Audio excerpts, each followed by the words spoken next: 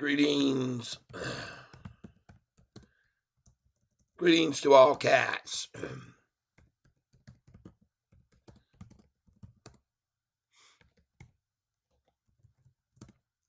Going to be a good day, I think. Greetings to all cats. Welcome, welcome, welcome here. Thank you for being here today. And let's get started with a few likes to get this thing off the ground. Get this thing in flight. Boom. Greetings to all cats. And let's go here. You can see Sofi. Why are institutions buying? I told you this is going to be my headline today. And I hope you like it. We are up and running. It's 9:30 in the morning. Let's go ahead and get this display screen put up here so you can see what's going on with the price whilst we watch.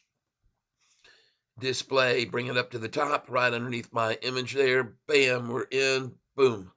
And we're going to put this down here. Boom, like this. And we're going to go like this. Boom. And we're going to take this live stream and put it over here. And now we are on Sofi. I expect to see a buy order here filled for me pretty soon at $8.14, possibly, but it may not. I've got it there for 200 shares, but we may not see that number today. We saw, in case you were not paying attention to the historical data, yesterday's volume was very, very, very low compared to normal, and it surprised me that they were not able to get the low down below 816 or the previous day's low or the previous day's low. So now we have 3 days with a higher low right here so far. And I like that. I've been indicating to everybody to keep an eye on institutional ownership. And that is something that I expected to see increase. And you can see that it has. And we are going to have a nice green day today, folks, it looks like. Looking at the NASDAQ, we're going to make sure that we follow that as well. Because as I've already said, as the NASDAQ does, so will SoFi. Looking at this one here, CVNA, I was completely wrong about it. It is taking off today, and I'm sorry about that because I expected to see a drop. I still think there will be a pullback, and I said no matter how high it goes, there's going to be a pullback on this thing at 945 for a chance to buy it a little lower. But man, look at that, up 35 more percent. This is what's going to happen here with SoFi one of these days, folks. Look at that. Nice. Well, folks, I hate to tell you, but I just sold again. I just sold another 1,000 shares at $8.30. Yep, the ones I bought yesterday at 8.15 and 8.16 twice have been sold. And that's because I expect to be able to buy it back cheaper now. That's why. And I'm going to get my pad out right now. Go ahead and put in a buy order right now at 8.24. Let's get that thing in. As soon as I sell it, I want to put it in, review order, and place it. I've got a buy order at 8.24. Now, we may not see that, and I don't care. I'd be happy to see it just continue to climb right on up. Right on up. I would happy, joy. And everybody, thank you for being here with me. White Tack. Oh, yeah, Tyler. Yes. Look at that. Harry Toe, boom, boom. Good morning, Catfish, and everyone's blessings. Hello there, Harry Toe. Welcome to the show. Want to thank you for being here. Folks, we're looking at the NASDAQ now at the highest it's ever been. This is what I predicted, and I was completely right. The NASDAQ breaks a new record today, the highest it's ever been. After all that manipulation 3 days in a row, there they go, letting it run. Let it run, folks. Now, shook out the tree, scared out all the people, got all the weak hands out, and now we got some big, strong diamond hands. And my next sell order is at $8.48. Now, I might drop in a 500 share sell order at 844 as well. But, folks, you got to like, Katie Wentworth just sold SQ for 20% profit from yesterday. Gonna watch Carvana, Cat. I hear you. Well, I tell you, I was really, really shocked to see that massive move on it, and I'm bummed out that I was wrong about it.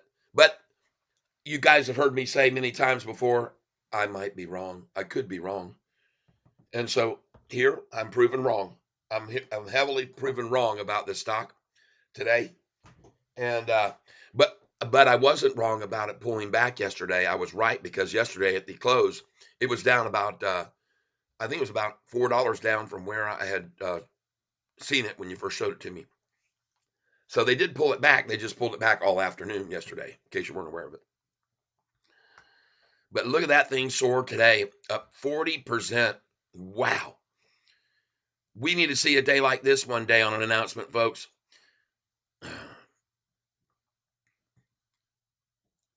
Leads earnings movers late. Just be aware there will be a pullback. I don't know how much it's going to be. There probably will be. There always is. There is, and it usually happens at 9:45 to 10 o'clock. We'll see what happens. We're watching it close. Check out Sofi. On its way, folks. We're on our way. Like I said, every single time it's been driven down to the sevens, it's always gone back over 10 every time, and it's headed there again, people.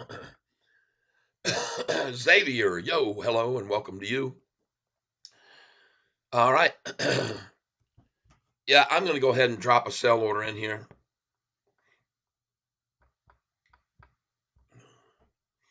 Going to put one in at 839.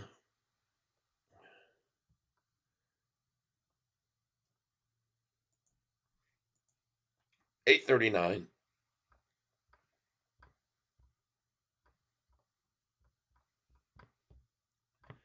There we go. Yeah, we're making money today, folks. Let's go see what Bitcoin's doing. Ah, that looks good. Bitcoin looks very good. Very, very good. Nice. I like it a lot.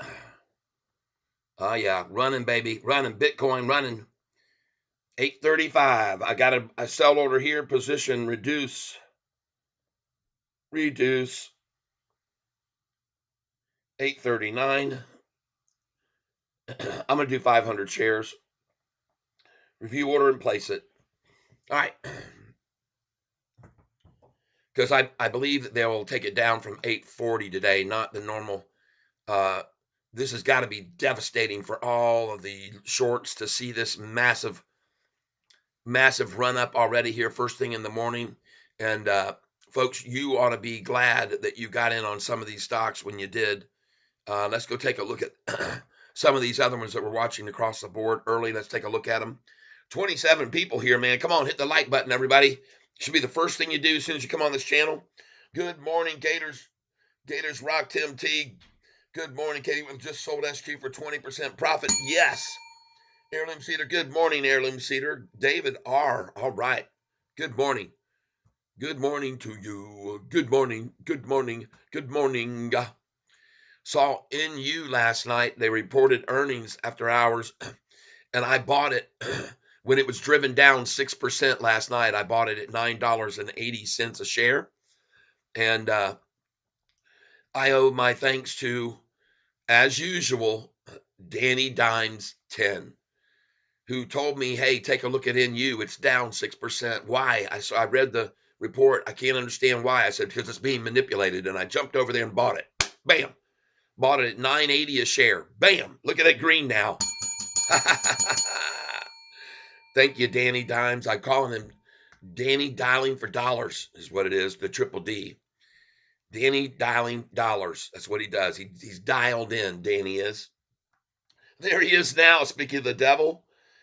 Ash, good morning. Anand Patel, good morning. Like number 7, thank you very much. Like number 12, look at all these likes coming in. There's a heart for you. There's a heart for you. There's a heart for you. A heart on for you. A heart on for you, Ash. A heart on for you, Bert Burnson. Good morning, good afternoon here in the Netherlands. Lass uns was essen gehen. That's the only thing I know how to say in German. And wo ist der Baldensgamme or something like that. Toilet. Wo ist der Toilet? I know a few other things in German, but very limited there in German. Now, if it was French, oui, je peux parler français plus fort, et je peux parler français comme je parle anglais, peut-être. And español, yo es muy bien. Está dia. Good morning, Green Day and KC. That's right. Sanjay, RC liked it. Yeah, thank you. 15, there's a heart for you. All right, there's a heart on for you. All right, I burned another calorie. Yes, yes, you folks, you can burn calories hitting the like button. Lose weight while you like Catfish's video feed. 31 viewers right now. Come on, folks.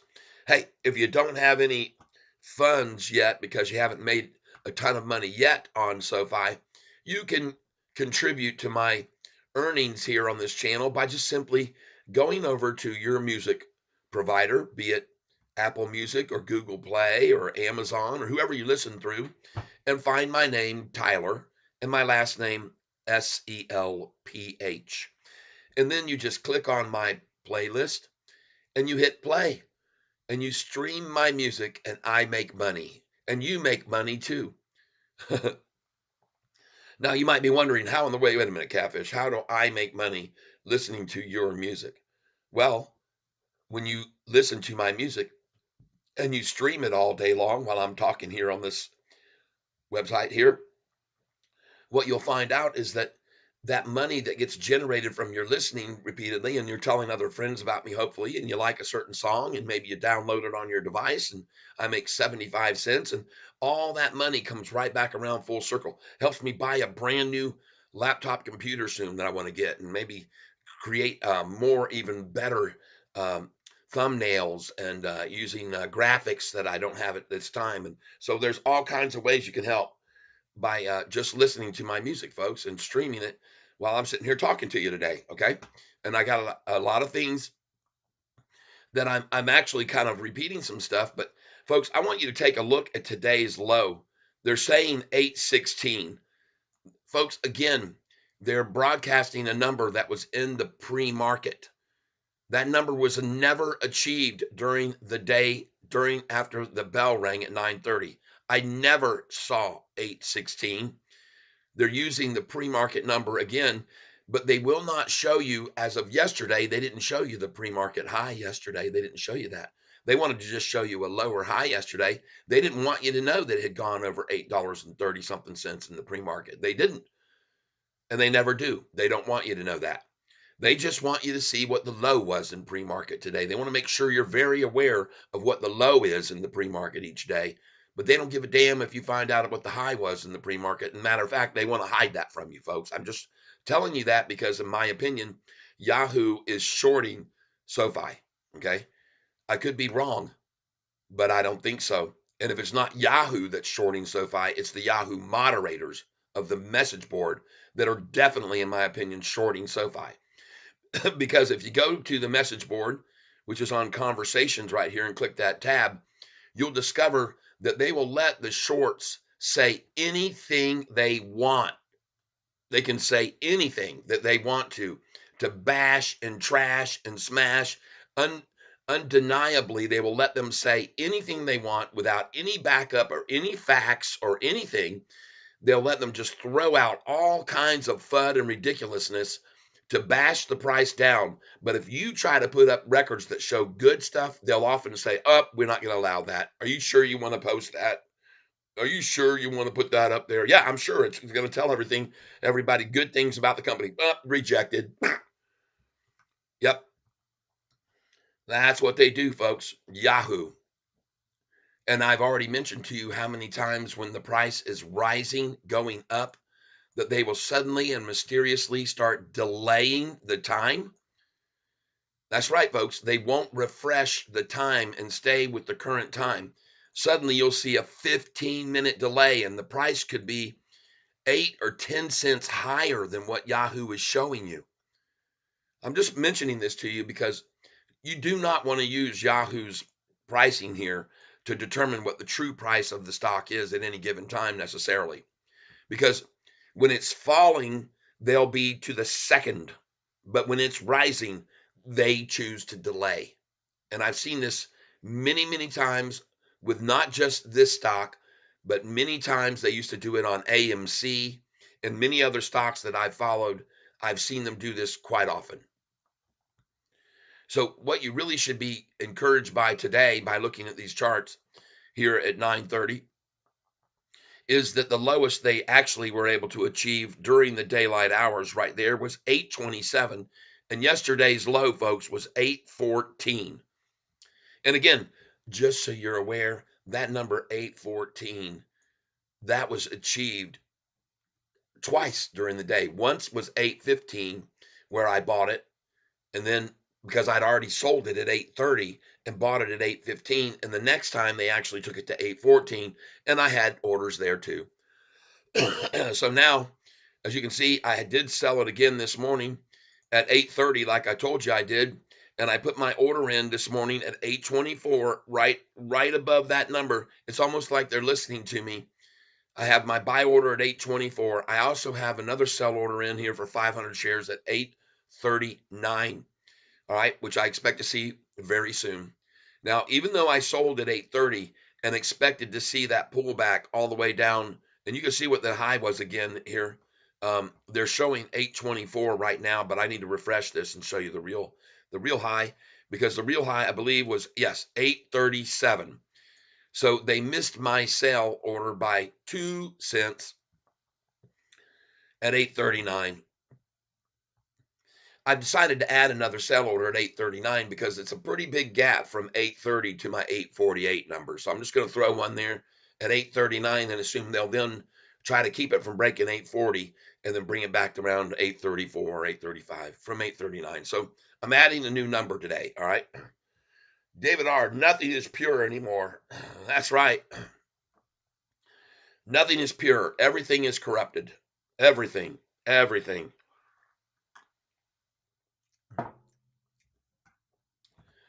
The court system down in Georgia, totally corrupted. Judge providing money to the fund of Fani, whatever you want to call her. Did you hear that? That he was the judge who's in charge of the trial, donated money to Fani's fund for election, for her campaign. And not only him, but his wife. They both donated to the person that are supposed to be supposedly maybe putting charges for fraud and deception and corruption. Is what it really is. It's really conflict of interest. But isn't it funny that the person who's now being accused by the Republicans there for conflict of interest is being overseen by a judge with a conflict of interest? God almighty. The state of the union right now is absolutely absurd. Oh, you don't think that he remembered that he donated to her fund, Fani? You don't think that his wife remembered and doesn't remind him, honey, you can't judge against her. We donated to her fund, her campaign fund. God, what a freaking world, everybody. Nothing is pure, just like you just said. Well, I've got a nice little order in here ready to buy it, 100 shares at $8.24. And actually, I think I made that 200 shares. I sold quite a bit at 830 already, and I've done it now 3 times. I've sold at 830 and bought back below. Nice. Yeah, these guys and gals are so predictable. And I would like to ask all of you that are here with me right now, please hit the like button. And I want you to see, we're going to take a look at some other stocks we've got our eyes on. One is BITF. I would suggest you pick up some more of that right here on the morning rundown. I think it's a very good spot to buy it right now if you want to pick up 10, 50, 20 shares, something like that. I'm also looking at NU. And folks, I bought this stock last night thanks to Danny Dimes 10, who told me, look at NU. They just reported earnings and they're down 6%. I don't see why. I said, I know why. It's the same thing they did to NVIDIA. I'm buying it now. Bam, I bought it at $9.80. 300 shares I picked up. And I owe it to you, Danny Dimes. Thank you very much. Appreciate that. We're looking at some other ones. SOUN. SOUN. Very lightly down. This stock has actually absolutely exploded. So you got to look for a pullback. So I'm looking right now at 9:50 in the morning for any of these stocks for buying opportunities. There's PLTR. 9:50. This is what time I tell everybody you need to be watching these stocks in the mornings to get manipulated down for buy-in opportunities. 9:50, folks, is when they start. And they do it every damn day. So PLTR, you can see they just ran it down to a fraction red, and now it's bouncing right back up. There it goes, PLTR. My suggestion, watch for the low. Bitcoin, we're looking now at the 4-hour chart on Bitcoin, and we're going to look at the 1 day, and we can look at the 1 week, and then we can look at the 1 month. And folks, this looks good. The 3 month, I mean, how can you complain about a stock of Bitcoin that was at 36,000 and now at 50,000? Okay. And BITF is a major player in Bitcoin. They've been bringing in lots of Bitcoin. I think the last time they reported 357 Bitcoin. Look at STEM this morning, down right now. NU is rising. I love it. Thank you. Thank you very much, Danny Dimes. Looking at SOUN at 388, folks. Buy it. Just buy it at 388. All right. PLTR down 3 cents. No big deal. Rocket Lab. Let's go take a look at what they did. They went up in the after hours a little bit. Being driven down this morning a fraction. Nothing to worry about there. There we are. CRSP. 9:52 in the morning. Good time to get in. Barely red, but they took it red, and that's what they want to do. They just want to shake out the tree a little. There's the bottom right there. Watch for the double bottom here. Let's be careful. We don't want to buy a lot at this point if you're thinking about this one, because there could easily be a fake move up and then a double dagger. So look for that on this one. TENX up 3% in after hours after it was manipulated down yesterday. Nice to see it still staying over $4. I'm happy to see that, even with the manipulative efforts. WTTR. I was expecting to pull back on this morning. I'm going to be buying some more of this here. Look at it, down 13 cents. Exactly 13 cents. Could have bought it down here. Jeez, I should have looked at it a little bit earlier. Usually I start looking at 850 on all these stocks. Looking at GCT. GCT being pulled back a little bit here this morning, down 4%. Folks, it was up 27% yesterday. It's going to pull back. They're going to shake out the tree. There it is right there. Good time right now. 33.13, people.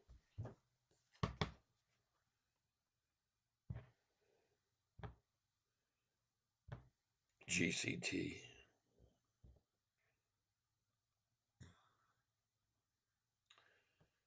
There we go. 32.88. Oh my God, look at them coming at that thing. All right, let's just see what we want to get here. Let's just do market now. Review order and place it. I'm just going to do a market share buy, see what we can get. See what we can pick up here. I think it hit bottom. 32.69. I'm in. 32.69. GTC 32.69. Bought 32.69. Oh, I didn't do too heavy on it, believe me, folks.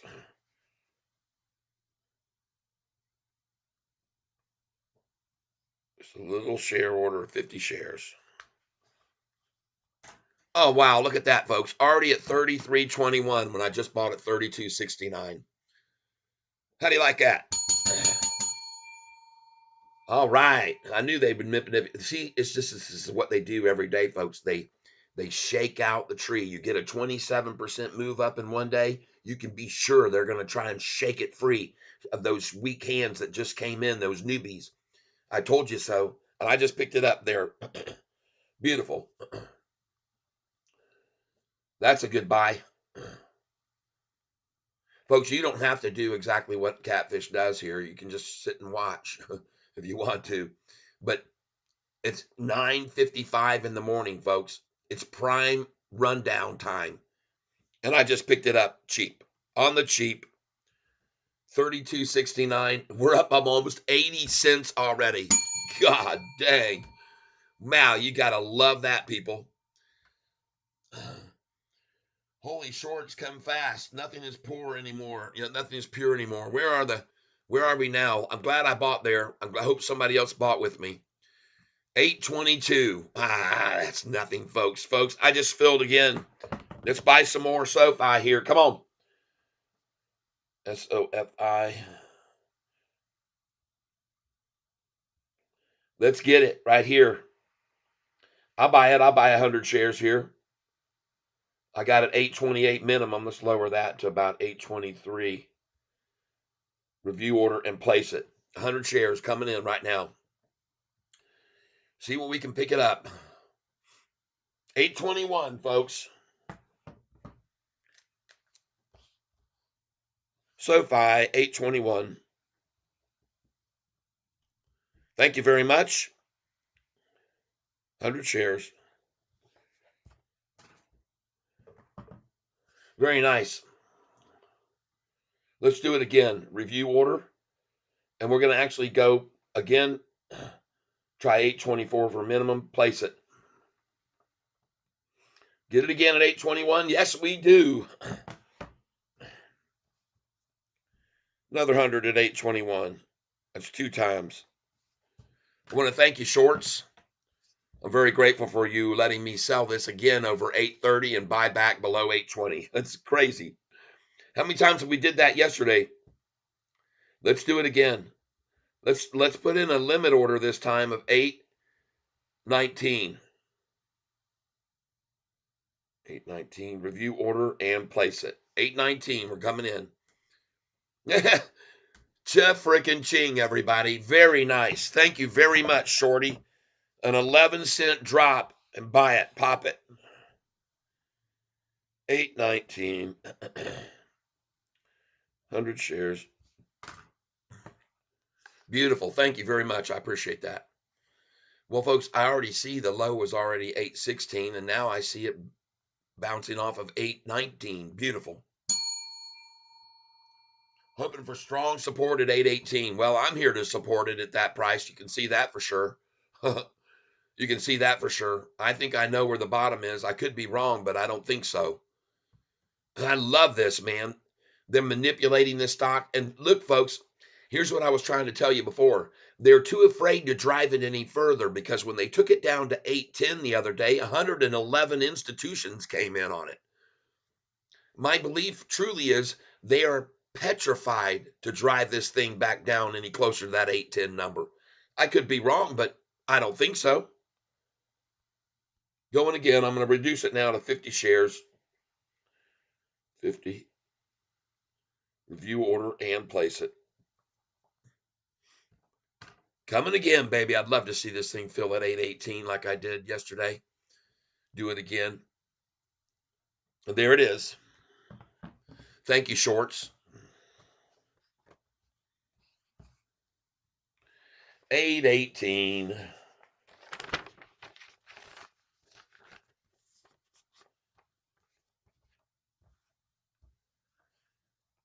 Nice.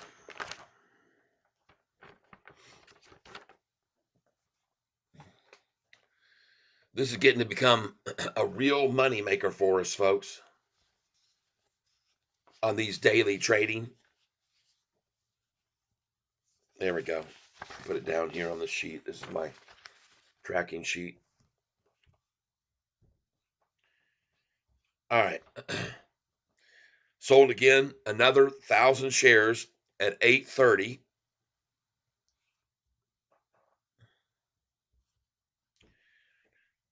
One, two, three, four,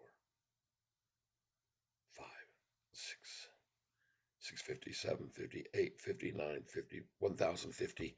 So yesterday I ended up with 60,050 shares at the end of the day. After all my buys. At 815, 816, 817, 818, 819, sold it again over 830 this morning.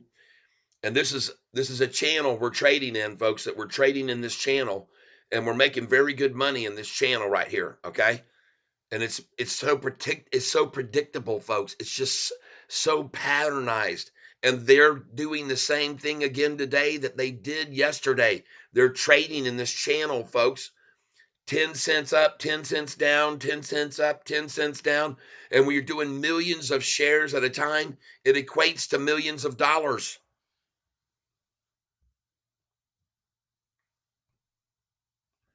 Then I sold another 1,000 this morning, sold 1,000 at 8:30. Buying back now. Look at this thing, 8:13, 8:12, gorgeous. Oh, be careful here, shorty. Be careful. Review order here. I'm going in again. Limit. Got to lower this limit now down to 8:15. Review order and place it. I'm in with 100 shares right here, whatever I can get it for. Don't care. Come on, baby. Fill this thing for me right now. Come on. 8:12. I got it. 8:12, 100 shares.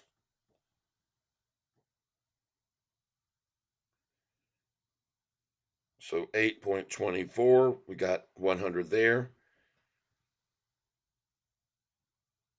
8.19. 100 there. 8.18. 100 there. And then we got at 8:12.50. All right. These guys, these hedge funds, man, they make this very, very easy for us. But see, why won't they take it down to 810 again, where they did when 111 institutions bought in? If they did, they'd be in trouble because I think more institutions would buy. So I'm going to come in again here for 50, review order and place it. I'm in right here. I'd love to get 813. I think I will. There we go. 813. You guys and gals that are here with me on this channel now, you've been seeing me do this. I've decided, for a long time, I just kept buying at the lows and buying at the lows. For the last month or so, I really haven't sold. I sold a few times at the high, but man, yesterday I decided, man, they're going to stay in this channel and I'm going to take advantage of it. So that's what I'm doing. Now, I want you to be aware of something. Number one, I'm not a financial advisor, everyone. I'm just someone who's been studying this stock a long time, and I start looking at patterns. I've been studying the stock market for a long time and watching for patterns on the NASDAQ. It's no surprise to me what just happened and why the NASDAQ is at a new all-time high now. Because I did predict it. I did indeed predict it. And 16,080 was the all-time high. And you can see it right now at 16,07976. About to go over the all-time high right now, which it just did. 16,080 was the all-time high, and it just went over just then.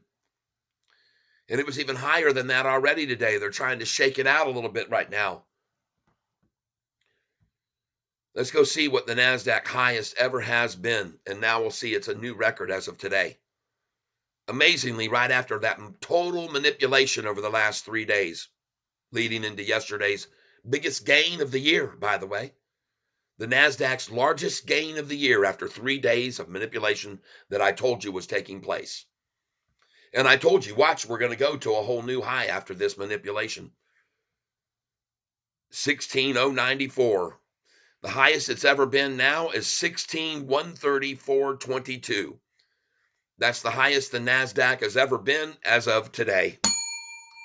And how crazy to see that happen right after all that manipulation on the fear about interest rates and the fear about NVIDIA's earnings. Wow. Like somebody said here earlier, nothing is pure anymore.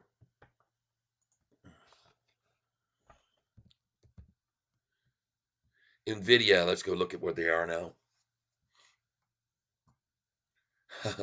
I told you yesterday afternoon it looked like it was building a very nice base and it was going to pop and could go up to as high as 1,000. Look at that thing at 808 now.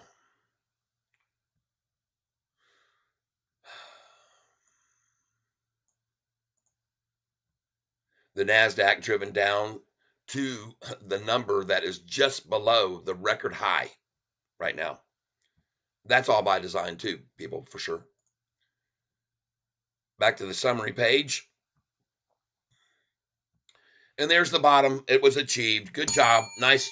Well done. Golf clap. Green we are. Green, green, green. And we're going to be green by the end of the day. Very nicely green, in my opinion. But we might as well those of you, I want you to know, not only am I not a financial advisor, but be warned, you cannot do what I do, buying, at these lows, sell at the high, buy low, sell high every day. You can't do that unless you have over 25,000 in your account. Okay. Be aware of that. You will get flagged by your brokerage as a good faith violation if you do that. But what you can do, and I told you yesterday, and I've told you before, is take a third of your position and sell it at that high at 830. Buy it back when they drive it down, like I just did at 812, for God's sake, and then hold those shares for 2 days. Hold them through Monday and Tuesday. You can sell those shares on Tuesday again that you bought at 812. You can sell them at 9 on Tuesday. You just have to make sure that with a third of your account, you use that every day to buy it at the low and then sell it at the high. Or adversely, like this morning, we sold it when it went to $8.37 this morning, and we bought it back at 812. Now, those shares that you just sold at 837 and made that money to buy with, that money hasn't cleared yet. So you cannot sell those shares the same day like I'm doing. And you cannot sell those shares until 2 days from now, 2 days out. Okay. Just make sure you're aware of that. I don't want anybody. I had a bunch of people come over from my TikTok channel. One of my guys that helped lead people over here said that they got in trouble because they were doing what I was doing. So I have to warn against what I am doing. You can only do, and I'm going to do it again today, folks. I'm going to do the same thing I did yesterday because they're going to do this. They're going to keep this in this channel, making mega money off gullible, stupid people for weeks, maybe. All right. And we can do it every day. We can make money. We can make money. We can make money. Cha-ching, cha-ching, cha-ching. Now, yesterday, we had a lot of people step in and gave some contributions to help this channel not have to show commercials. So there's two things I'd like to ask you to do. If you don't have the money to send to me, at least hit the like button, folks. Come on. And that way we can get even more people over to this channel. Now, one of the things I wanted to show everybody yesterday that I didn't do was how many people have been sent to my channel over the last 3 months, 90 days. And I'm going to show you guys right now how much it means for you to hit that like button, because the reason people are getting sent my channel for them to check out is because of all the likes. Okay. Make sure you understand that. That's the reason. We got 43 people, 47 here right now on this channel. And I want to show you the effect that you're hitting the like button has had, everyone. Okay. And so if you cannot contribute to help, since I quit commercials on this, and I got rid of commercials and got rid of all the ads, if you cannot help by sending me any money to make up for that loss, then please at least go to my hit the like button and help me in that way. Okay. Because it's not going to just help me, it helps you. And I'll explain how here right in a second. And thank you for whoever just hit the like button. There's a heart for you. I appreciate it.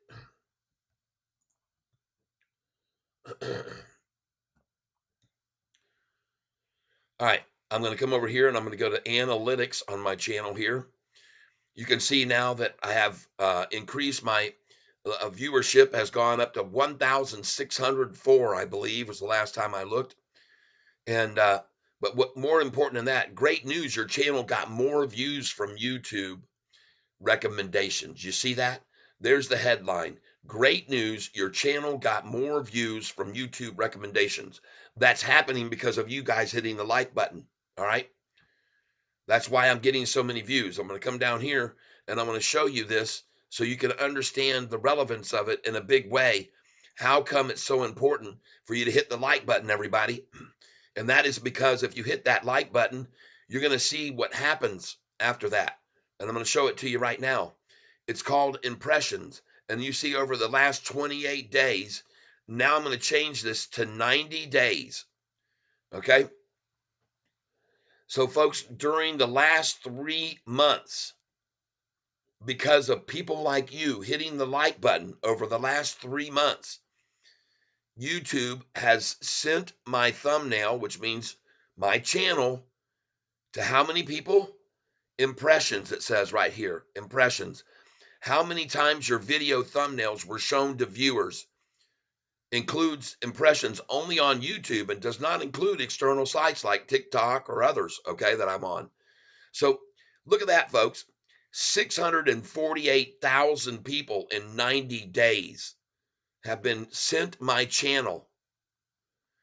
And folks, you need to understand 648,000 people is well over a half a million, approaching close to 750,000 people, folks, because of you hitting the like button. And if we can get 750,000 people over to this channel in 90 days, those people might buy Sofi because of what I'm showing them. Okay. When I come over here and I show them Sofi long-term chart, and you can see that that thing is just exploding up to the upside and nothing can stop it. Nothing's going to stop it. Them pricing this down here to 811 is not going to stop Sofi from continuing to rise. This 5-cent drop today, nobody is selling Sofi at $8.11 who's holding it long. Nobody, no one. That is not going to stop loss. That's not going to trigger a stop loss, folks. I'm going to try and get 811 here now myself. Review order and place it. See if I can get the low of the day. I've got a limit order now at 811. Oh, hell, it's already gone up. It's going up. Or see if I can only click the like button more than once. Yes. Oh, yeah, we're going back up. Don't worry. This is just total, minuscule, small time. There's 811. Beautiful. Hey, guys. Hey, Shorty. Come on now. You got to get this thing down to 810 so we can have another 111 institutions buy in. Come on. 811. Thank you very much.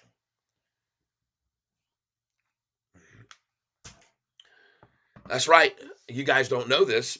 Maybe some of you don't know this, but I'm going to show you right now that, and we're going to get over here and show you. Let me get a new channel thing opened up here. All right, I can close this now right here. And by the way, for those of you that have helped out over those 90 days by giving contributions, you can see $1,100. Folks, that's because of you not wanting to watch advertisements and just being grateful for the tips I've given you that you've made money on. So I want to thank you all, as we've seen another 550 subscribers during that 90-day period. Compared to some channels, that's peanuts, but to me, it means a lot. And some of you have been telling your friends about me, so I'm grateful to you for that. And those of you that have contributed, thank you very much. You can see right there. Now, I want to thank you many times over for your giving your little stickers of $5 and $3 and $20. And we've had a few even bigger. And it's all because of you that I can keep going here, because my wife, you already know, she's pressuring. She wants me not to do this. She doesn't think it's worth my while to stop being with her and be with just you guys and gals. And she wants to see some more money generated. And folks, I'm making money for sure off of the stocks as I buy and sell and trade. But here's my point. And what she says is, Ty, you were already doing that before you started this channel. You were making most of your money when you weren't even on this channel, before you started this channel. And I was getting a lot more time with you. So help me out, folks. And I thank you very much, RC, for your hitting the like button. And you can all see the bottom was just achieved at 811, and now, boom, she's going off. And here again, they get too close to that 810, and institutions start to pour in. Now, for those of you that don't know this, I'll show you now. For all 49 people on this channel right now with me, Google, well, we're going to just put Sofi institutions. There it is. Those charts that I put up on my thumbnail today, folks, they're accurate. Institutions are coming in big time. And I want you to see this for those of you that haven't seen it already. Now, some have already started to get away from the channel because I'm going over something I showed people a couple of times. But I don't care. I want everyone that's new here to come in and see what's going on. All right? We've gone from 700 institutions to 796 in 3 months' time. Institutional ownership has gone from 38% to almost 40%. And institutional ownership, as you can see right here, has done nothing but go up and up and up. That's what's happening with us. Meanwhile, all the legacy banks, institutions are dropping, dropping, dropping. They are. I already proved that to you. I showed you Goldman Sachs. I showed you Bank of America. I showed you Truist. I showed you State Street. I showed you every one of them, Morgan Stanley. Every one of them, institutions are leaving, leaving, leaving, leaving. Every single one of them, they're leaving like crazy. The only one that had an increase was Bank of Canada. Okay. Just so you know that. But they're leaving those institutions and they're coming into SoFi. Now, here I'm going to show you something. And this is amazing to me. This is the date, the 13th. Okay. This is the 13th. And I'm going to move this across all the way across the top here. We're going over here. Get it over here next to SoFi. And look at that. BITF about to go green here anytime. Already starting to climb. But I want to get over here. I want to put in SoFi here again. Let's open up another SoFi. There we go. And we'll move this on over here too. There we go. SoFi, there we go. And what I'm going to do here is I want to click on historical data on this page. All right. Historical data. So here's the date, February the 13th. The day before, the price was $8.50 a share. And they drove the price down on February the 13th from $8.50 a share to let's say 75 cents. All right, minus 3, so 72 cents on big time volume, 20 million shares more than the 2 days before, basically. And they drove it down to 778. And on that day, folks, looking over here to the 13th, I showed you guys the other day, folks, if you go back to the 10th and the 9th and the 8th, these days only had 7 institutions coming in, 9 institutions coming in, then 26 institutions. Then it got up here to 32 institutions. And on the day they drove the price down to 778, folks, we had 47 institutions come in when this price went down to the 778. 47 institutions. No wonder the volume was so much higher that day. And the very next day, we didn't have 47 institutions come in, folks. We had 111 institutions come in, and the price didn't even go as low as 778. It only went down to 810 that day, a 32-cent increase on the low as 111 institutions started coming in on SoFi. We've never, ever seen any numbers even close to this with institutions coming in. And I can show you here. Here are the days 1, 2, 3, 4, 5, 6, 7, 8, 9, 10, 11, 12, 13, 14, 15, 16, 17 per page. QuantBot is at 17. And you come down and make it at the bottom now. And you got another 17. That's 34 right there to Baird Services. And from Baird Services, you got another 17 to Marshall. So you go up to 734 and 17 is 59. Or 49, and then you go up another one. Folks, they just keep going, 49 and 17, let's just say 20, 67 here at Rockefeller, and then from Rockefeller Capital, and all these banks, Deutsche Bank, Bank of America, Bank of America, Bank of America, all these banks just piling in on SoFi. Comerica Bank coming in with a call position, 18,000 shares. Look at all these banks, Royal Bank of Canada, coming in big time, huge, 2,103,000 shares. Golly, folks. And they're not stupid. They even put a put on some of them. They did 150,000 put. They buy 2 million long and they put a small put because they know the manipulation down and up and down. All right. Okay. Folks, I'm telling you, on this day, look at the more of them and more. 111 institutions has never, ever, ever has that occurred with SoFi stock since I've been tracking it. I've never seen 111 institutions buy into this stock when the price was 32 cents higher from the low the day before. That's just insane, people. And to see that price hit 810 and have at 810 and above to 843, between 843 for the high and 810, 111 institutions bought. And I want you to see how big they've come in, folks. I'm going to go over here. I got to show you this. We're going to show you how big they've come in, how much they've increased their positions. I got it down here. Hedge funds and institutional owners coming in. This is called a site called hedgefollow.com. Look at the size of the increases of all these hedge funds with their average share prices over here at 889, 897, 874, 887. So of course, when they drove the price down to 778 and 810, they came in big, added 153 at ARK Investment, added 2,100%, added 645%, added 632%.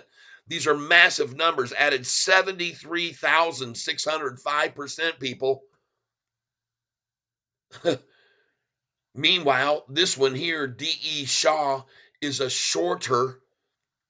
This is a hedge fund shorting the stock, and they reduced their position by 23% because he's getting big time burned. Look where he shorted here. His average share price is $6.90, folks.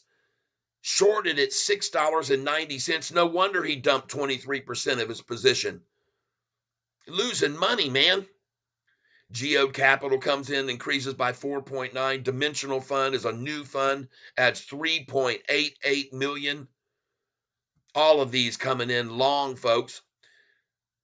State Street Capital increases to 160 million right there.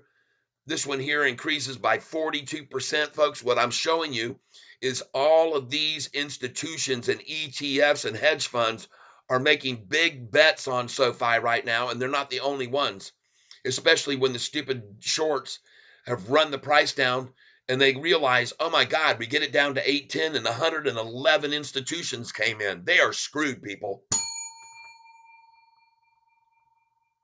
I'm telling you now, they're screwed. They are in a major catch-22 where when they drive the price down to 778, you get 47 institutions come in, and the word of those institutions coming in travels around the whole network and everywhere, and all of a sudden the next day all the other institutions are going, man, we're missing out. And when they drive the price down to 810, 111, more than double the day before, 32 cents higher than the previous day's low. They were piling in, people, and higher than that because, as I said, the price was all the way up to $8.43. So some of them came in when it even got there. I guarantee you those institutions were buying all that day from 810 to 843. They were buying. And the reason I know that is because if you go again to that historical data, you can see the low was 842 and it closed 1 penny below the high of the day of 843. So they were buying into it from the time it was taken down to 810. They just kept coming in. And none of them sold yesterday, folks. That's the reason the volume was as low as it's ever been in freaking months. Okay, look at here. When was the last time we saw the volume below this number at 30 million? When? 39 million, 39 million, 50 million, 40, 44, 62, 44, 40 million, 49, 37, 44, 42, 53, 76, 110, 119, 286, 72, 49, 41, 45, 69, 39. When was it below 30? I mean, it's been months since the price was that low. And the reason the volume was so low yesterday, folks, was because no one wants to sell it. The only ones that were selling it was the ones that borrowed 15,000 shares and sold it amongst themselves to one another. No Cap Trucking. I think they'll get paid. Let me see what here it says here. Hold on. I think y'all getting paid to root on SoFi. I think y'all getting paid to root on SoFi. Not sure. Uh, I don't need to root for SoFi. Rooting is done by all the institutions. Okay. They're the rooters. This is the proof of the institutions buying in like mad. I've never in my life seen 111 institutions enter in on a stock when it's been higher 32 cents than the day before. I've never seen it. Why is he here? Hey, bro, GCT is taking a dip again. Well, of course they are. They were up 27% yesterday. They don't all just keep going up. They'll get manipulated on a 27% increase. They'll definitely get manipulated. Absolutely, they will. There's no question about it. Let's see what Carvana's doing. All right. Massive gain today. But I said, watch what happens at 9:50 to 10:30 and buy it at 10:30. So if you go to the 1 day chart, there it is. Started right there at 9:55, 9:58. Boom, down, down, down, down, down, driving it down. Oh, man. They're shaking the tree. They're shaking out the tree right now, shaking it, shaking it, shaking it. Now, I had told Katie, I don't know how much higher it could go, and it may go on up, but it's going to pull down in the morning. They're going to shake it out and give you a buy opportunity. And you're seeing them shaking it out right now, 71.13, just like they just got through shaking out that other stock that I just bought. All right.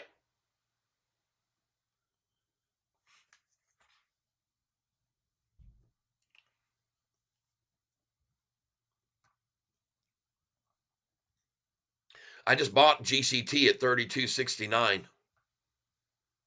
Where's it now? See, I got it in here. I got it here. See how they put the double fake on it? I should buy some more right here on this one. 30.57. Well, that's okay. I bought it at 32.69 and I see it's going back up now. So I got a good entry point. Thank you for telling me that, Katie. Can't trust a used car salesman, just the stock. Yep.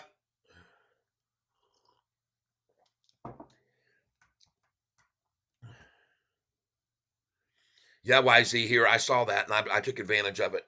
Um, Gators Rock Tim T. We don't pay, but we are fanboys of SoFi. That's right. No Cap Trucking, Chris Sane, Wall Street Trapper, Aristotle. Don't even mention SoFi, and these are millionaires.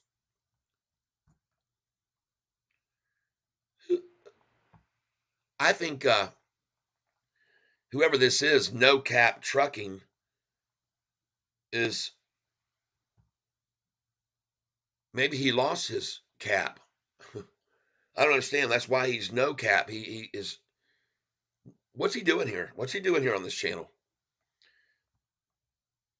Nice. I got it at 32.58. It will be back to 35 in no time. I agree. I agree. Goodbye.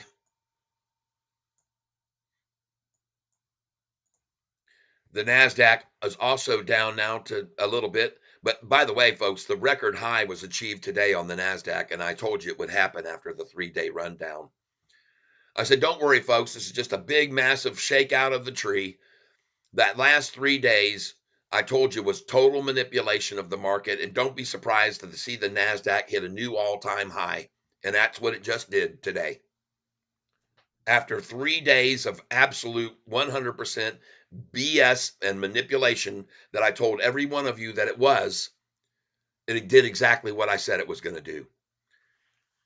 They made it fall 322 points in 3 days, and the next day it was up 460. What an amazing thing to happen. Nobody saw that coming. I guess I don't know how you couldn't see it coming. I told you it was going to happen. So No Cap Trucking, I want to let you know that we've had a lot of cats come in here who said when the price was in the sevens that it was going to fall to 650, and they said it was going to drop to $6, and they got kicked out of the tank. And then everybody watched them on the floor in a little tiny puddle of water until the puddle dried up and the cat came and ate them. And so we'll just add you to that list if you want to be kicked out of the tank because you don't have any vision down the line. Because I got news for you, folks. I just sold this stock again today. Yesterday, I sold it twice at 8.30 a share and bought it back at 8.15. And today, I sold it at 8.30 a share and bought it back at 8.12. And you see where it is now. There's money to be made every single day on this stock. Every single day of the week, you can make money on this stock if you know how to play your cards right. Every day. And as I said to everybody yesterday, they were only showing SoFi up 5 cents at the end of the day, but I made a 45-cent gain on it because of my day trading on it. I turned a 5-cent gain day into a 45-cent gain by day trading it. Kramer mentioned SoFi. Does he count? Kramer happens to be very good friends, by the way, in case you didn't know, with Anthony Noto. They like to hang together, in case you didn't know that. Anthony Noto and Jim Kramer are pals. Just so you know that. I'm making sure you're all very clear of it. Anthony Noto and Jim Kramer are both pals. And this is interesting. I'm going to go over here to the finance homepage right now to see what Yahoo has spun the wheel today to say the reason that the market is going up or down. Let's just see what they came up with. Stocks open higher in return to breakout rally. Exactly what I said that would happen came to truth. Absolutely came true. Carvana soars 40% after first annual profit. Why didn't SoFi soar 40% after their first profit? Well, I'll tell you why. Because they're being heavily shorted, and the shorts have increased their shorting positions from 49 million shares all the way up to 152 million shares. Yeah, it's true. I picked that up, that valuable information from my buddy Danny Deals, known as Hurricane Lopez. He watches what those shorts do very, very closely. Very, very closely. He keeps a good eye on them, and I'm glad he does because I use him as a source of information. And it says right here, what he came up with is the shorts on January the 4th. The shorts were shares on loan was only 84 million people. And now the shares on loan to try to hold this thing down is 151 million shares on loan. They've doubled down while SoFi starts to show profitability. And look at it going up now. Hey, No Cap Trucking, why don't you just get on out of here? Go find some place where people believe you or want to hear what you have to say. Because as you can see, or you go start your own YouTube channel where you can bash SoFi and maybe keep it from going to $11 or $12 on the next earnings call. I wish you luck. And the reason that this is going to happen, folks, is very simple. Because as I've shown you on this chart doesn't lie, folks. This chart is the most important chart on SoFi that you need to keep your eyes on. Stop watching the daily manipulation and get back to the basics of any financial genius like Warren Buffett, who understands that it's over the long term that you make money. And women understand it better than men do. This has been proven by SoFi on their last research that they did about 6 months ago. And they proved that the women are better investment and advisors and better in investing in the market because they don't get in and out of everything so fast. They stay in for the long term, and that's why they do better in the market than men do. That's right. Katie Worth and Kramer mentioned SoFi. Does he count? He counts a lot. He's got millions and millions of viewers, and if he's telling them, hey, you better be getting on a SoFi, and he's reiterated several times, it's a buy, it's a buy, it's a buy. He keeps saying it's a buy. All right. Motley Fool has gone long. They say 5 reasons to buy SoFi stock right now. Well, for one reason, you had 111 institutions buy it 3 days ago. That's one reason. And 47 institutions buy it the day before that. And the day before that, there were 32 institutions. And the day before that, there was 27 institutions. And the day before that, there was 18. And the day before that, there was 18. And the day before that, there was only 12. And the day before that, there was only 11. Do you know if the investor conferences usually have a positive impact on the stock? What's had a positive impact on the stock is its guidance going forward and the number of customers that they're bringing into the fold. All these young people coming in with excellent credit scores above 750. They turn down 25% of the applications that come in because people don't qualify. They're looking for the cream of the crop. They're looking for the cherry picking, the best of the best in their portfolio to loan to, folks.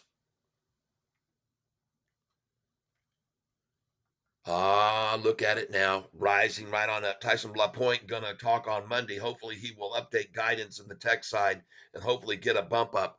Folks, here's what a lot of people don't realize also, aside from the fact of what I've already just shown all of you that are here right now, and I see we've got 30 likes.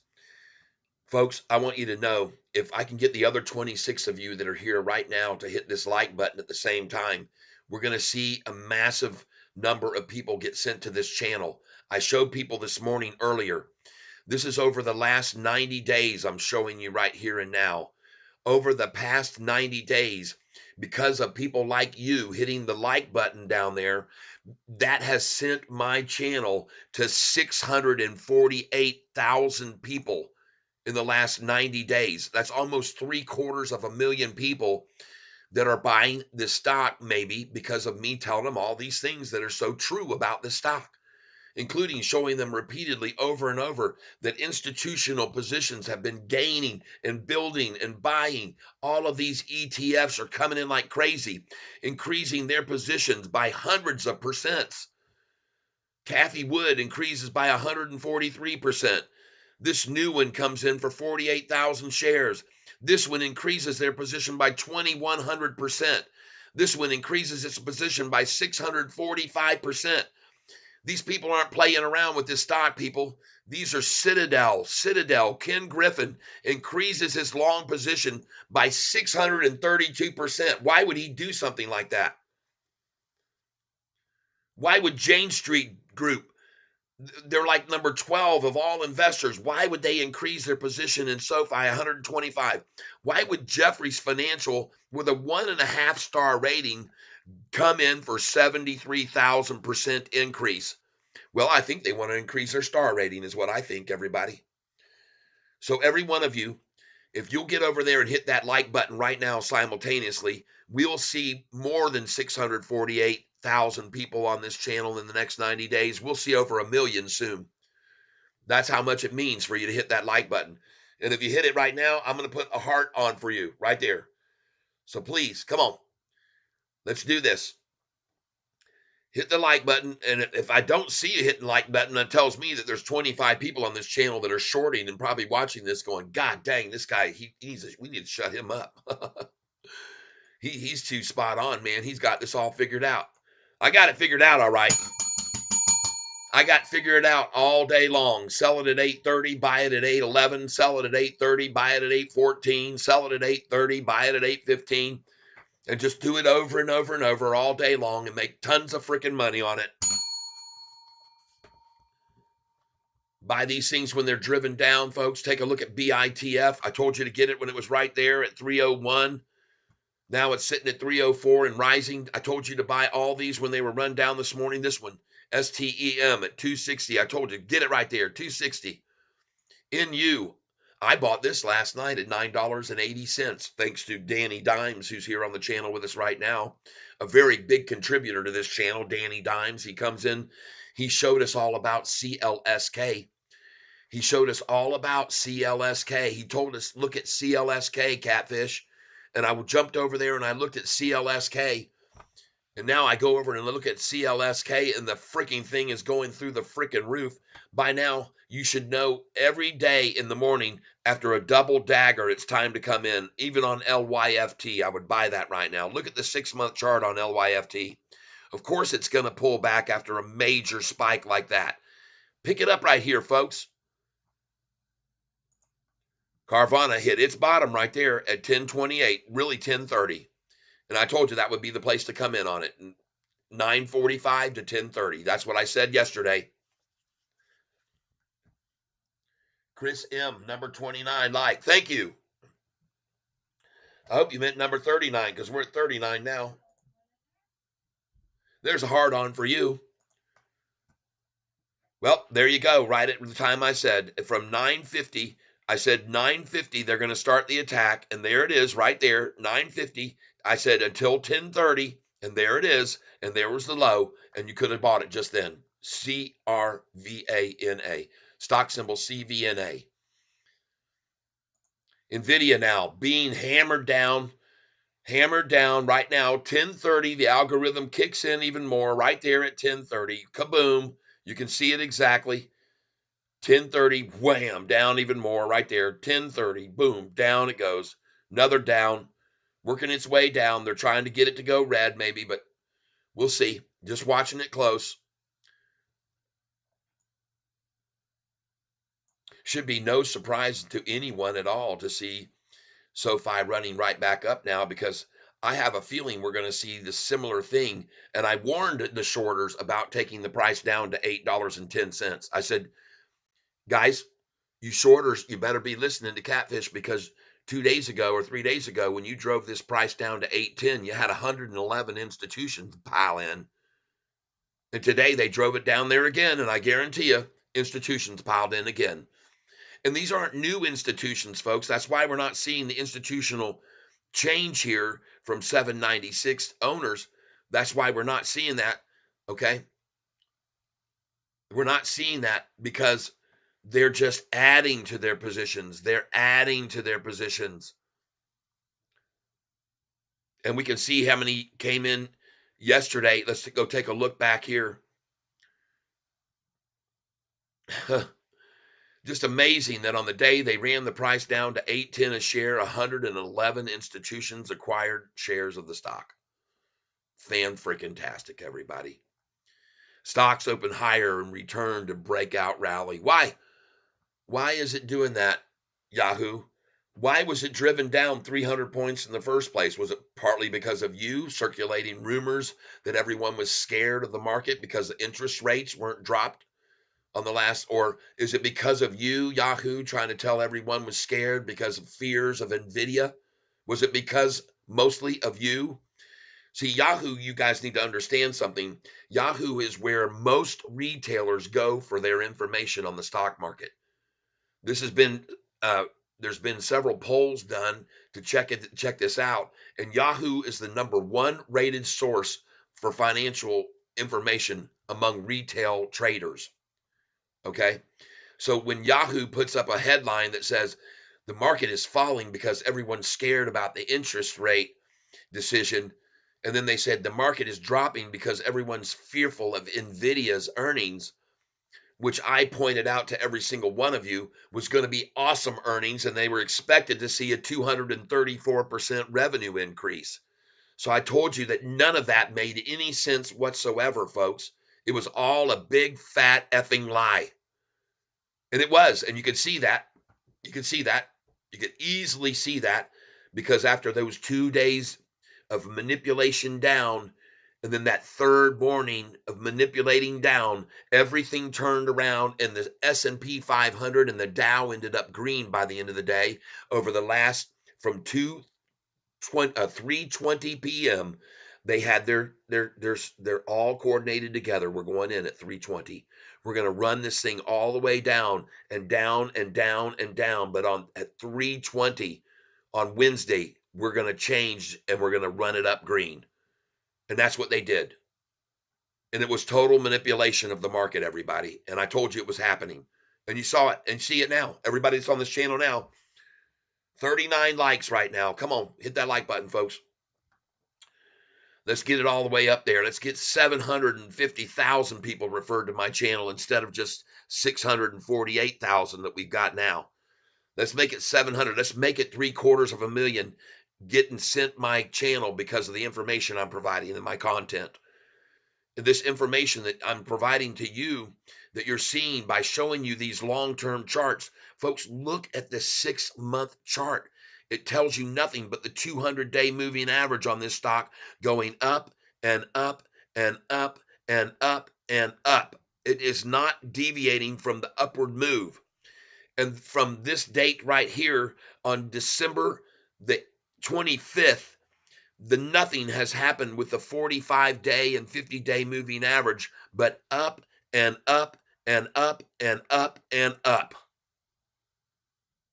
Now, granted, the 45-day average is driven down right here recently during the last 3 days of the market manipulation, but it's going to cross back up over. And you can see that if you get into this chart right here, the 5-day, I guarantee you can see it.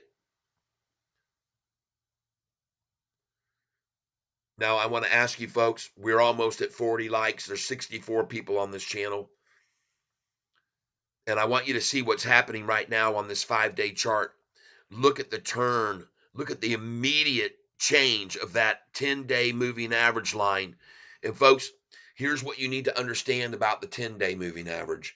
Usually, the 10-day, since it's a little longer term, is making nice curvy moves, curving up, curving down, curves here, curving there, very nice and curvy, swervy, curvy, curving down, all the way curving down. But when you see the 10-day moving average stop curving and make sharp adjustments, like right there, you have to understand what that means. Okay? You have to understand when you see this very curvy, longer term 10-day moving average suddenly snap to the upside. And then when you see them try to drive it down with manipulation, boom, boom, boom, boom, boom, and then there it is again. It's snapping to the upside right there. That curve is not curvy anymore. We're getting more and more volatile right now, everybody. This is volatility. When you got a long-term line that goes wham, and then you got to come up here and it goes wham, and then it comes over here and it goes wham. That's volatility, folks, on the 10-day moving average line. I'm trying to show you. And we got more and more volatility coming our way on this chart. We got big time volatility coming forward. I'm promising you. I can show you that by this 2-year chart right here, and why I think what's about to happen is going to blow people's minds. What I want to illustrate for you right here at this very moment in time is to see that when the price was being driven down from $28 a share, it's all-time high on February 1st, 2020, when the price was at $28 a share, February the 1st, 2021. I mean, from that date, look at these massive gaps on the drop. This gap was from $20, a drop all the way to 14, 15 bucks. That gap is still there. This gap right here, folks, when we get back up to this price range right here, and we will, when we get to $14, folks, there's going to be some major action, in my opinion. I could be wrong, but I don't think so, because I see these gaps are already here in place. From $28 down to this number here to 16, then back up to 24, and then gapping down to 14, then back up to 24, and then gapping back down to 14, 15. These are massive gaps that occurred on the way down, and they will occur on the way up because those gaps are still there, people. All right? When I zoom in on this over here, these gaps are still here. The gaps that were created on the massive manipulation of the stock as it dropped. Look at this gap from right here at $18 all the way down in 2 days to 15 bucks. I want to make sure I'm on the right intervals. We're on 1 week intervals. So folks, in 1 week, the price went from $22 to $20 in 1 week.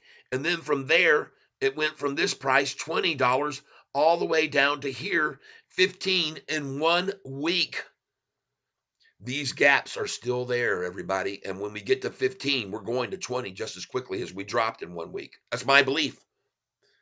I could be wrong, but I don't think so. All of these gaps are still here. This gap right here is still here from $15 all the way down here to $13.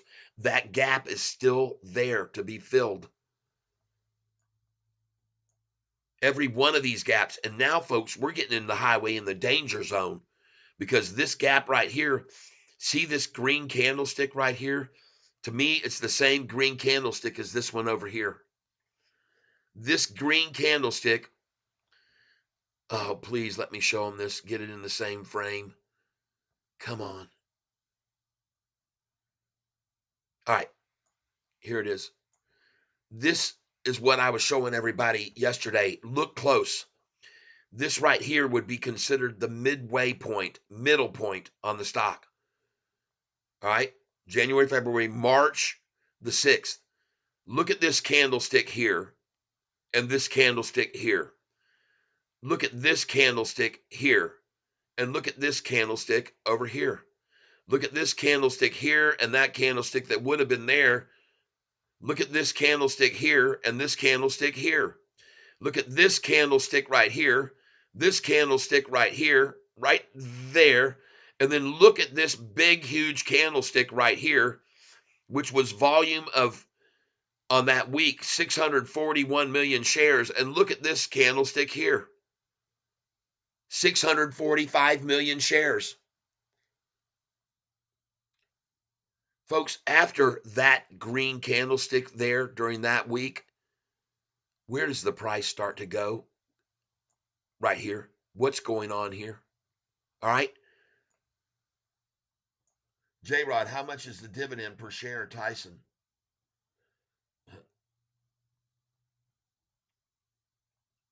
Thank you for letting me know. I'm sorry. Yeah, I know 10X took a dive. I'm not worried about 10X. I am not worried about 10X at all. No, I'll just buy more of it when they take it down. If they take it down into the threes, oh, hell, that don't mean nothing to me, man. Nothing. Typical manipulation on a daily basis. I'm more concerned about a stock that I own 60,000 shares of than a stock that I own 300 of. Okay, or whatever. I can't even remember how many I've got at 10X now. But I'm sitting on those for the day the price runs up on their approval. I can wait a year. I can do it. I'll be there. I'll still be there. I'll still be there, and I'll be holding. And in between there, they're going to make a significant uh, news briefs about how the trial is going. And if they say they're doing very good and the patients are improving, we're going to see it spike back to 23 again, and then we'll be able to sell it there again and buy it back in the fours probably. Meanwhile, I just watched Sofi just continuing to rise. And folks, this just goes right hand in hand with that 200-day moving average, folks. It just keeps going up and up and up. And it's going to keep doing that. You just need to be patient. Like Warren Buffett says, the stock market is nothing more than an instrument for the transfer of funds from the inpatient to the patient. And that's all it is. Look at how many people got scared out this morning. And then I bought it when they got scared, just like the hedge funds did.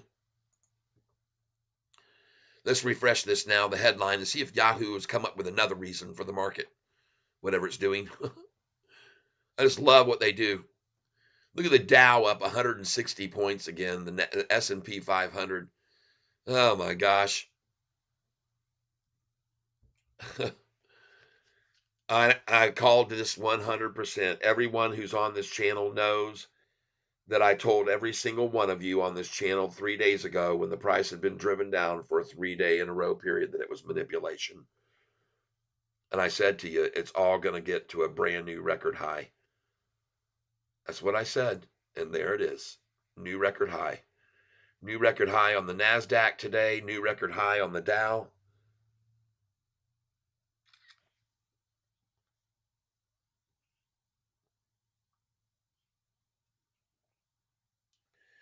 New record highs.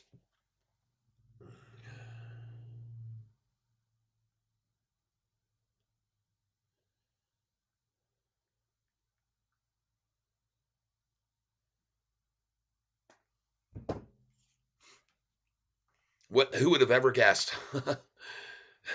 Who would have ever guessed that the real reason that the market was dropped 320 points over 3 days is so they could just shake everybody out and then run it up to a new high, all of them? Who would have thought that? Oh, me, Catfish.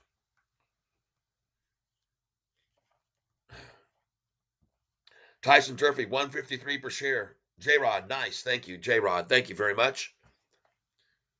Hit that like button, everybody. Come on, let's get more likes on this channel. And again, this morning, in case you weren't aware of it, I sold SoFi stock at $8.30 again, bought it back even lower than I bought it yesterday at $8.11.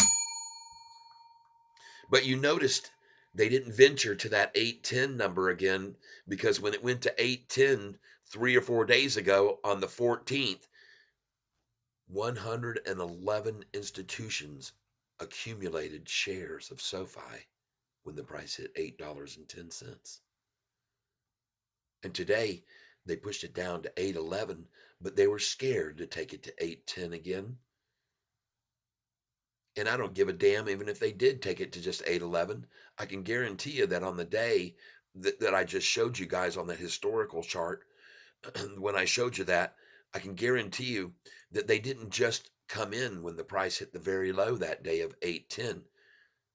And I have proof of that on February the 13th, because the day before, on the 12th, when the price was 778 and by the way, look at that. It was at 810 on the 12th, and on that day 32 institutions bought.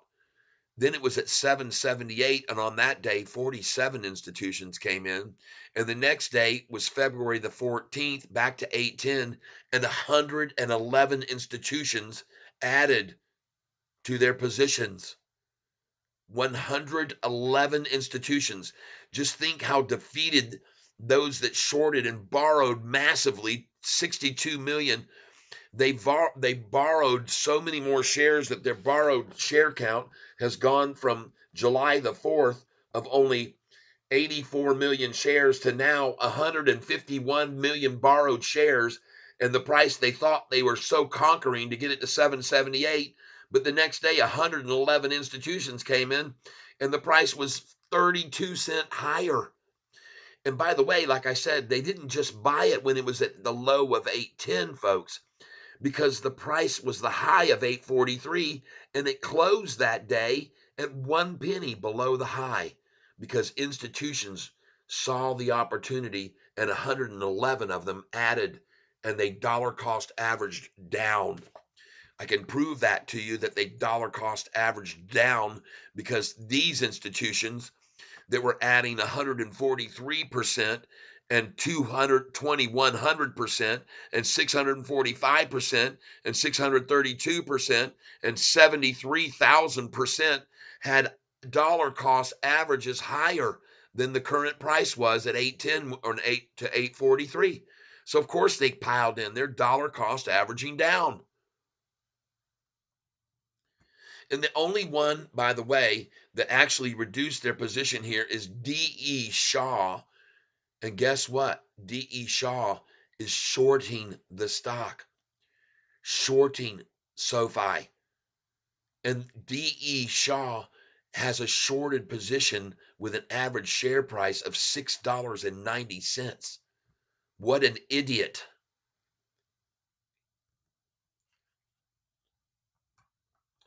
DB says, I've heard Chris Sane talking about SoFi a couple of times on his channel.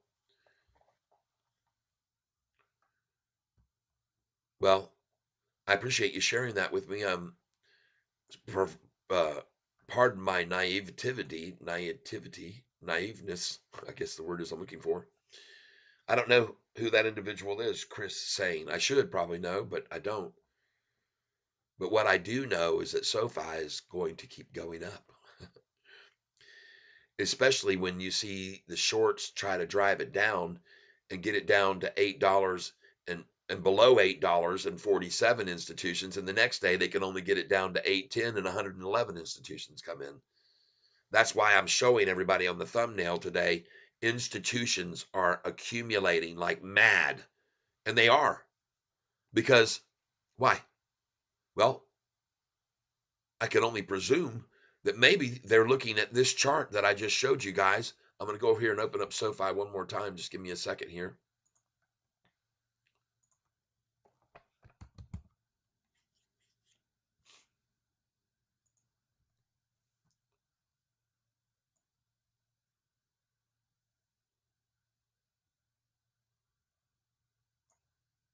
All right, let's see what 10X is at now. It hit the bottom and it's on its way back up. Time to pick up some more 10Xs, because let's just add another 50 shares here. Go up here, find 10x positions. Review order. Here we got to go into add to position. Put in the limit order at 396. We're just going to pick up a few. Oh, let's change it to 393. Review order and place it. See if we can pick them up here. Have a good look at this, folks. There's no volume. 39,000 shares. 39,000 shares. 39,937.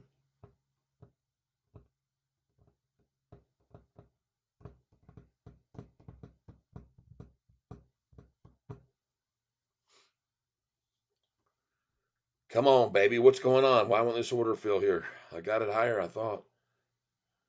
393 is what I'm going for. Maybe they won't let me have it at 393. Let's just move it down. I'm not going to move it up any, that's for sure. I'm going to move it to 388.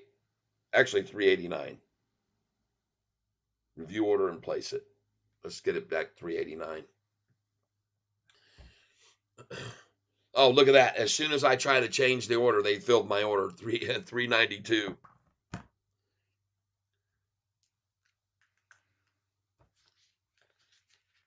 Well, thank you.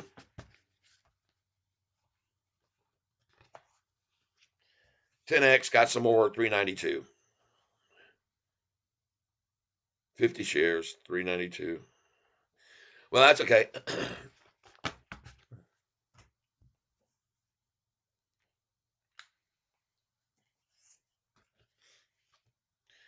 Sofi, by the way, I had 60,050 shares this morning. I sold 1,000 shares, and I sold them at 831 today, and the price actually went to 835 for the high. But same as I did yesterday, I got to buy it way lower. I'm loving this. Every single day, I could just do this over and over and over, and be very, very happy about that. Oh yeah. Dow climbs as stocks look to build on the mysterious rally that no one can explain. No one can explain a 460 point rise in the NASDAQ yesterday. Nobody can explain it. Nobody can figure it out. All the fear that was there, all that fear. What happened here? I just lost my mic. Uh-oh. Ah, there it comes back. Come on back in here. What happened here?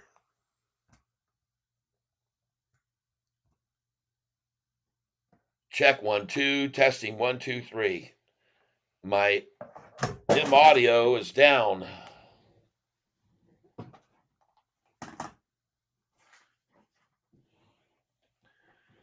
Got temporarily unplugged. Hold on.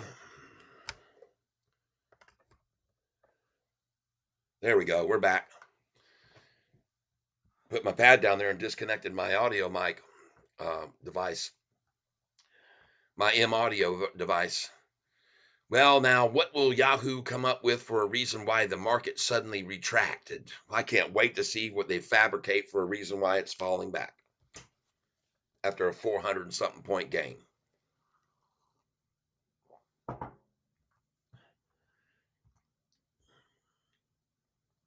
DB says, sorry, Catfish. He's a YouTuber. Some above said that he does talk about so far. Sorry for the confusion. Oh, okay. Yeah, I believe they said he doesn't talk about it. NC Cap, Chris saying Wall Street Trapper Aristotle don't even mention SoFi, and these are millionaires. Oh, okay. And you said, yeah, he does. Okay, well, thank you. Mr. Cat got on out of here. He decided to get on out of here real quick, like when he saw SoFi starting to rise up and green again and going higher. And this is going to be manipulated while the volume is at this level. But the fact of the matter is that they tamper with this price too much, and too many institutions start buying in. And that's why they're not going to do that. Okay. I think they learned a very valuable lesson on the 13th and the 14th of this month, 1 week ago, 9 days ago. I think they learned a valuable lesson that, man, we take this thing down now, and then there's tons and tons of institutions just sitting there on the sidelines waiting to accumulate more shares. And now you understand, everybody, you understand why. Because profitability makes a big difference to institutions. And those that wouldn't necessarily have come in before now see on a drive down in price, it's a great time to buy into this profitable company. 111 institutions on the 14th. Wow. I say this to you folks, you would have to be a dimwit to short this stock right now, like D.E. Shaw has done with his shorted position, an average of $6.90. And then what does he do? He raises his average of 690, buying when the price was at 810.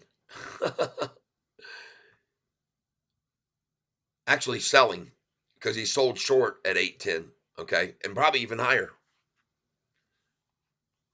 So just think where his average was before. If it's at 690 now, his price was short average probably somewhere around 710. And then he got it when it was at 810, and he dollar cost average down. Well, all I am is here to tell you folks that this is the kind of indicator that you should be looking for on a stock to make a move up, and that is when you see them try to drive the price down, and instead of it scaring people out, tons and tons of them buy into it. That's what you want to see happen. Okay. And I said to everybody yesterday, I've never ever on this stock, I ever seen that happen, that the price has been driven down 20, 30 cents and then big increases of institutions coming in. I've never seen it before, not once. To me, it's a turning point. I'm going to watch these manipulators now here at the 11 o'clock hour, manipulating people out and trying to scare people out on the NASDAQ and take it down to 6666. Okay. 6666 is what they were trying for right there. They got it down to 68, and suddenly it jumped $4 to the upside because everybody probably figured out the same thing. Oh, they're just trying for 666. They're just trying to run it down to down 6666. And then everybody who's familiar with these gematria numbers, like I am, just says time to buy. I'll take it there. Thank you. You got it down 666.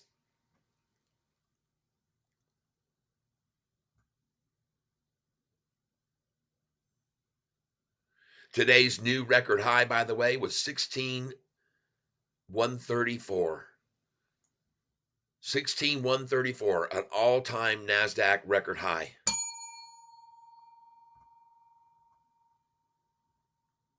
Well, I can't be certain that's all time. I guess if I go to Max, I can find out. Yeah, it is. Never been higher. Never been higher. And all that mysteriously after everyone was so scared. Apparently, everyone was petrified about the interest rates not being driven down anymore by the Fed. And they were just scared to death about NVIDIA's earnings coming out. They were just so scared. Everyone was so scared. Yahoo had everyone convinced that the fear was because of the NVIDIA earnings coming out. What a crock of crap, man. Gabriel, I have a buy order at $8. Let's see if it goes through. Okay, Gabriel. Well, you haven't been here paying attention to what I'm saying then, because it's not going to. It's not going to go below 810 again, because I got news for you, and I'll show you now here. On this day, right here, February the 14th, they pushed Sofi's price down to $8.10. And when they did that, 111 institutions added to their SoFi portfolios. And so many institutions came in that on that day when it opened at 8.15 a share and they drove it down to 8.10, so many institutions came in that day that the price closed 1 penny from the high. There's the high, 8.43, and it closed at 8.42. And the reason that happened is because so many institutions bought in. And I want you to be aware of something else.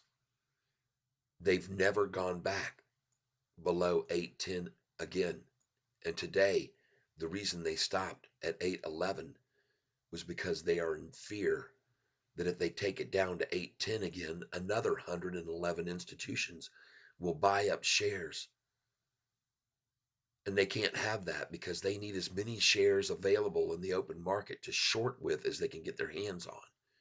And institutions won't let them get their hands on their shares. Institutions buy for the long haul. They're not emotional traders. That's why yesterday's volume, when they got down to 814 for the low, was only 30 million shares because none of those institutions gave up any of their positions. None of those 111 institutions that bought in when the price hit 810 and drove it back up to 842, none of them are going to sell their SoFi shares to Shorty. Gabriel says, I bought at 845 2 days ago.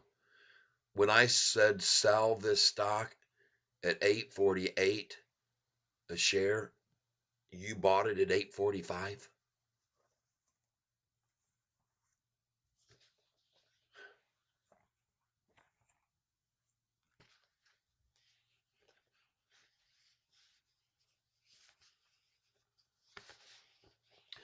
And by the way, don't be ashamed of doing that because it's going to go back over 10 and you'll make good money. All right. It will go back over 10. But Gabriel, just take a quick look at this and write these numbers down, maybe.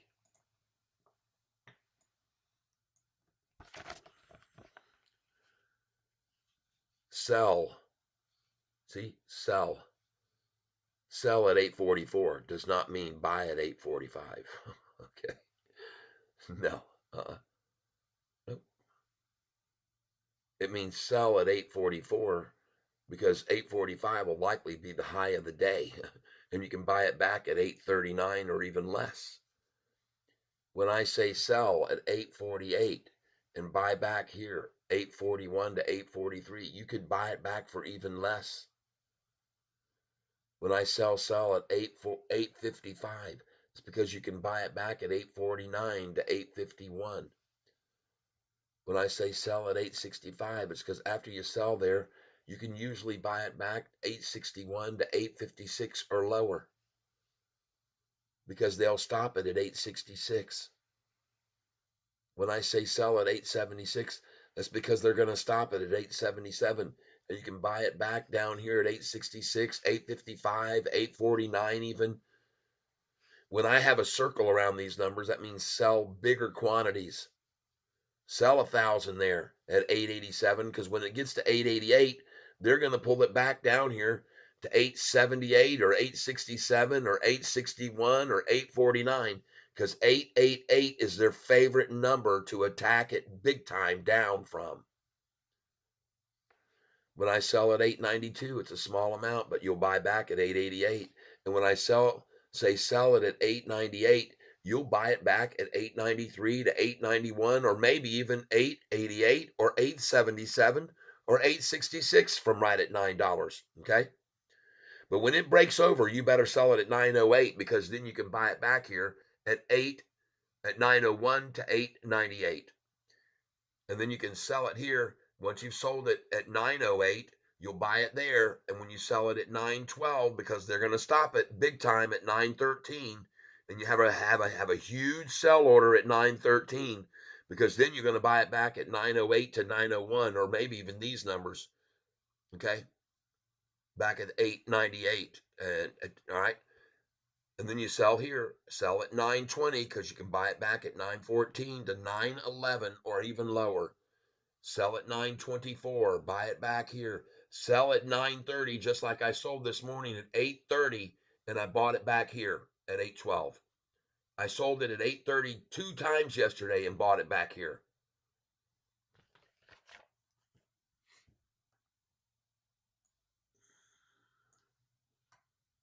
Okay.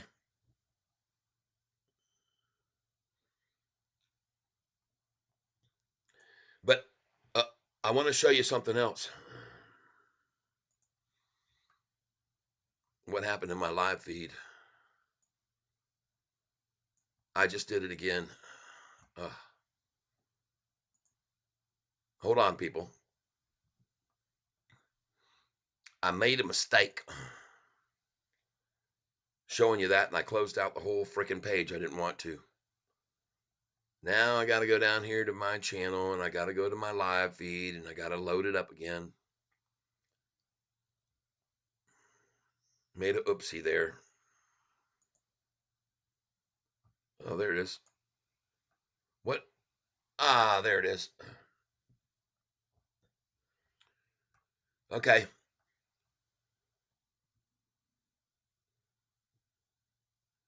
There we go. We got to get this off here. Boom. Goodbye. Get back over here, and I'm going to look at the NASDAQ now. Ah, there we go. 666. Come on, you can do it, Shorty. 666. Hit that perfect number you want. 6666. Do it. Oh, they missed it. Now it's only down 65. Dang. They sure tried. They tried for that 6666 right there. They sure did. That's their target. Now it's only down 63. Uh-oh. Well, all the fear's gone now. Everybody, now it's only down 60 points. No cap trucking. Bought some calls off Sofi at 816. Okay. That's good. I'm proud of you. Good idea. But somebody's sitting there waiting for an order at $8. It's not going to fill. It's not going to.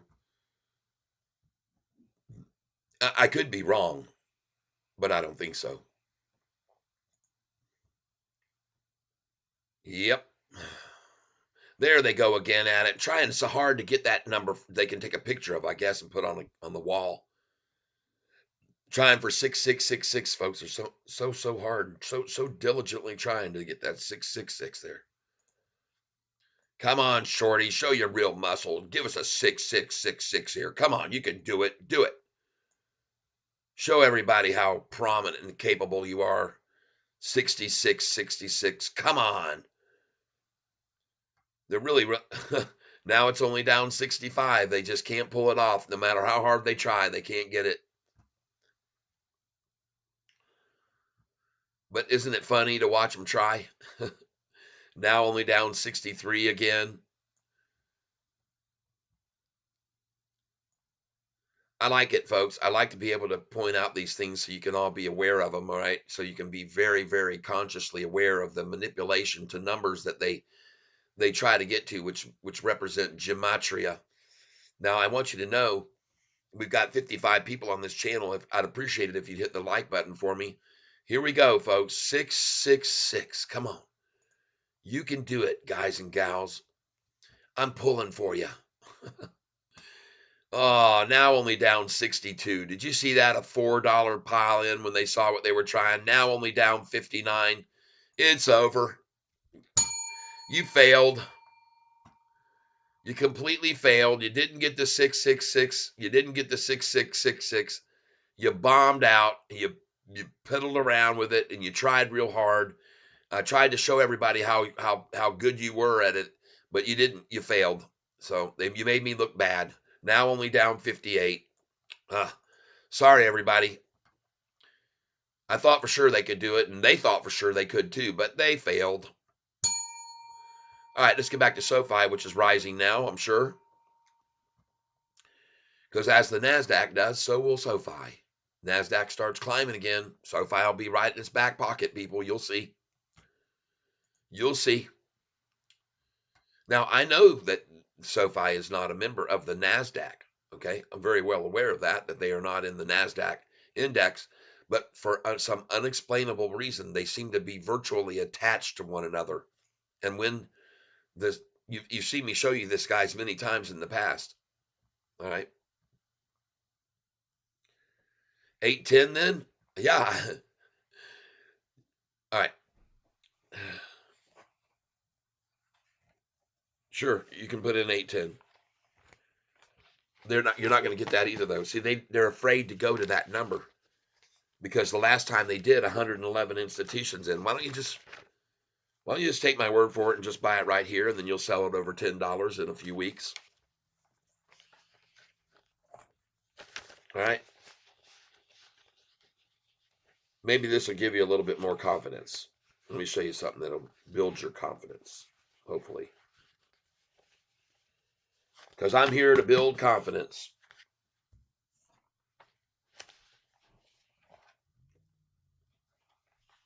And we'll watch the price rise from it here. Okay, here we go. You guys and gals, hang on with me here a minute. I'm going to show Gabriel since she doesn't really know. I'll show her here, and then everybody can learn at the same time. Some people haven't seen this on this channel. There's a lot of people that come here new every day. I get new subscribers every day, but look at this. On May the 1st, SoFi's price was $6.54.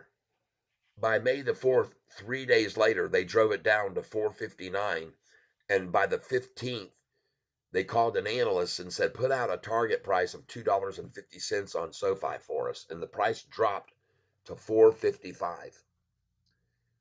29 days later, from May the 15th, 29 days later, the price was at $10.23.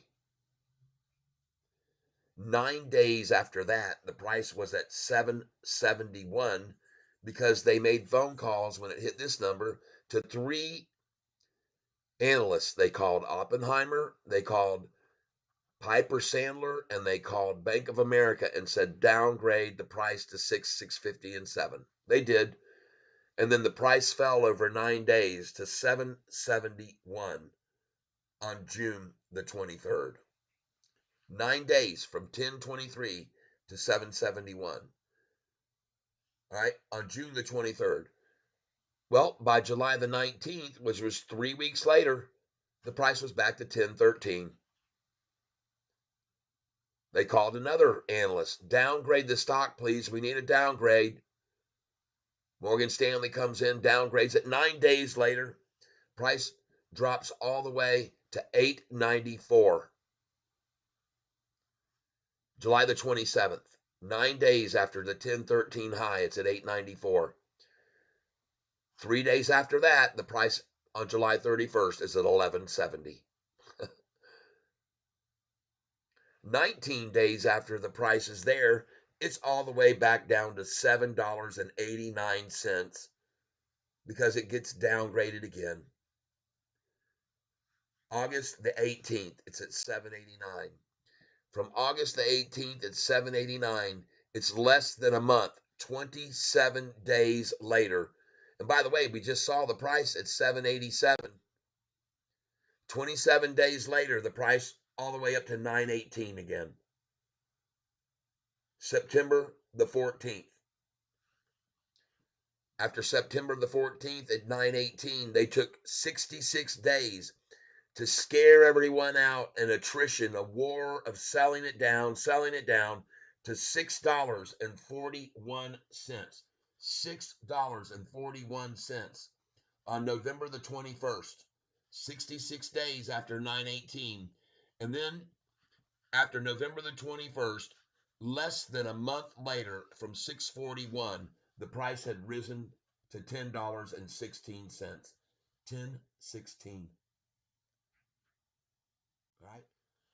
And here, then they drove it down to 923. 7 days later, the price 1049. 6 times driving it down to those lows, they've taken it back over $10. And if you think they're going to stop now doing that, you're wrong, because they're making a fortune off of gullible, fearful, emotional sellers in the market. Retail, they're taking advantage of them big time, over and over and over again. So you can either sit there with your head in your hands and your head down and you go, oh my God, or you can go, man, I've seen this movie before. I think I'm going to make a lot of money off of this. So that's why I tell you right now, just go ahead and buy Sofi at this price that it is now and sell it over $10 in less than a month. Now, you don't have to believe me or not, but I just showed you that in over the last, since May, in less than a year, folks, in less than 1 year's time, they've taken this way down and then back over 10, way down, back over 10, way down, back over 10, way down. Why are they doing that? Because it's so simple and easy for them to manipulate. Xavier, Cap Trucking, Wall Street Trapper, and Aristotle focus on stocks they know and learn like the back of their hand. I follow them both, and they are great at what they do. But just like Catfish, he studied this. Yep. Yep. Xavier studies this stock. Most traders learn 5 stocks, and that's where they make their bread and butter. That's right. I've studied this stock so much that I know what's going to unfold. I've seen them do this time and time and time again, and it's not going to stop. Yes, honey bunny. I had to go to the chiropractor, and I just walked Willis, and he pooped. So Okay. he peed, and so he shouldn't want out. But if he barks, he might just want outside. It's nice out. All right, beautiful. Also, I wanted to let you know all our lights are like really hanging. Yeah, I see one here hanging down. So Well, there's 2 of them. I'll take them down. Yeah. I'll take them down after this afternoon. All right. Thank you, honey. Okay, everybody. Yeah. Folks, I have this stock, as you can already tell by watching me trade it the last 2 days, selling at 8:30 and buying back at 8:12 and selling at 8:30 and buying back at 8:15, selling at 8:30, buying back at 8:11. I mean, folks, and by the way, don't get me wrong, I'm not sitting here selling all 60,000 of my shares. I'm selling a fraction. I'm selling 1%. I'm selling 1,000 shares at a time, and I'm buying back the same amount at a time. Okay.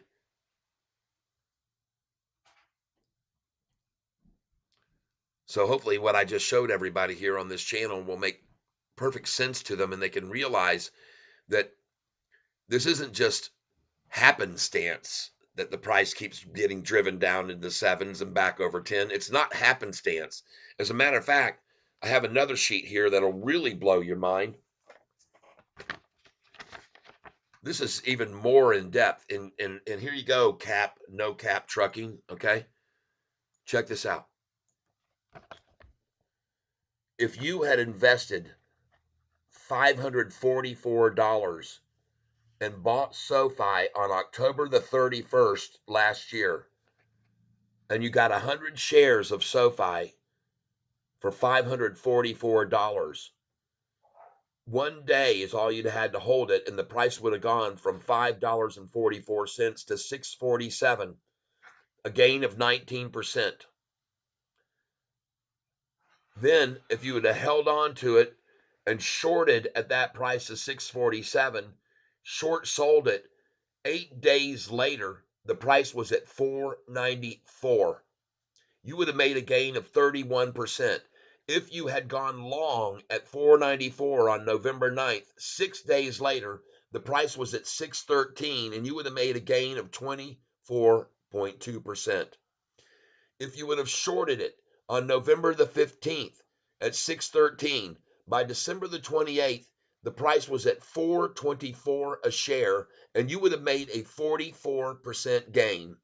If you had gone long on December 28th at 424, by February the 2nd, a month and 1 week, the price was at 824, and you would have made a 94.5% gain. Cha-ching. If you had gone short on February 2nd, you would have waited a month and a half and the price would have dropped all the way to 566. You would have made a 45% gain. Here on May the 1st, on earnings day, if you would have just waited from April the 26th to May the 1st, the price would have gone from 566 to 654 and you would have made 15%. If you shorted at 654, you would have only had to wait 3 days and the price would have dropped back down to 459 and you would have made 42% gain. If you went long at 459, you would have had to wait 6 days and you could have sold at 560 on May the 10th and made a 22% gain. If you would have shorted it at 560, by 5 days later, the price was at 455 and you would have made a 23% gain. All right. If you would have waited 30 days after that, the price would have gone all the way up to 1023 and you would have made a 125% gain. If you would have shorted at 1023, you would have waited only 9 days and the price would have been at 771 and you would have made a 32% gain.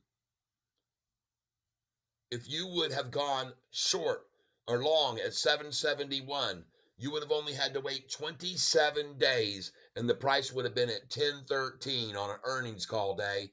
And you would, I'm sorry, that wasn't the day, it was on the 31st. I need to put a scratch through that. But at any rate, if you would have gone long at 771 on June 23rd, by July the 19th, less than a month later, you would have made a 31% gain when the price hit 1013. Then if you would have shorted it at 1013, wait 9 days, the price would have hit 894 and you would have made a 13% gain.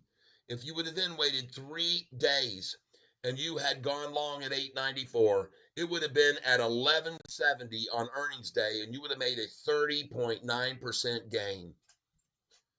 If you had shorted it at 1170, you would have had to wait 19 days and the price would have hit 789 and you would have made a 48% gain. If you went long at 789, you would have had to wait 27 days and you would have seen the price go up to 918 and you would have made a 16% gain. If you had shorted it at 918 and you had waited for 66 days, the price would have fallen to 641 and you would have made a 43% gain. If you would have gone long at 641, you would have waited 29 days, again, less than a month, and the price would have gone to 1016 again, and you would have made a 58.6% gain. If you had shorted it at 1016, waited the same day, the price would have dropped to 923 and you would have made a 10% gain.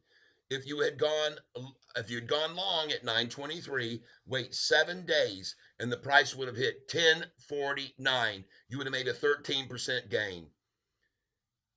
If you had then shorted it, you would have waited 20 days and the price would have gone to 721 and you would have made a 45% gain. Folks, by that time, you would have made an 839% gain in a year and 3 months. You see how heavily this stock is shorted? You see how big time it's been played? Do you see how much money the hedge funds are making? Doesn't that make it clear? They're making fortunes off of this manipulation, everybody. Now you can see, No Cap Trucking, that I have indeed studied this stock very, very carefully. And I happen to know that amount, the average amount of it dropping from the low, from the high to dropping to the low, back to the high, back to the low is 29%. The average is 29%. All right. So that's why I say that seeing the price just hit seven something here 4 days ago or a week ago tells me we're headed back to 10 pretty quickly, probably within 29 days. And at the very most, 66 days. That's the most I've ever seen is 66 days. All right. Meanwhile, we look at the NASDAQ and there's no fear there anymore. Things daggum headed back to a new higher high now after they manipulated it down to 666. You can see it right here. Bam, right there. Had the percentage down 666% there. Good for them. Shook them out again today. Lazarus rises. Tyler, I was right. This stock is down again this week, and you were wrong again. Oh, this stock is down this week, and I was wrong again. So Lazarus, you mean I was wrong when I sold it yesterday at $8.30 a share, and then I bought it back at $8.12 and 14, and then I sold it again yesterday at 8.30 a share, and then I bought it back again at $8.14, and then I sold it this morning at $8.30 a share, and I bought it back at $8.11. I was wrong. My gain yesterday was massive on this stock. I made a fortune on it, and I'm going to make another fortune on it today, and I'm wrong.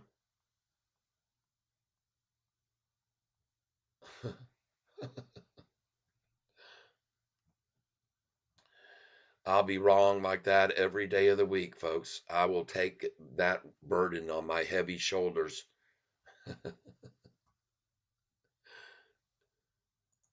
Yep. Lazarus probably doesn't remember that the price of this stock just a couple of days back, maybe he doesn't remember, but the price was $7.78 10 days ago. I'm talking about SoFi.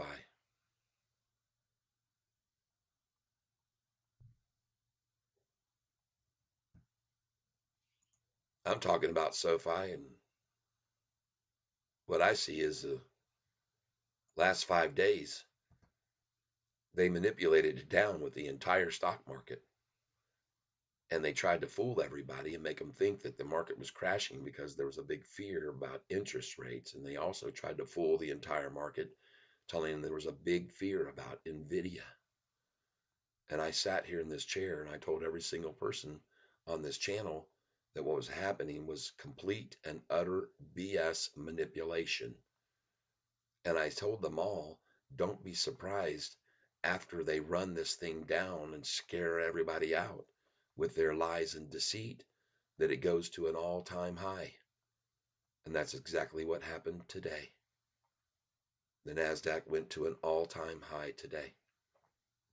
So I'll be wrong about that too. Oh, no, I wasn't wrong. I was completely right.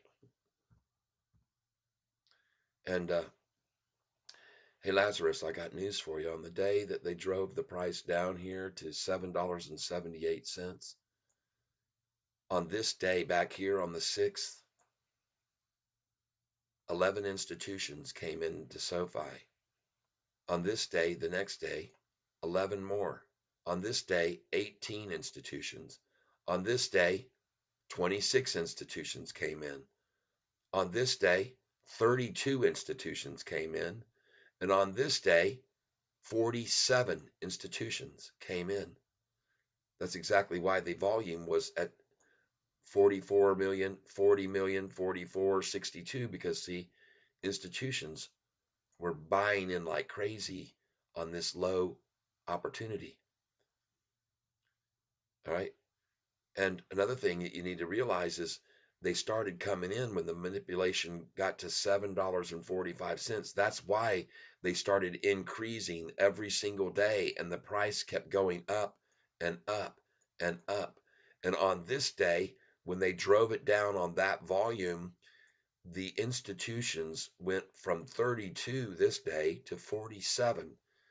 And the craziest thing of all, Lazarus, was the next day, the price opened at 8.15 and hit a low of 810, and 111 institutions increased their portfolios in SoFi.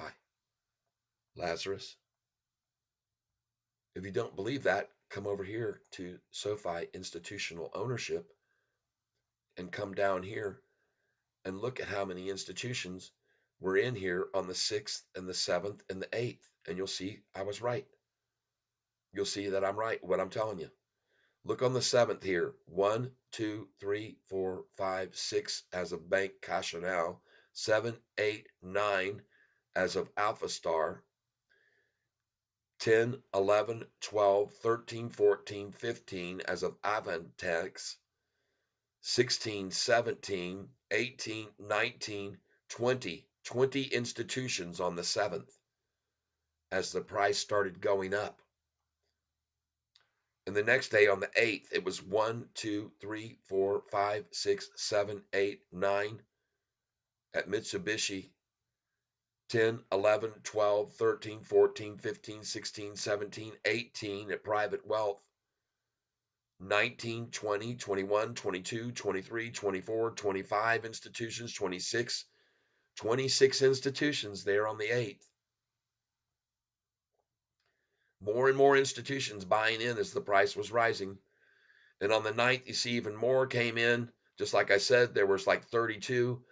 And then on the day that they drove the price down to the lowest that they were able to achieve of $7.87, on that day, the 13th, 47 institutions came in. 1, 2, look at that. Oppenheimer, who downgraded us, took up a long position of 205,000 shares.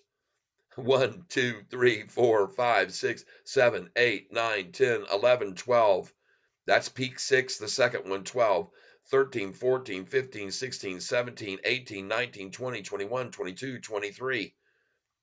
24, 25, 26, 27, 28, 29, 30, 31, 32, 33. Invesco, KBW Bank that downgraded us, bought 772,000 shares on that day, my friend. Downgraded us.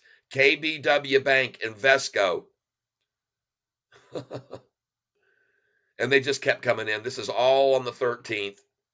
47 institutions. And then the 14th, look at that. On the day the price only hit a low of $8.10.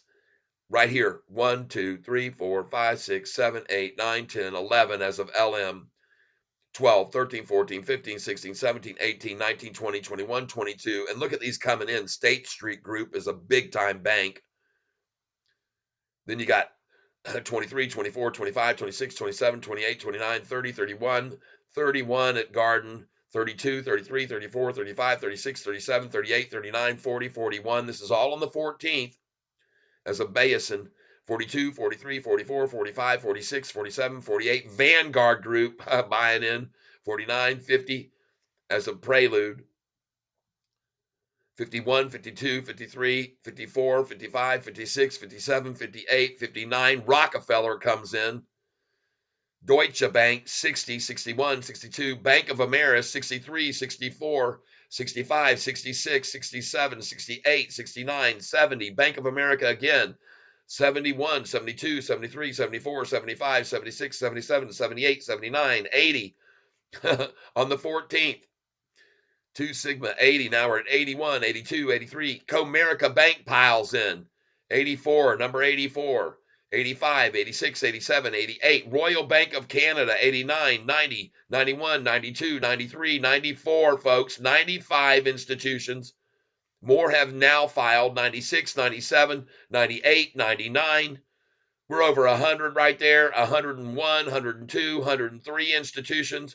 At Retirement Group, 104, 105, 106, 107, 108, 109, 110, 111 institutions.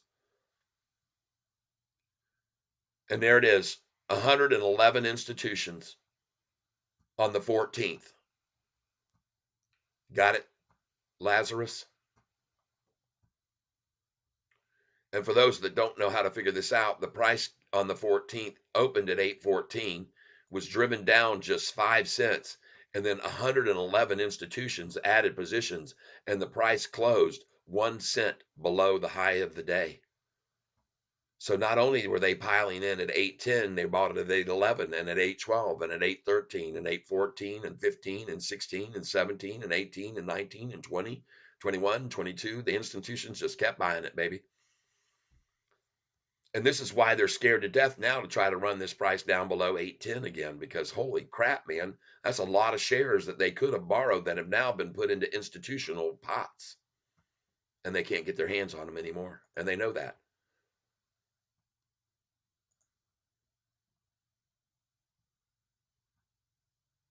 Lazarus, you are entitled to your unfounded opinion, and you are completely within your right to make statements that don't make any sense on this channel so everybody can see. And the reason that they don't make any sense is because what I just showed you. For one reason, they take it down any lower and another 111 institutions will buy it, and I don't think they want to do that. That's why they're trading at such a thin channel now, right now. See, that's why I'm taking advantage of the 830 sells and the buybacks at 811 and 830 and 811. They're afraid to take it any lower because they already saw what that did to them last week. It killed them. All those institutions buying in.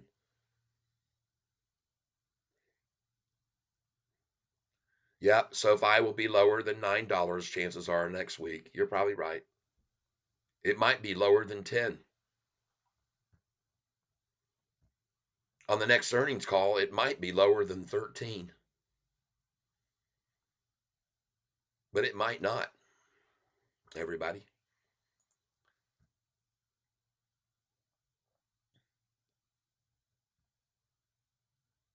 And I'm sorry, Lazarus, that you apparently fell for the fall last week and shorted it below 8.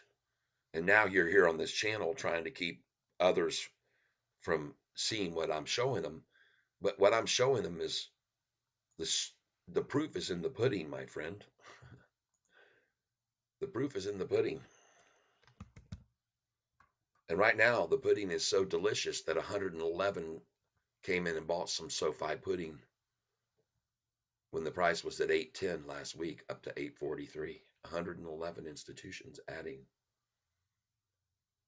And I want you to know, Lazarus, just like someone told you, I follow this stock very closely and I follow its history for a long time.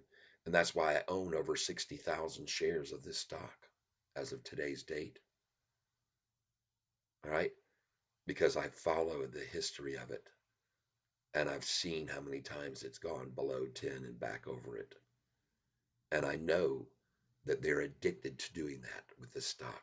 The hedge funds are hooked on it. They've been making so much freaking money off of this stock. And if you think they're going to stop now with a tried and true and proven plan that they've executed 6 times already this year, you would be a fool to think they're not going to keep doing that because it works. They've proven it time and time again. We can drive this price down into the sevens. We can get it back over the tens. We can drive it back down to the sevens. We can get it back over the tens. We can drive it down to 450, and we can even from there drive it back over 10 in a month. We can drive it down to 641 and take it to 1016 in 29 days. We can drive it down to 778 and then take it back to $12.20 by the next earnings call. This is working very well for them, everybody. And apparently, we have somebody here on this channel that's so scared of me what I'm saying true. He's here to try to convince you not to buy it like someone just did at 8.19 and now it's at 8.21 a share. And he's trying to keep you from doing that, see, because he, I believe, shorted it when it fell below $8.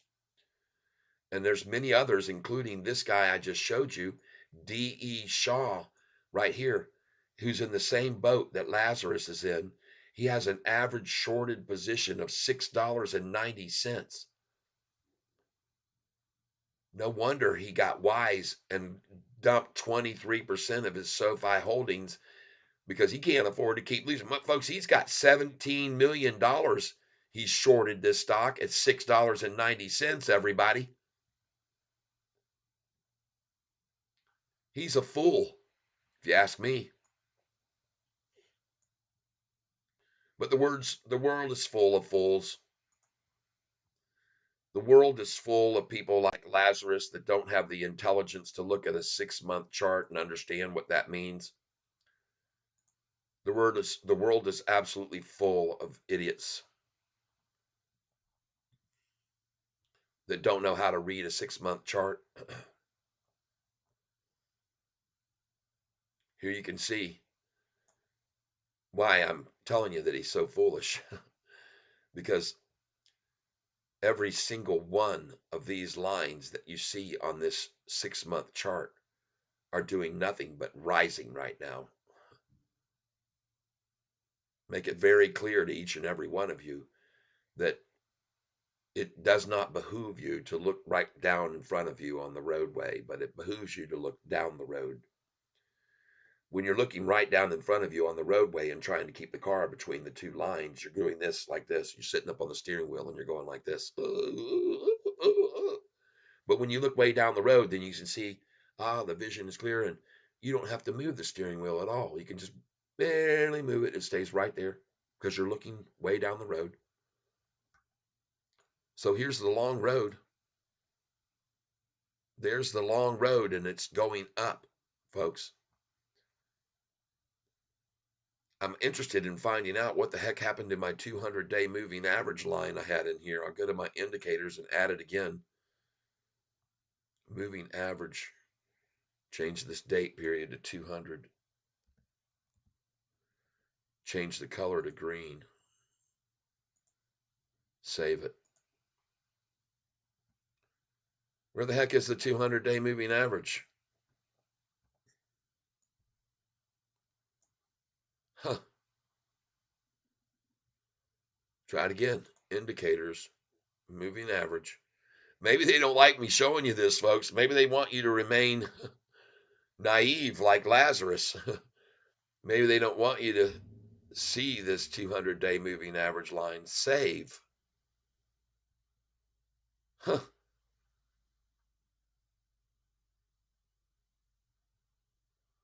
Let's refresh the page. Maybe they'll show me the 200-day line now and throw it in there so you can see how awesome it looks.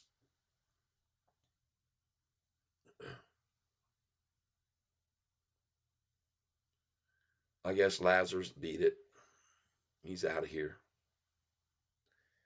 Didn't have the cojones to stay here and watch the price keep rising all afternoon.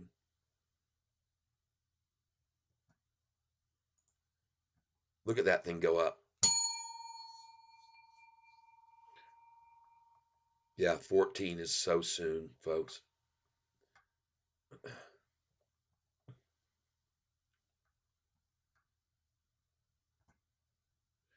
Hey, Lazarus, why don't you just go ahead and tell everybody here how much do you have invested in this stock and how much did you short it and what price did you short it at? Why don't you just man up and tell us?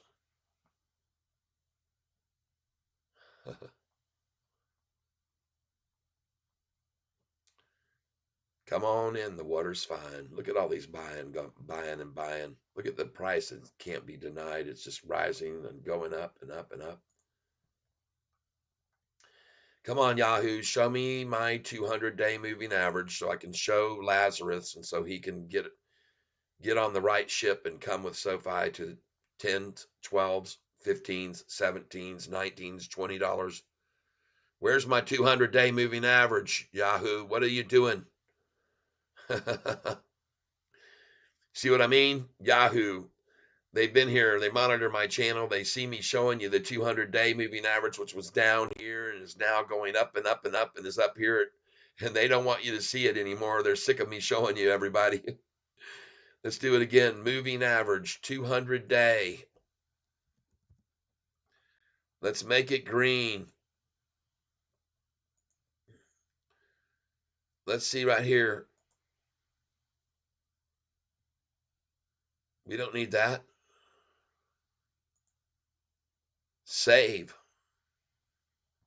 Still not going to show you that 200-day moving average line, which looks like this down here and now up here. They don't want me to show you that, though. I guess they're just mad I keep showing everybody every day. RJ, no, I'm not asking you. I'm not asking you. I'm asking Lazarus, the slasher who came on here and tried to tell everybody. He came on here and says, Tyler, I was right. The stock is down again this week, and you were wrong again, he said. You remember me, don't you? Lazarus says. I'm talking about SoFi. But since he said that, the price has gone up 4 cents a share.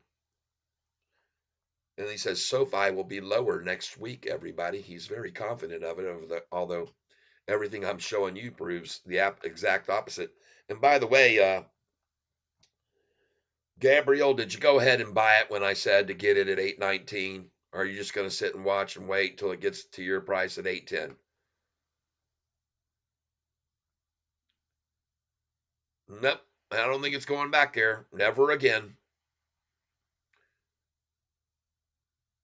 But I am not sitting here saying that I'm always right. I have been made mistakes in the past.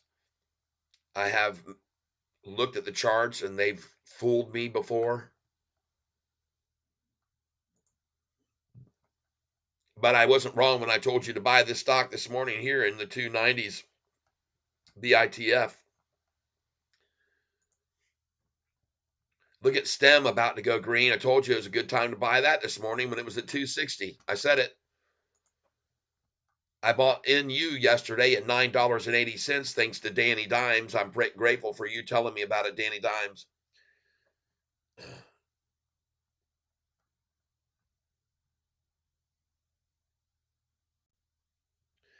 Uh-huh. All right. No Cap Trucking says, I bought 110 calls at 816 and it's 823. Haven't made a dime yet, but can it be Robinhood got a glitch? Could be. Uh, but since you were so confident in no cap trucking, it wasn't no cap trucking, it was Lazarus that said that. I'm glad, I guess apparently you were on here. It seemed like you were doing a little bit of bashing. But maybe after I showed you all that I just showed you, you came around to the realization that I was right. So I'm glad for you that you took up the long position at 816. Now at 823 a share. Beautiful. I bought long positions at $8.11 today, no cap. After I had already sold the stock at $8.31 this morning, sold 1,000 shares. And so I'm happy.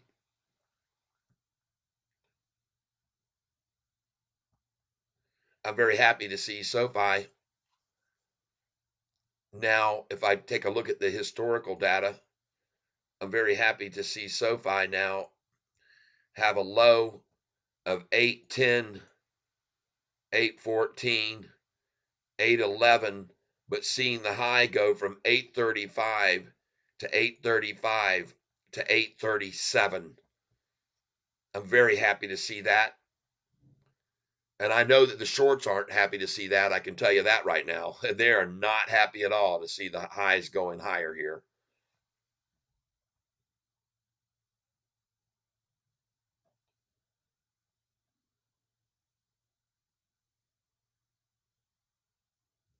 You're making money, just like I am. And you're going to keep making money on this stock because it's going to keep going up.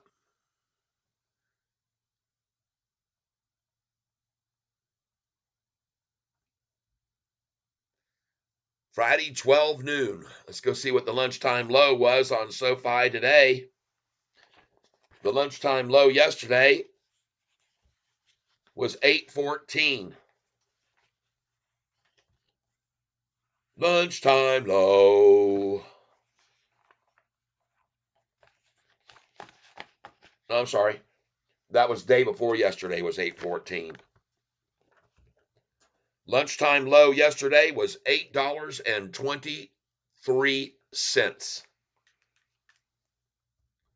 The same thing it is right now, but it's rising, folks. It's not dropping.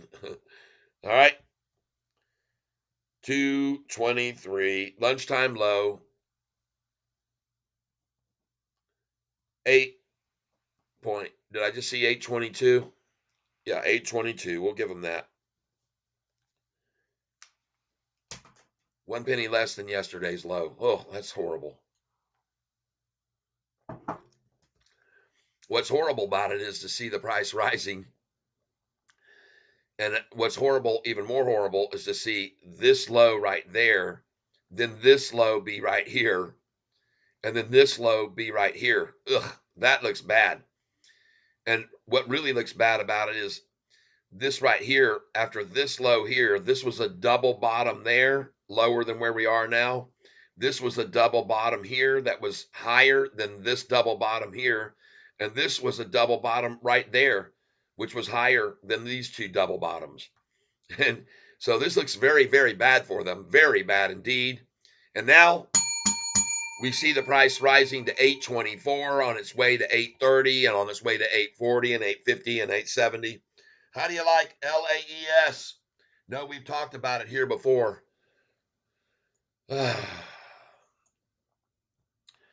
LAES. Where is it?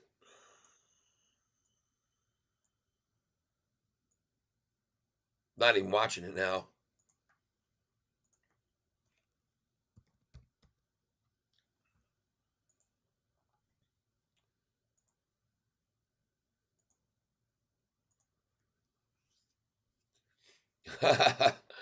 Oh man, like I said, I'm glad I don't own a lot of this. That's all I can say. I'm glad I didn't go in too heavy. But then again, I'm always encouraging people when they do make a move on a stock, don't pile in there and buy 10,000 shares of it because you think it's at the lowest it's ever going to go. I mean, that would be idiotic. I can tell you one thing. I've seen this number two times before, right there on January 29th, and I've seen it on January 24th, 188 a share.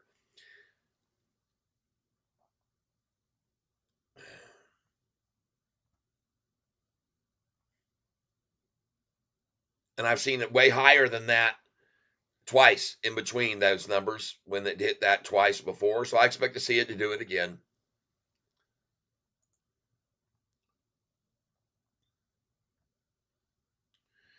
I'm going to try and look at this sheet here. I could just look at my, hold on.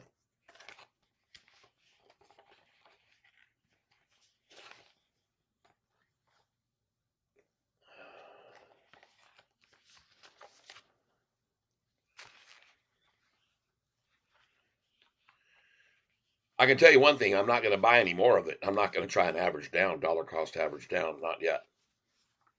There it is, LAES. I bought it at 380, 100, 382, 100, and 385, 100. LAES. And I bought those contrary to my normal belief, because when people say, hey, look at this stock, it's going up crazy, I go, oh man, I don't usually buy stocks like that. I'm the bottom feeder, not the top feeder. And there's a perfect example of why you shouldn't feed at the top. It's as simple as that, folks. Don't do it. Don't feed at the top. And when someone tells you, oh man, look at this stock, it's going crazy, get it. Well, no, don't do it, folks. I'm down 50% on those. Not that much, but close. 40% on those. I say don't touch it with a 10-foot freaking pole, is what I say.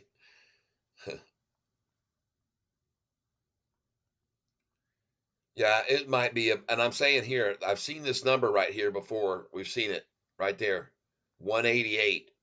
And it went crazy up off of that two times. So I'm not that concerned about it here. I think it'll go up off of that even. I should probably buy another 100 shares right here, right now. But I'm going to keep an eye on it. I thank you for bringing it my attention, Danny Dimes. Entertainment International. It was wrong, Catfish. You said it was going to be $15 today. Come on, man.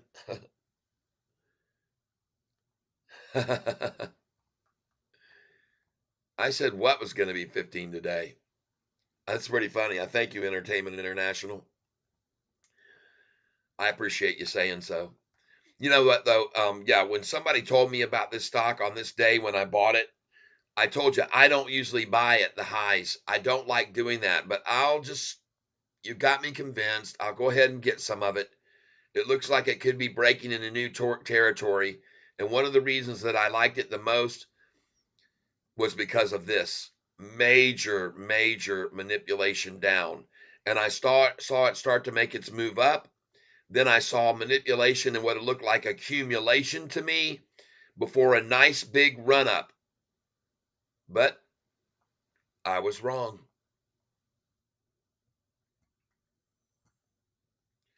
But by the way, I only own so many shares of it that I'm still green big time today on my overall portfolio. I'm green. Bought some more of this one, STEM. Congratulations if you bought in right here this morning at $10.60. In you, I bought this thanks to my friend Danny Dimes 10. Bought this yesterday. Check the news on it, huh? Okay. Seal selected to secure Vestel's next generation plug and charge EV charging stations. Well, good. Maybe that's why it's being driven down even more today. They want in on it before it makes its run. So that's good news. But you guys know, and I'm be the first to tell you, I don't even know why the hell I bought this damn thing when I did, because folks, I don't like EVs. Okay, I don't like them. I think they're all starting to sell off. I think they're having a hard time. I think the whole industry is pulling back. I think GM's lost billions. I think Ford has lost billions. I think they've all lost a lot of money. I know Toyota's lost billions. So I don't like EVs, and why I bought this is just beyond me.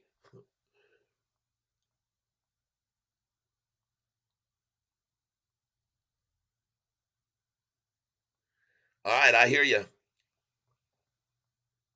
I bought more at 190. Okay. Well, don't get me wrong. I'm going to keep an eye on it, because if it starts to make a move, and you can also, I'm sure you will. And actually, it already is. It looks like it's already starting to make a recovery. So, but I don't know, man. Geneva, Switzerland, February 23rd.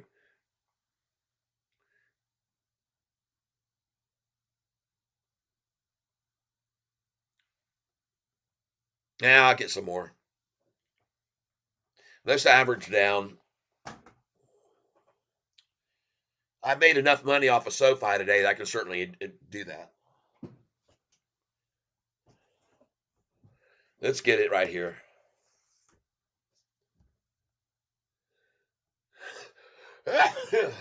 Sorry.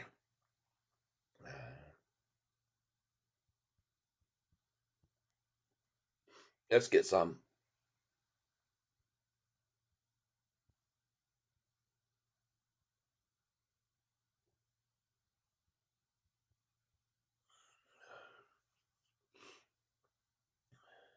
positions. LAES, add to position. Just gonna pick up a few shares here. Let's get 100. Review order and place it. I don't give a damn what I get it for. I just put in a market share order. I don't care. Got 100 shares coming in here.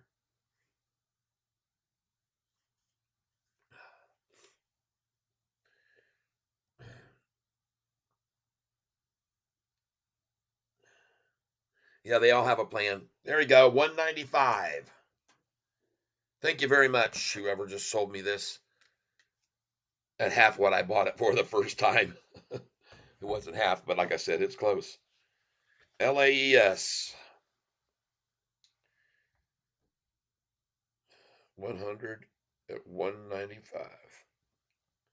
That's a hell of a lot better than 385, my highest buy. And look at it going up, folks. Let's take another 100 here. Market share. Might as well average down and get my average at about 250. 270. Review order and place it. See what we can pick up here. I'm not concerned about any fears of losing tons of money on this.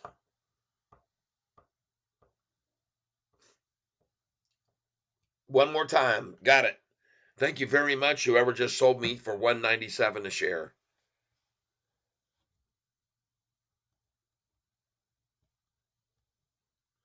Appreciate that. All right. Let's get one more buy in here. Review order. We're going to wait and watch for just a second. This thing will probably go, I'm in. I'm just going to buy it right now. See what we get.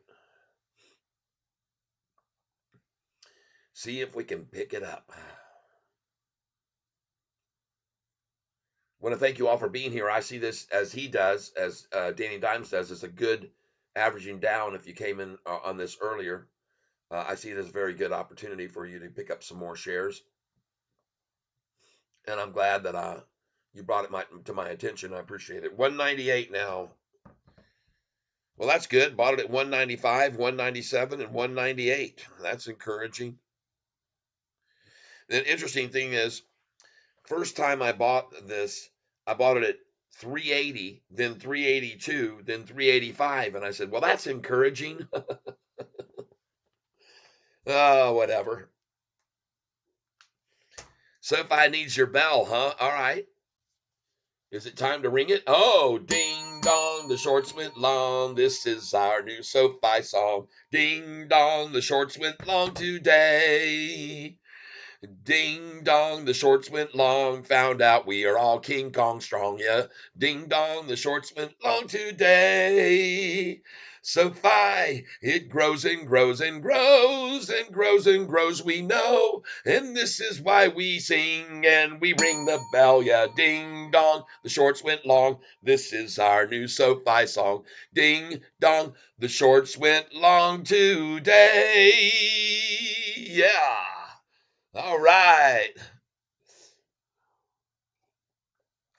Oh, yeah. Ding dong. Ring that bell, baby. Sofi. Hey, Lazarus, where are you, man? Come on back, Lazarus. You're welcome to the tank to tell us how low it's going. Come on in here, Lazzy. Lazy Lazarus. Yeah, the money is made on the tech and the EV stations, not necessarily for the car manufacturer. Should be good exposure, in my humble opinion. Thank you very much. Look at this Sofi. Everybody watch it fly. Here we go. They're starting to buy. You know why. I tell you, Ty is here to tell you why. Everything was crazy when they drove it down lately. He could see it was manipulation, all just a unrealization. Here we go. We see the sensation. They're coming in every nation. We got people on this channel coming in from England. We got them here from Spain. We got people here from Ireland. We got people here from Iceland. We got people on this channel from all over the world. They're piling in now going, what's going on with Sofi? What do you mean about all these institutions coming in? What are you talking about, Catfish? What you talking about, Catfish? Lunchtime low was $8.22. Before lunch is 15 minutes in. It's a freaking 8.28. Gosh dang. Come on back around if you ever want to try again, Lazarus. I done told you once, you son of a fish. I'm the best as ever been. Fire on the mountains, run, Lazarus, run. Oh yeah, you might as well go and find just 22 gun. You better shoot the people like me that preaching. I'm here to tell everyone I'm teaching. There's a lesson to be learned here, folks. Lazarus Rises says the only thing that is keeping Sofi's price just above the 200 moving average is the overall market. You mean the overall market that was down 300 points 3 days ago? Is that the overall market? You fell for it, man. You fell for it. You should have jumped on this train like we just saw the Cap Trucker did and gone long at 8.18 a share. That's what you should have done. Then you could have made back the money you're losing right now trying to be on my channel telling everybody that it's going to drop while you watch it rising and rising and rising. Lazarus rises your comedy. Yeah. Yep, he's a comedian, folks. We got a little bit of entertainment, and everybody should know that a good laugh is very good for all of us for good health. Laughter is one of the best medicines, everyone. And so we need people like Lazarus on this channel to provide the entertainment value and health benefit of him being here, trying to convince everybody that SoFi's going to fall. It's going to fall, fall, fall, fall, fall, fall, fall. The sky is falling. Apple done hit Lazarus in the head. That's what he said. He stood under the tree and the fruit fell off and it hit him in the head. And he said, I'll scoff at these guys on this channel and I'll tell them they're wrong. I'll tell Catfish, I was right and you were wrong. But you will hear Catfish sing a song instead, right in your presence. And that song is Ding Dong, the shorts went long. Lazarus, interest rates, the US dollar and the VIX are going up. You keep trying, Lazzy. I don't think anybody here is buying what you got to sell. What they're doing is buying SoFi instead. And they're buying it all right. You can see them coming in. You can see them coming in now, ladies and gentlemen. We're going to go over here to the one-day chart. Let you see the one-day chart. Let Lazarus soak this in. Let Lazzy soak it all in. There it is. See how the price is falling? What Lazarus just came on. Lazarus, you keep it up, man. The more you talk, the higher it goes. Thank you. You keep going at it. You stay here on my channel and everybody will be really happy. The longer you're here, you look like our little good luck charm today. Almost like our little lucky charm, everybody. Just like my hat with the shamrock and the built-in bottle cap in there. Bottle cap remover. Lucky little hat, lucky little Lazarus.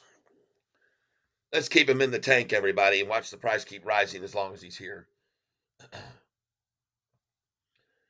This will put pressure on overall market. SoFi will feel it the most, along with the financial sector.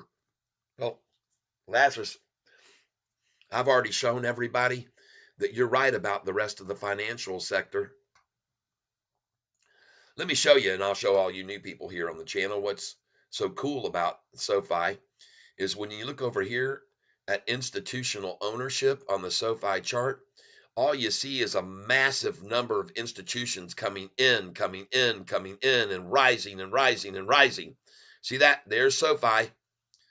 That's what they look like. Now, we're going to change this, and we're going to do some comparisons for Lazzy so that Lazzy can see how others stand up against SoFi. Let's go show him now. SoFi institutions, boom, boom, boom. Let us show him now. I think this will be educational for everyone here, not just Lazarus. You can all benefit from this right here. Here we go. And now we're going to change the name of the bank, not SoFi, but we're going to change it to another bank and do some comparisons. And we're going to do this over and over until he understands the trend that's going on, and maybe this will help him. All right, because we don't want anybody to lose money, and he's shorting it, obviously shorting the stock, and he's losing money. So we don't want him to lose any more. We're going to convince him to come on over to the bright side of things, the good side. So here's what's happening to all the other banks out there. Let's look at TRUIST Bank, Truist. Truist, let's see how they've done institutional wise. And again, here's the SoFi, rising, rising, rising, rising institutions. And here is going to be Truist Bank, Truist. We're going to see how they look in comparison. Institutional ownership. There we go. Institutional ownership in Truist. Here's what's been happening to their institutions, the interest of institutions in this company. Look at that ugly ass chart. That is just ugly. That is just butt ugly, folks. Butt ugly. Truest chart. Let's try another one here. Let's go look over here. Let's take a look at Bank of America. See what their institutional chart looks like. Bank of America, institutional ownership. Let's go see how they've compared to SoFi. Again, here, folks, this is the SoFi chart. Up, up, up, up, up. Then here's Bank of America's chart. We're going to show you now. So you can see how well they've done. Oh, my goodness gracious. That looks hideous, folks. There's fear, fear, fear, fear, fear, fear, fear, fear, fear. They got a little bit of a head fake going there. Let's go look at another one. I'm not done yet. I'm not done yet. I've got more to observe for you folks. We're going now to look at Goldman Sachs. Let's go look at Goldman Sachs and see how they've fared lately with institutional ownership of their little pretty bank. All these legacy banks. Let's go look at Goldman Sachs. Oh my God. Are you kidding me? Goldman Sachs Bank. There is their chart. Dropping, dropping, head fake, pump and dump, drop, drop, drop. You starting to get the picture now, Lassie?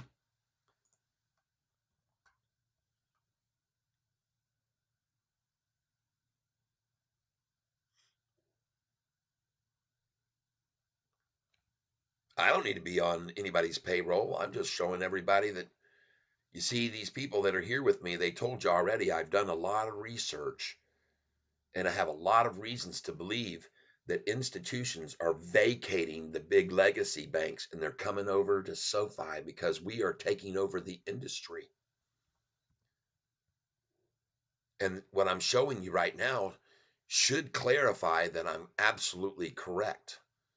All right. Let's go look at Wells Fargo, see how they're doing. Wells Fargo, they're in the top 10 of legacy banks. How are they looking institutional ownership?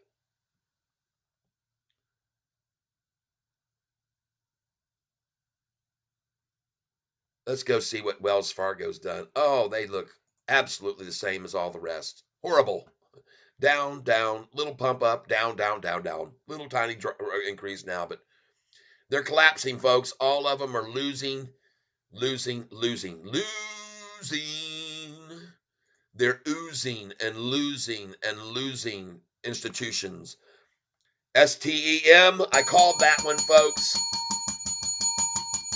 I hope you bought it right here at 260 a share with me about freaking 30, 45 minutes ago, or when it was, an hour and a half. I told you so. I hope you bought SoFi with me at $8.11 about an hour and a half ago as well, 2 hours ago. Mr. Wrong here, telling you, Mr. Wrong.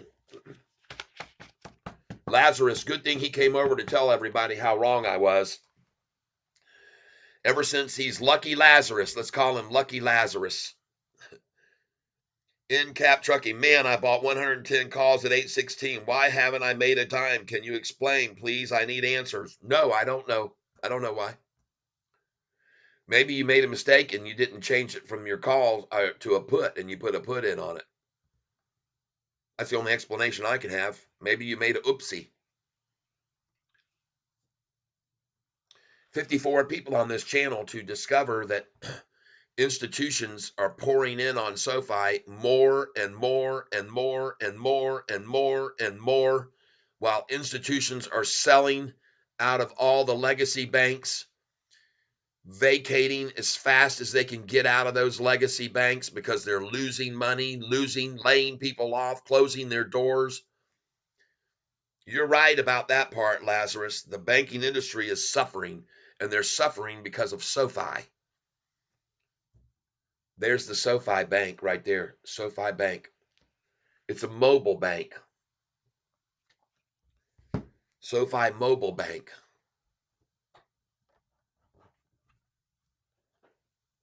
No brick and mortar buildings, no electric bills, no mortgages, no payments on property they've got to acquire. SoFi doesn't need to pay for their water bills, for insurance, for all their employees. They don't need any of that. They don't have branches out all over the country in places like New York where everybody's leaving. Did you hear? Remington just left New York, been there over 200 years. They said, we've had it. We're out of here. Remington gun manufacturer leaves the state of New York.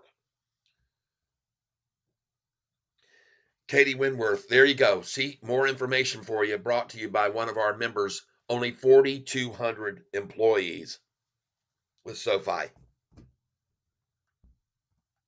There's probably 4,200 employees in every state of all these other banks with all of their little buildings and their payments and their overhead. Not SoFi, folks. No, no, no. They don't have any of those expenses or overhead whatsoever. This is part of the prosperity of them because they don't have that overhead. See, they don't have that need to keep investing and branching out by building more branches. They don't need to. They're branch they're branching out all right, but they're not building buildings. How different is it for other banks to be an online bank like SoFi? They've tried it. Many of the other banks tried it and failed. They tried it. They said, "Okay, yeah, I think SoFi might be onto something." But you need to understand something, people. I want to show you something else here. This might blow your mind. And in fact, the reason it's kind of mind blowing is because on July the 13th, Morgan Stanley downgraded our stock and made the price fall from $9.42 to 8.77. But they owned 58 million shares of SoFi at the time. Now they own almost twice as many shares of SoFi since they downgraded it. That's right. Morgan Stanley downgraded SoFi on July the 13th, made the price fall to 8.77 a share, and they owned $58 million when they did that, and now they own over $72 million worth of SoFi shares. But now I'm going to show you guys something else here that you might be interested in seeing. Those of you that are here, I appreciate you being here on this channel with me because I'm here to just provide you a plethora of SoFi information, including Lazarus, who's probably not, right now changed his whole heart on this and saying, God dang, I got to get in on this thing. But let me show you something here. SoFi Wikipedia.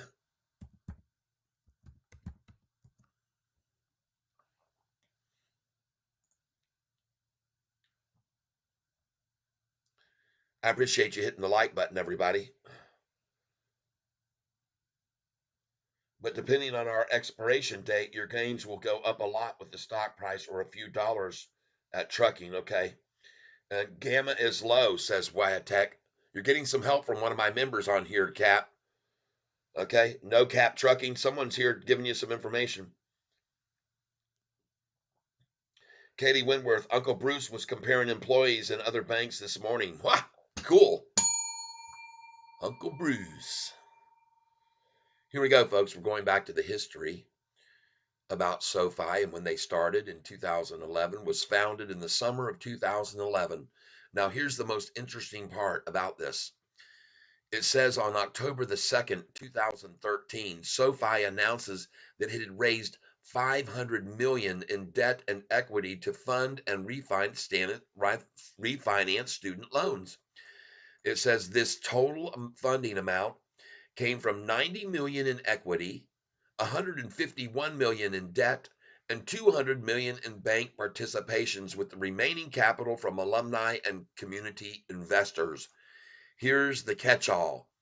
The 151 million in debt includes a $60 million line of credit from, guess who? Morgan Stanley. From the founding days of this company, Morgan Stanley saw the vision and understood what it was all about. And it should be no surprise that they would downgrade the stock on July the 13th. And I'm showing you this because it's absolutely true. Google Morgan Stanley downgrades SoFi,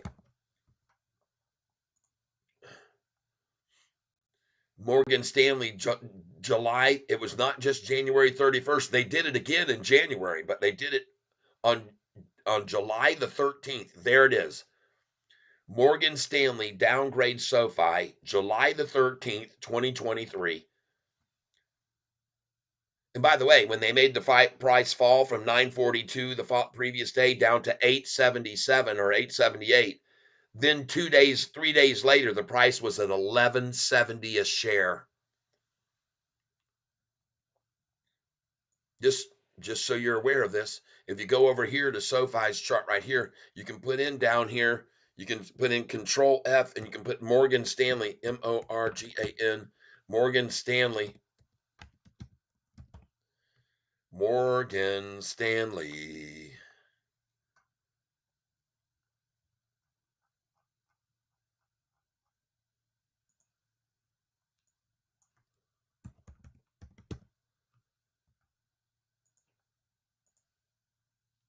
JP Morgan Chase.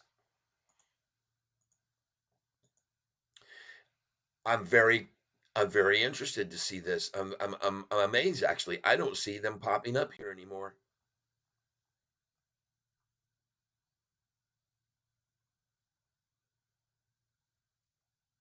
Am I still on SoFi here? Am I still on them? Yeah. Huh.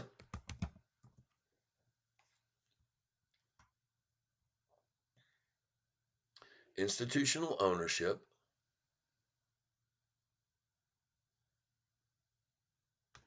There's a lot of people that are on this channel with me right now that have seen me show people this before. And I've been very easily able to come in here, Control F, and get that box to show up and put in STANLEY. What the heck? What happened to Morgan Stanley?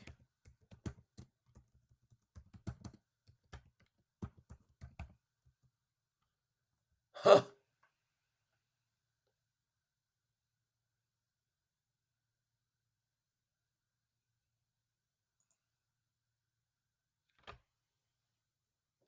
What did they do? Did they decide that they were getting sick and tired of me showing everybody that they own 72 million shares of the stock?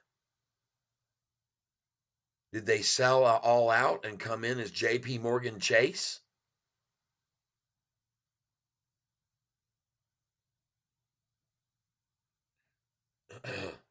All right. That's I find that very interesting. Morgan Stanley isn't showing up here as an institutional owner of SoFi anymore.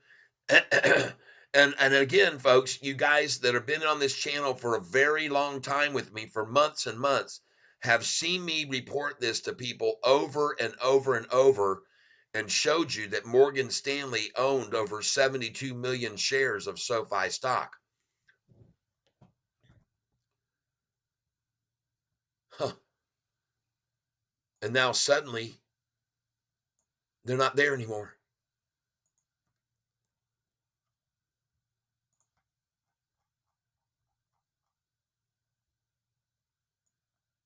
Let's put here Morgan Stanley portfolio and then put SoFi.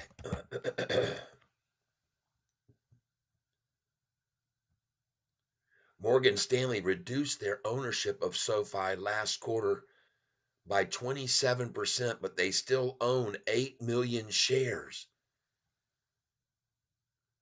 either directly or on behalf of their clients.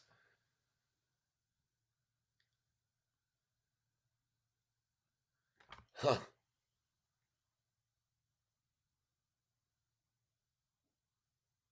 Thank you, Danny Dimes.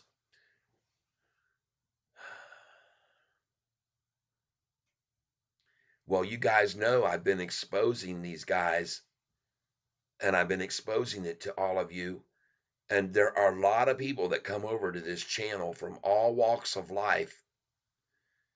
And some of them might be Morgan Stanley Maybe somebody started letting them know, hey, Catfish, man, he's calling you guys out. He keeps showing everybody you're downgrading the stock and you own millions and millions of shares.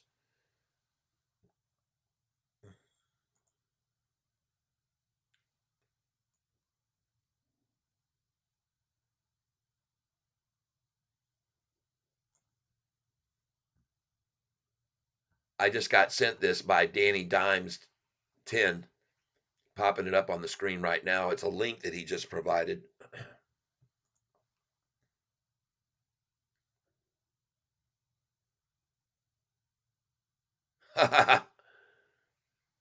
February 23rd, this is dated. Securities SoFi Technologies Institution Morgan Stanley latest disclosed ownership 10,772,437 shares at a value of 107. See, folks, they had 58 million. Now they've got 107 million. After they downgraded us on July the 13th and on January the 31st. Huh, beautiful. A 22% increase in ownership of SoFi. Thank you so much. I'm going to add that, bookmark this, because they're hidden now. They're not showing up on the institutional ownership bookmark. SoFi Morgan Stanley.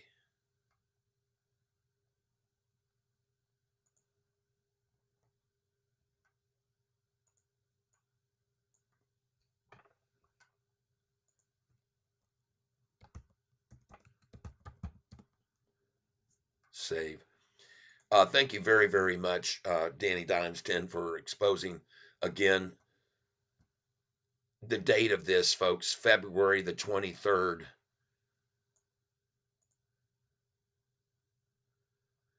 They just reported that they've increased their stake in SoFi.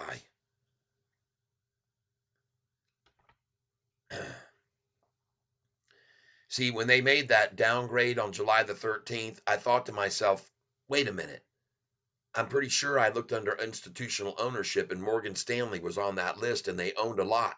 So I went over on that day, July the 13th, and I saw sure as crap they owned $58 million worth of SoFi when they downgraded it that day.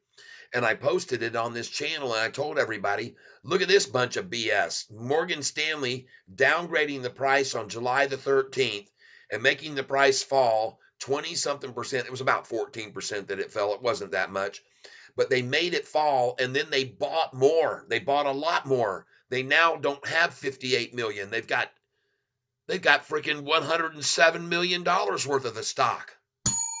Good job, Morgan. God.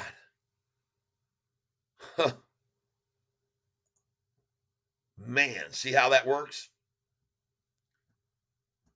Sneaky little pieces of shit. Where are they now? Why aren't they showing up here on this search here? Why am I not seeing them here under institutional ownership? What did they hide themselves in here? They're using other entities.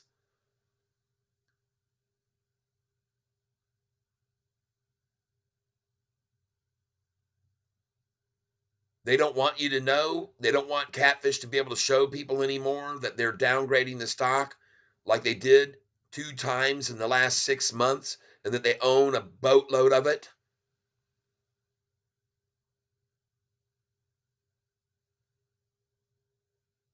Did they just move it all over through JP Morgan Chase? No, at JP Morgan, they only showed 3,603,000. That thing right there said they had 10 million.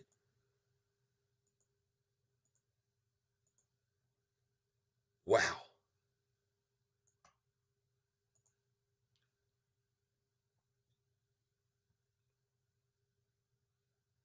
We got them busted, man. They can try to hide themselves all they want. Thank you, Danny Dimes 10. I'm very grateful to you. You know, you guys that have come over to this channel here recently to see what's going on. I want you to see what's really happening with all of these hedge funds. This thing here, this site is called hedgefollow.com. Hedgefollow.com /stocks /SoFi.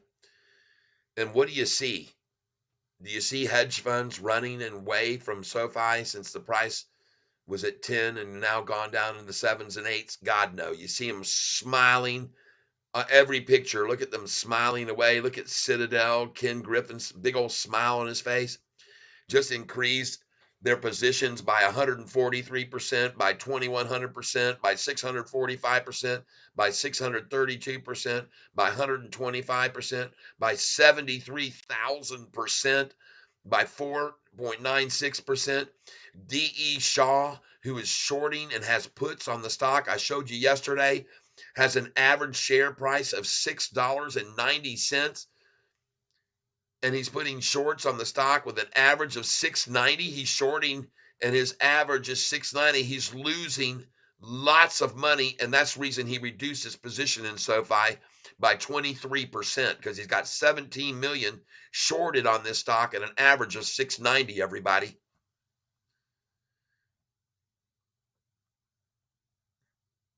man, look at all these new ones coming in. New, 42%, 8% new, all coming in, man. They're coming in.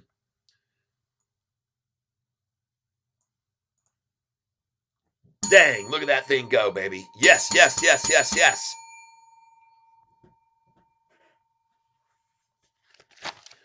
I want you to know, folks, yesterday you saw me sell this stock two times at $8.30 and buy it back both times below 8.15.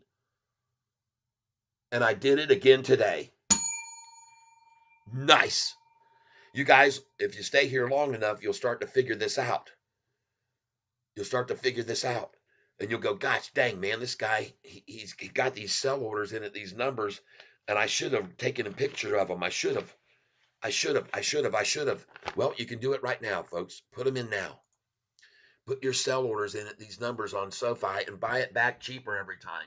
If you've got over 25,000 in your account, why wouldn't you do it? Sell at 808, buy back at 801 to 798. Sell at 812, buy at 808 to 801.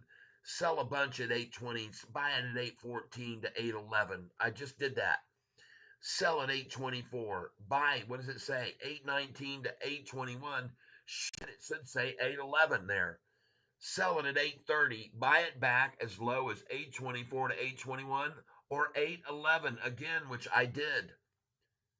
That's why I have these sell orders in at these numbers to buy back lower no matter how low they take it down. Sell it at 844 next. Buy it back at 839 to 829 to 819, somewhere in that range. Sell it a lot at 848 because when it gets to 850, they're going to try and stop it and break it back down, and they'll bring it down to 841 or 843. Sell it at 855 in a small quantity, 500 shares. Buy it back at 849 to 851 or lower. Sell a lot of them at 866, people, 865. Put your sell orders in there. You'll buy it back here. Okay? Put your sell order in at 876 because when it hits 877, they'll stop it and pull it back down to 866 again. Put your buy order in at 867. Sell a bunch of them at 888, people, or 887. Don't be greedy.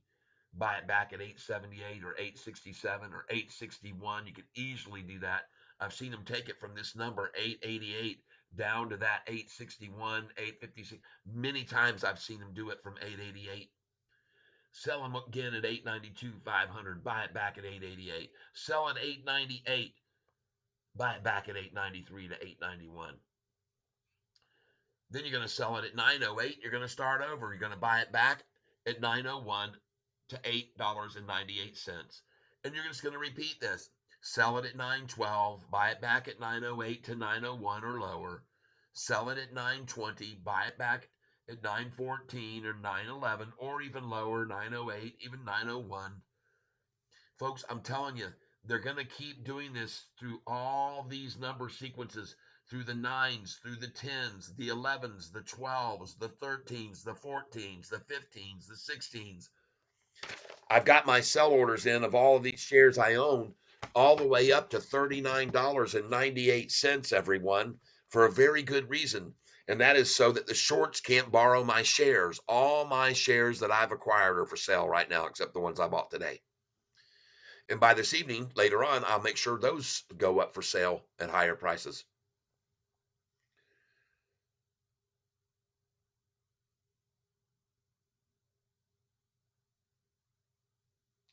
It says here, Danny Dimes says it was reported on the 13th. And folks, that was the day that the price was driven down to the lowest it's been all month, 778 on the 13th.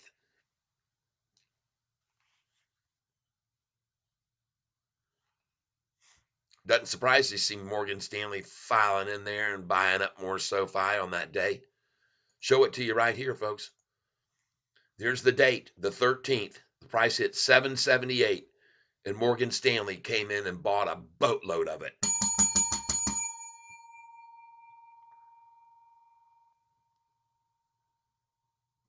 Lazarus. See, gotta look at that, Danny Dimes. Lazarus is mad at you for defending me and proving my point. He doesn't want everybody to know what I'm showing them. Lazarus wishes I would shut my mouth because, and the longer he stays here, the price just keeps rising. So let's keep Lazarus in the tank. Thank you, Lazarus. Lucky Laz. Lucky Lazarus. Lucky Lazarus.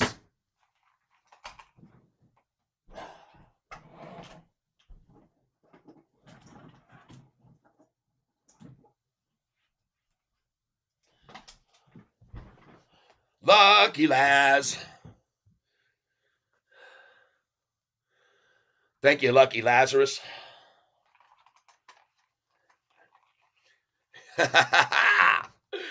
Lucky Lazarus came around to harass us. Then he found that the price was going up, up, up since he came in here in the tank today. Ah, lucky Lazarus. Oh, within a month, SoFi will be much lower than today's price. Whoa, ho, ho! Lucky Laz here to let you know. Thank you, Lazzy.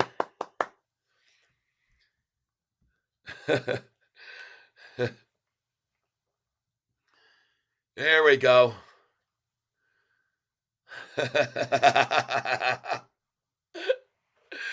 Yeah, baby. Number 53 like. Thank you. Thank you very much. There's a heart on for you, Laz. For you, Mike Fratellia. Thank you very much. There's a heart on for you. Anybody that hits that like button right now, I'm going to put a heart on for you too. All right? Let's go, everybody. Everybody, come aboard. Lucky Laz.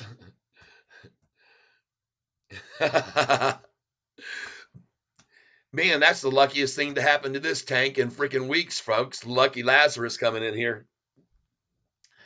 Hey, Lazzy, we haven't seen a game like this in a long time, so come on, stay in here in the tank. Don't leave, please. Everybody wants you to stay. We're getting a good laugh. We're getting some very good energy. We're getting some very positive vibes from you. So thank you for being here and putting that energy out there. We are grateful for your participation in the channel today. And by the way, just so you know, you being here on this channel and staying here on this channel helps the channel get more viewers because when you stay here for a long duration, then they say, well, the content this guy is providing obviously is holding people in for a long time. So let's share it with other people. See, Lazarus, I want you to see something that might surprise you about my channel. And that is in the last 90 days, I've had over 630,000 people shown my channel by YouTube. And part of the reason is from people like you staying around.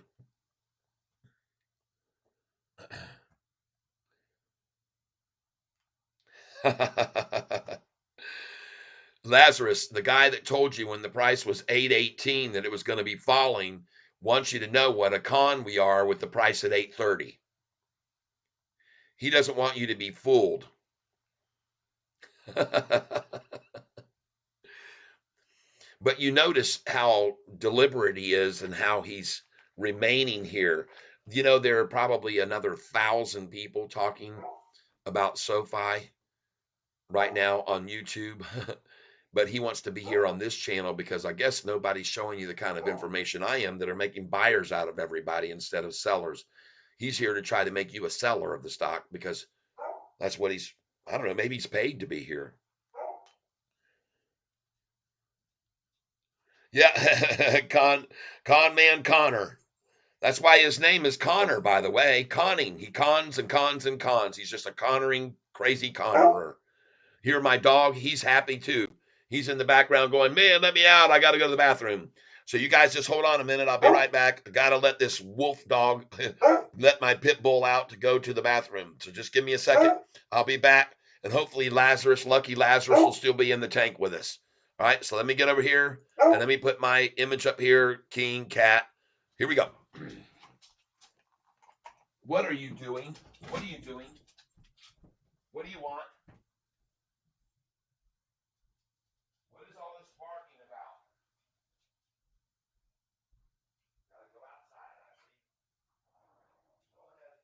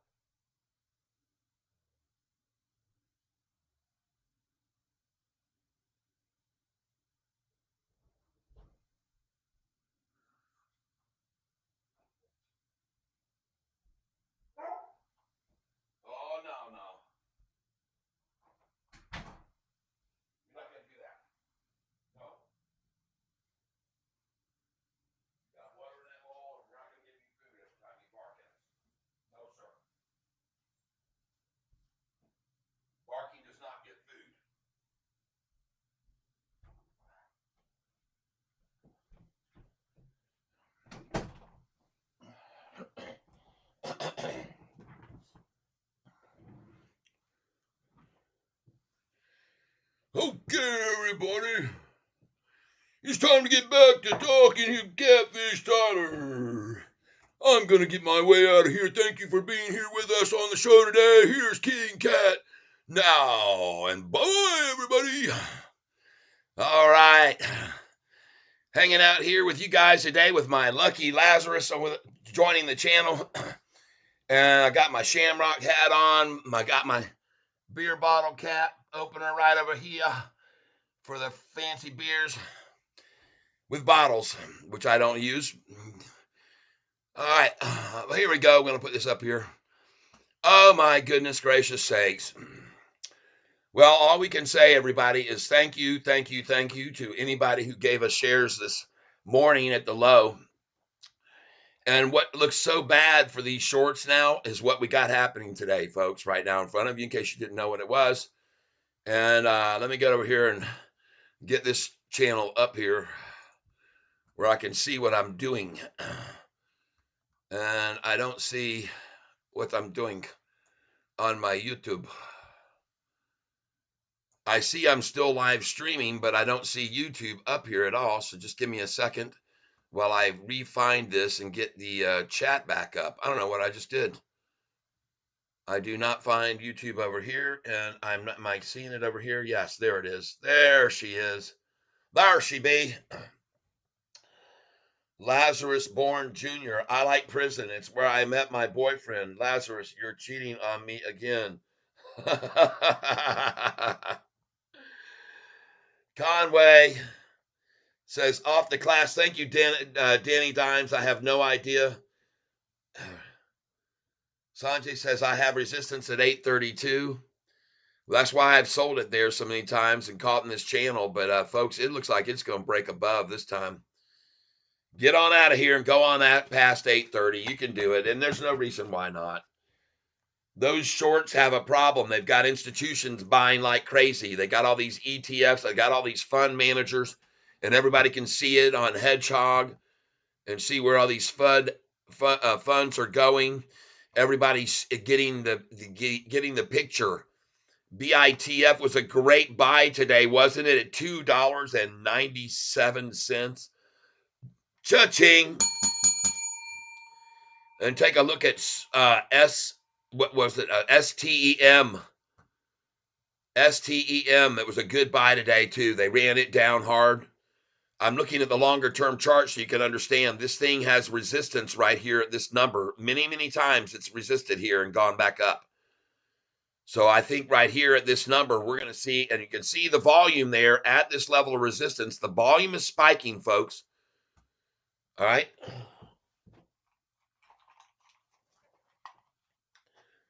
Yeah.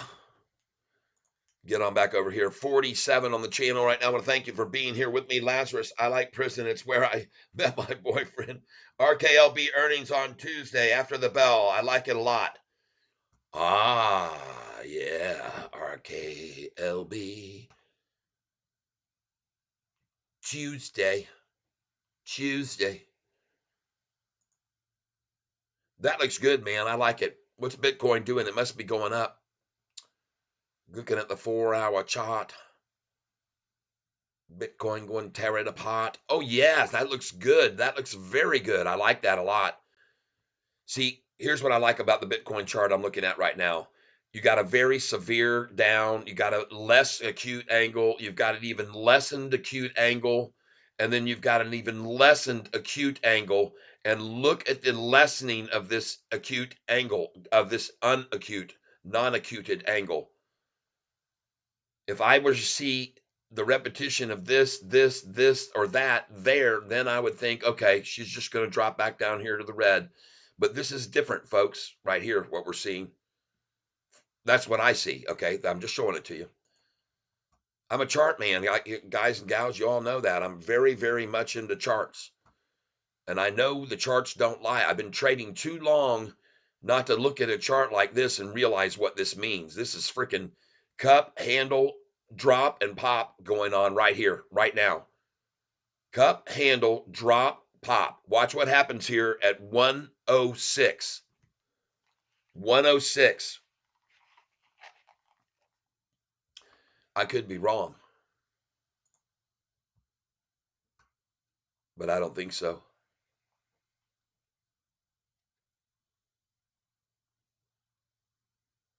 Yes, dissent is okay. Being stupid is not. Anyway, folks, the law of the land is he who laughs last. He who laughs last laughs loudest. And to be honest with you, folks, that's not something that we need to even do either. We don't need to do that. We don't need to laugh at people. They are what they are, and they make mistakes, and they get upset, and they decide to go out and look for someone to take it out on. See, instead of learning from your mistakes, because folks, it's from your doggone mistakes that you make in life that you learn the very most. Not from all of your successes, it's the mistakes.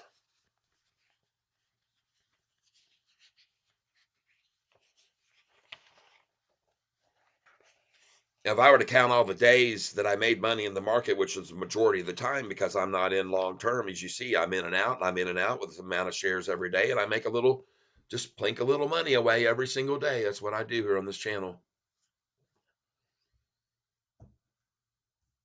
And it just slowly, very slowly, 50 shares and 100 shares at a time builds in the same way. The same way I come in and the same way I go out and away. I do sell in bigger chunks when I go out, obviously, at these certain numbers, but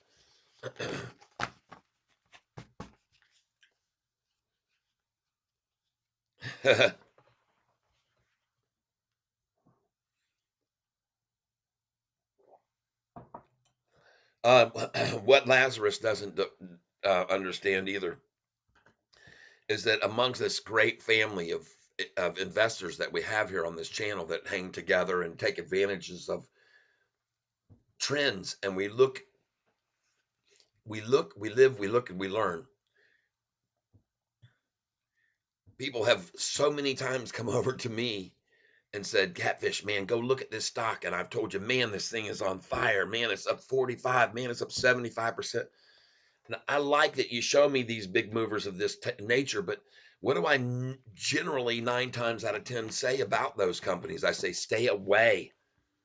Too volatile right now. Don't get loose with just because you've had and you've been successful, you can sometimes get to the imagery of yourself that, oh, I've got this figured out. I got this all figured out. Well, no, you don't.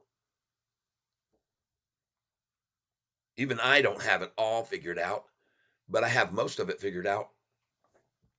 I can recognize total manipulation when I see it, like I saw the other day talking to you about being scared. The market was all scared because of Nvidia and their earnings report coming out. And I pointed out to you resiliently that that was total BS. And also saying interest rates not changing was having some effect is all just what they say. You cannot believe always what you're hearing because they say all kinds of things. And we all know this about today. Everything is said. There's so much said right now being said about others. That's what this whole freaking society is based on is everybody saying something and and whether or not you want to believe what one or the other is saying. You just pick sides. You can pick what you're and the truth doesn't matter. You as an individual are going to take your decision and go with it no matter what. And so and there's all kinds of division in this country though right now. Man, I wish we could just all decide to just unify and work together. Man, RKLB 20 days, SMA about to cross the 50-day. Huh. Huh. What you trying to talk about over there? I didn't even know what you were talking about. I got RKLB up here. I ain't got my eye on that thing. Oh my goodness gracious. Look at that thing. It's hard to take it off here. Hey. MACD show a buy pressure. Oh, ha, ha, ha, ha. Time to get in on this mother. Cha-ching. I'm the real Lazarus. That guy's an imposter. Yes.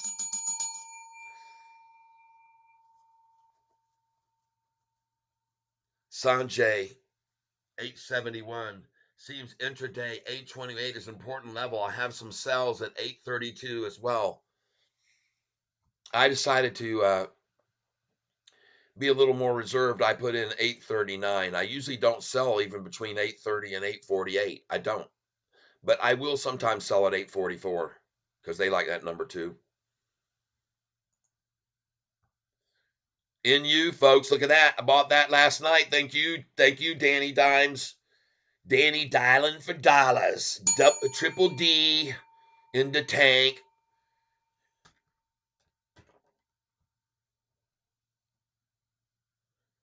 Man, we got ourselves some runners going on here. Look at that SOUN right now. We could have bought this morning. I told you guys 369, folks. SOUN. Pick up some more. You should have got on it. I mean, when you look at this 6-month chart, you've got to expect a drop off of a massive move like that, folks. You catch that drop, you buy the dip. They were going to come at it. They always shake it out after a move like that. I told you it was coming, folks. After a big move like that, you take advantage of the weak share attack, the weak hand, the attack on the weakers, on the weak, the gullible, the emotional sellers, the emotional people in the market. Look at all these institutions, folks. Just focus, focus, focus. I'm going to go way back. How many institutions were buying into this stock on the second? 2. How about on the third? 1. How about January the 4th? How many institutions bought? 1. Are you with me? Institutions on January the 3rd. How many? 1. On the 4th, 1. On the 8th, 3. The reason that the title of my video says institutions are piling in will be very quickly proven to you right here and now. On January the 8th, how many? 1, 2, 3. On January the 9th, 9. On January the 10th, 1, 2, 3, 4, 5. On January the 11th, 1, 2, 3, 4. I'm not counting the red ones because they leave the position.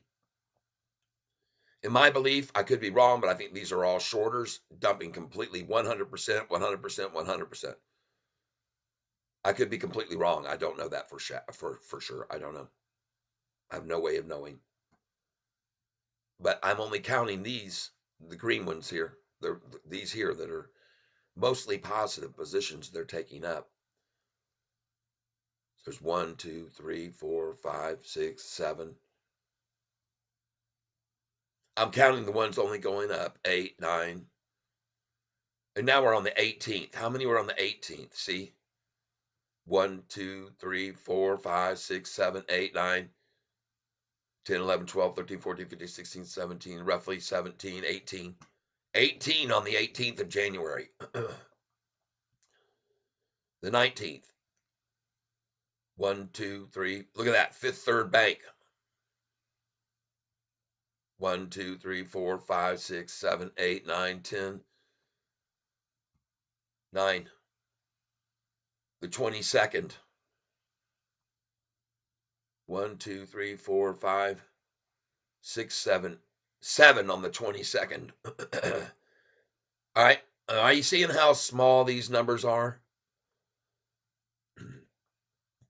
Now, if you look at the 24th, you'll see 1, 2, 3, 4, 5, 6, 7, 8 to FS max, 9, 10, 11, 12, 13. You got 14 then on the 24th. It's not 1 and 2 anymore. Then you got on the 25th, 1, 2, 3, 4, 5, 6, 7, 8, 9, 10, 11, 12. Right there to NISA. And there's more from NISA. 13, 14, 15, 16, 17, 18, 19 on the 25th, 20. Now you're going to go over here and you're going to go, huh, what happened on that day?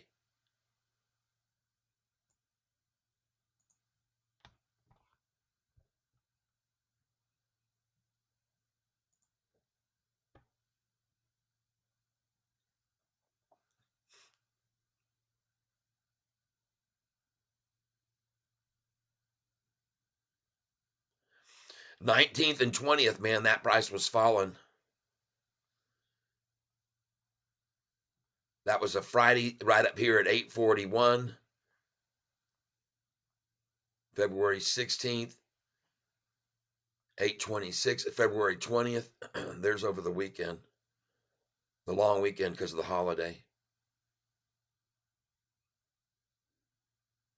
It was being knocked down and more were coming in.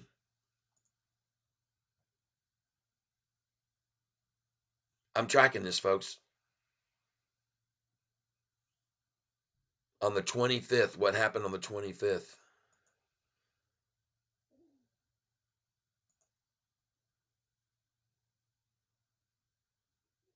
Not the 25th.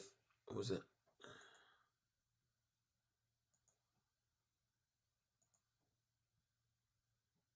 125. Yeah. Well,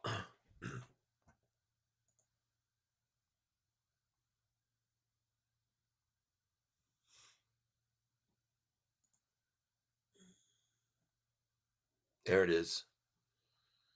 January 25th. Look at all that spike right there. That's institutional buying that came in.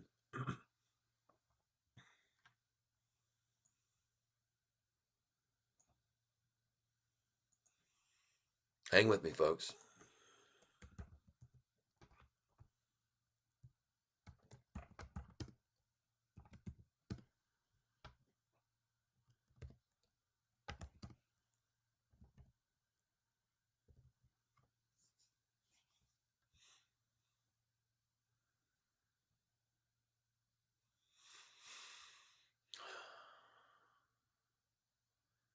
Nothing happened. Sofi board of directors with the team commencing January 25th.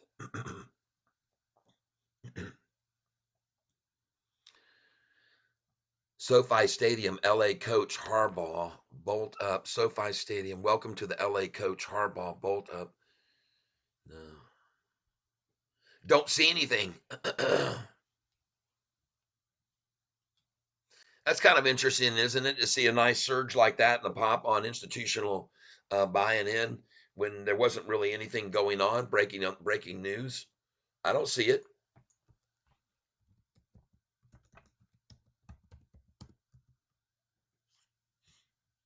Nothing. And bam, mysteriously, I'm just researching this for my own benefit, folks. You guys, I hope it's not boring you to death, but I think this is interesting stuff. I'm looking here right now at what was occurring on institutional ownership. Let me move this all the way over here.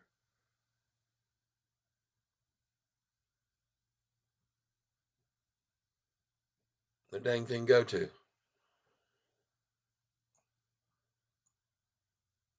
There it is. All right. So all of a sudden on the 25th, we had a big jump. And the 24th and 25th, it really had a nice move up in size. But the 25th was even larger for sure. And then on the 26th, there wasn't that much. There was only like 13, it looks like. 1, 2, 3, 4, 5, 6, 7, 8, 9, 10, 11, 12, 13.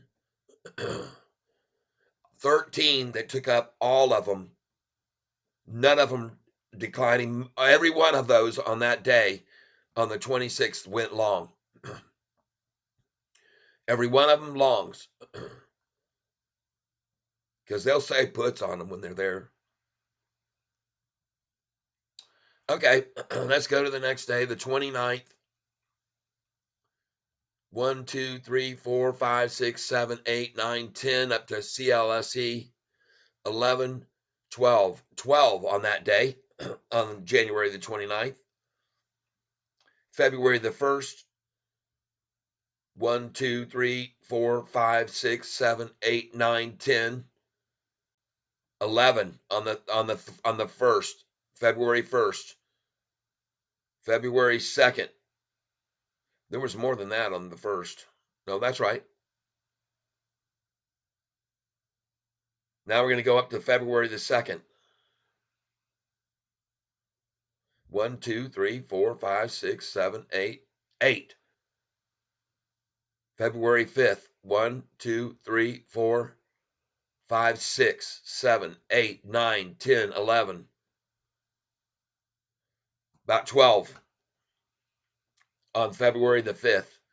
On February the 6th, 1, 2, 3, 4, 5, 6, 7, 8, 9, 10 to National Bank of Canada. There it is. 11, 12, 13, 14, 15, 16, 17, 18, 19. 19 on February the 6th. February the 7th. 1, 2, 3, 4, 5, 6, 7, 8, 9, 10, 11, 12, 13, 14, 15, 16, 17, 18, 19, 20 on the 7th. And that's at that dimensionals. 21.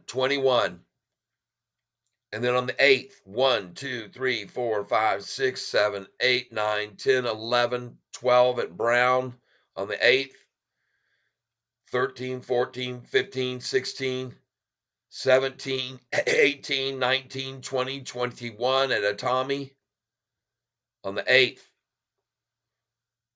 22, 23, 24, 25, 26, 26 on the 8th.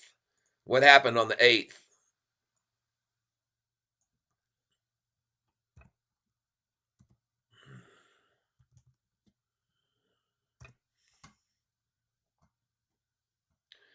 Sofi takes home 3 award in Nerd Wallet. See? Interesting, huh?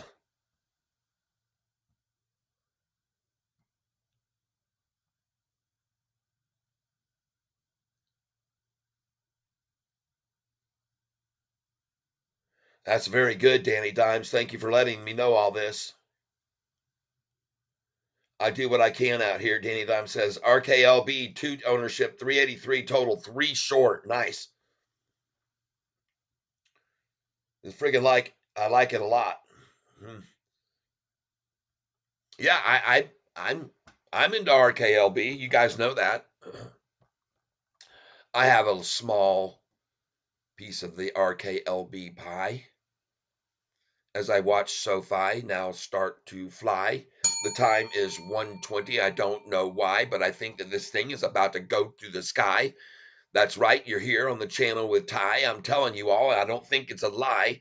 Their shorts will be crying and denying and dying all over the place and going, oh my goodness, their accounts will be losing. They'll be bruising. We'll be cruising, and everybody will see the bluesing will be on the shorts today, and they're going to see this price rise.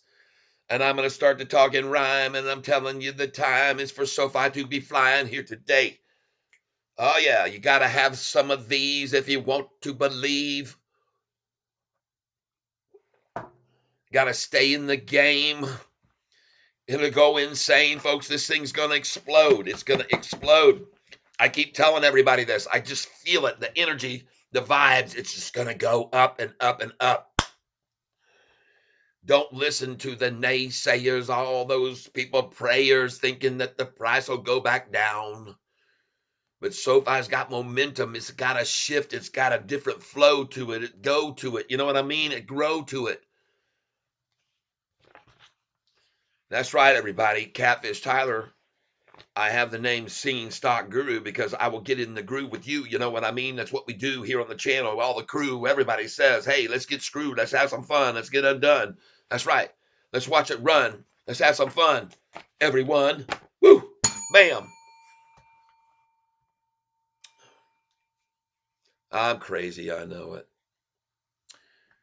But I'm also here to let you all know that what I'm telling you is completely true as far as I'm concerned, and I could be wrong, but I don't think so.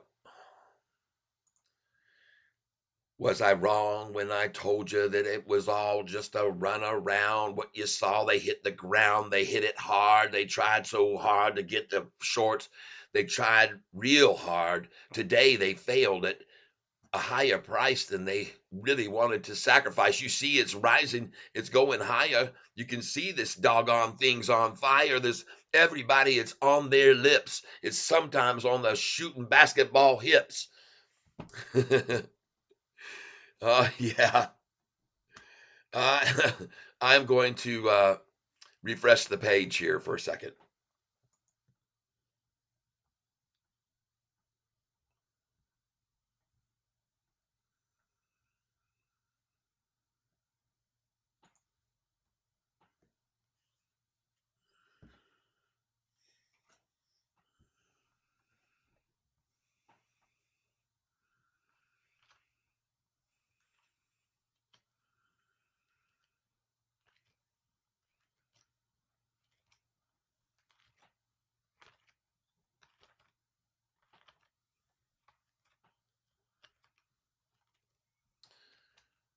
All right.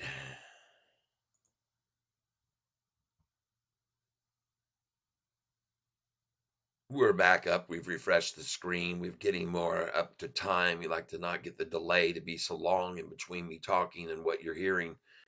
And I think right now, depending on what I'm going to be showing you on the screen, I can find out what the delay is. So I want to thank you for being here and and and putting up with some of my crazy antics at times. I know I got a crazy hat on, but that's because we got Lucky Lazarius with us in the tank today. And when Lucky Lazarius came in, the price was 12 cents lower than where it is now. So great that Lucky came along, and so I'm wearing a Lucky Lazarius hat today, and because I'm grateful that Lucky came along. Sorry that you must have said something overly offensive and got kicked out of the tank, or at least timeouted. Lazarius Born Jr. came in and said that I am the real Lazarius. That guy's an imposter. Connor Roberts, anybody have a good investment of my Roth IRA? I didn't see all this stuff up here. What in the heck is going on here? Danny Dime says 223 is the live price. Okay.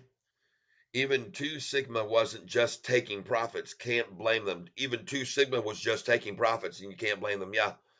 Lazarius message deleted by Danny Dimes. Thank you, Danny. Excellent. Sofi just breaking above 828 resistance. Yep. Lazarius rises because you are around like an idiot. At Lazarius rises because you sound like an idiot. Okay. Well, he doesn't sound like one for folks. If it walks like a duck and it quacks like a duck and it looks like a duck, you can be sure it's a duck. Cook Glass, Danny, ha ha ha. Mike Fertilla, number 53, like. Yes. LR, anybody have a good investment for my Roth IRA? SoFi Select ETF has solid holdings. Danny Dimes 10 responds, thank you. You think I should invest in that? Not a financial advisor, just telling you what I just did. Laughing my bootay off. We got Big Booty Keisha. He's here with us. He don't have much to discuss today. He's trying to stay incognito. Big Booty Keisha, he's here and he's in the room. I can feel his presence. Unless his wife done made him dig himself a hole in the backyard. Connor Roberts. My nickname as a kid was Connor. That's what I do. Con man Connor. Gotcha. I follow suit with you then. Connor Roberts. What's the ticker, Denny? Danny Dimes. I just opened a Roth with SoFi for 2% match. I don't touch what goes in there. Good deal, Danny Dimes. Harry Toad Lazarus bought in the 20s. Don't worry, we're coming to pick you up, Lazarus. Danny Dimes $10 SFY. Connie Roberts, thank you. SFY, okay. Danny Dimes only buying funds in there and birthday gifts of SoFi for my kids and niece. Laugh my booty off. Yes, all these kids get too much toys for their birthdays, so I started getting shares of SoFi. Yes. Then they can. That's right. He said that they'll thank me when they're 15, 16 and want to buy a car. Yep.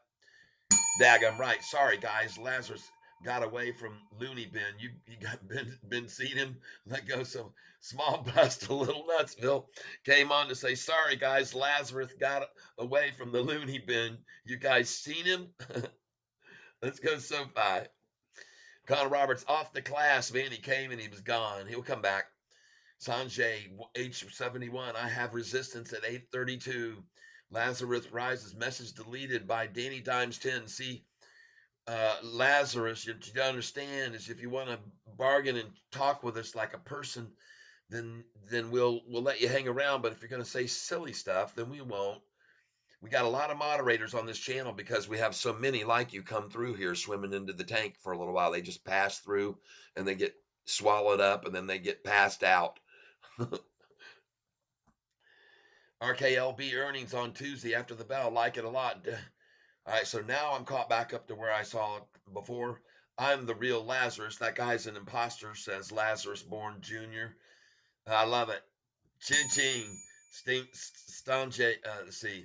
RKLB 200-day moving average SMA about to cross. Thank you, Danny Dimes, for telling me I saw that. MACD showing buying pressure good. Let's go look at it now. RKLB. Everybody, let's take a quick peek at RKLB. RK, there she be. Ah, she looking good. She look very strong and she's moved into the green. Everybody, thank you for being here with me today. We're changing over our English. We're going to change it to Irish now because we got the Irish hat on and the luck of the Irish today. So I'd like to thank you all for being here, and I hope that you can understand what we're saying. SKRKLB on two ownership 3. I freaking like it a lot. Sanjay, Danny Dimes. Movements up represents 1% gain so far. We have had 3 movements today, which have been 10 cents or more. So it looks like a good way to make a few percent daily. Nice. Sanjay H71. Sanjay H71. I've never looked at that. Curious, do you day trade or long term holding? Sanjay, I didn't day trade. I kept Sofi as long term hold, but I am thinking today to have a float of shares to do this. Done it twice today. Good. We just time out. Danny Times, we just time out. LOL. Dilo or Dilo. And by the way,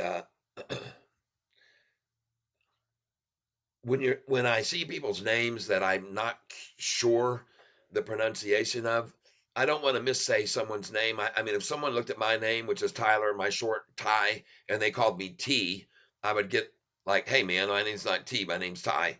So I look at your name and I do not know if it's Dilo or Dilo, but from my linguistic past and my knowledge of foreign languages, my presumption is that it's the prior rather than the latter. It's Dilo. Am I correct? If it's Dilo, give me a thumbs up, and I won't say the other one. Just give me if I've got it right, or if it's Dillo, give me. Here we go. If it's Dilo, give me 1. If it's Dillo, give me 2. And if it's Dilo, give me 3 thumbs ups.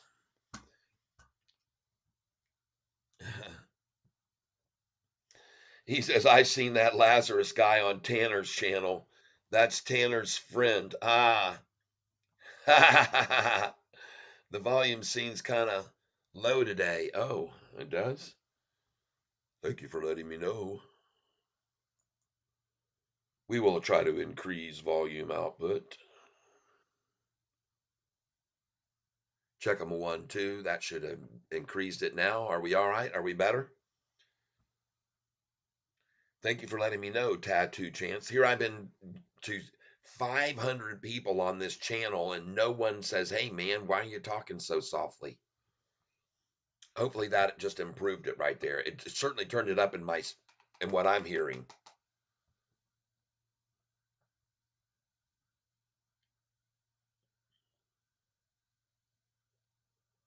Uh,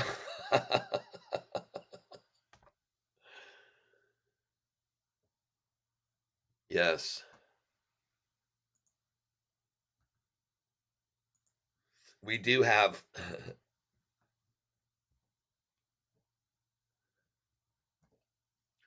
We got. uh, hey, Tattoo Chance, Lucky, are you trying to answer for Dilo or Dilo or Dilo?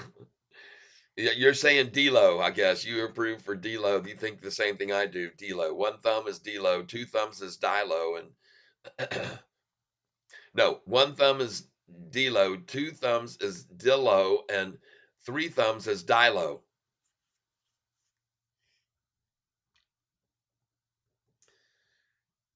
Tanner's friend. Bring him on over to the tank. He won't find me here with a big old Frady fat face on. And no, sir, not on this boy's face. Not on Catfish's face. It doesn't exist. Never a frown shall be found here on my channel. We keep you guys laughing. We keep the mood up. We're positive. We talk great about things. 10x is a good buy right here, right now. Get some of it right now. Buy 10 shares, tuck it away at $3.97 a share. Sell it one day at 40 or 50 or 70 or $90 or 108 like it was before.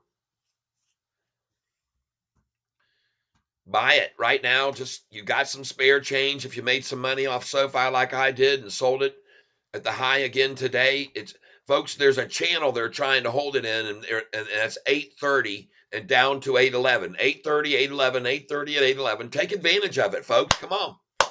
It's time to get on this SoFi ship every day. In, out, in, out.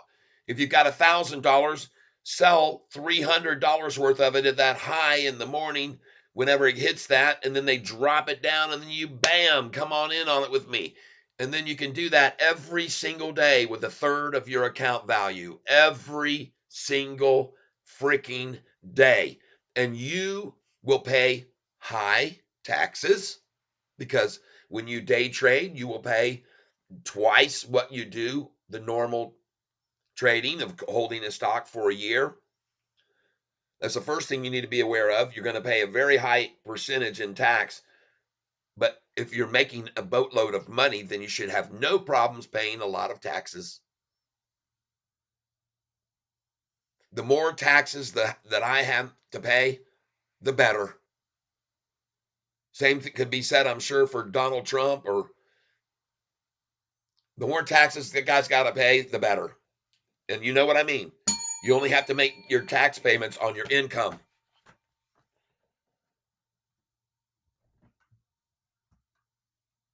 But remember, yesterday, SoFi made a 5 cent to the upside move, but I had a 45-cent change because I had bought it at the low initially, sold it at 830, made 15 points, 15 cents, bought it back 15 cents lower, took it up here, sold it again 15 cents, bought it back lower again. Now I'm even more because it's 15, 30, 15.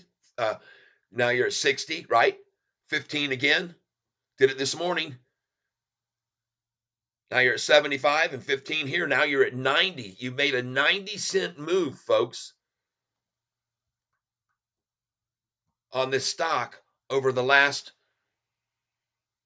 2 days. A 90-cent move on this stock with little chunks in and out on that you're doing. I hope this makes sense to you, folks, what I'm doing, this strategy that I use of trading, okay?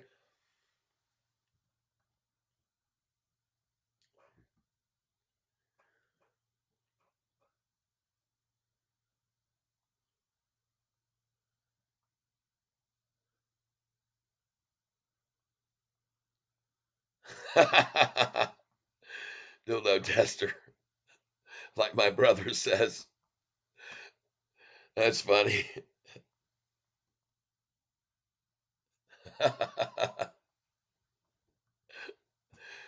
See, stuff like that will be permitted. So we're not gonna keep the good stuff out. But the good stuff is allowed to flow and flow like SoFi, flowing up a hill against the shorty's will or desire.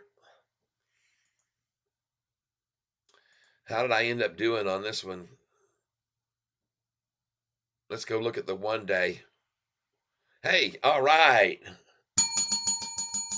Yeah, I average down. I average down, down, down, down. I average down, down, down. Got some LAES at 195, 197, and 198. Danny Dimes does it again. Danny Diamond Hand Dimes does it again. He goes, "Hey, Catfish, here's a little something for you to take a look at. Take a look at this stock over here that I know you own for much more. And you might want to acquire it at its lowest it may ever be again." And I said, "Danny, I think you might be right." And convinced myself as I watched it go from 191 to 194, and then my order filled at 195, 197, and 198. Thank you, Danny Dimes. I have to be very careful with this microphone here, and I have to move it to the side of me a little bit, turn it this way. We do not want to get any P's or T's or anything like that coming across right into this thing. Uh, I might be I might be wrong, but I don't think so. I know how you operate, brother. Yep, you're using the right words too there for sure. You might be wrong, but you don't think so.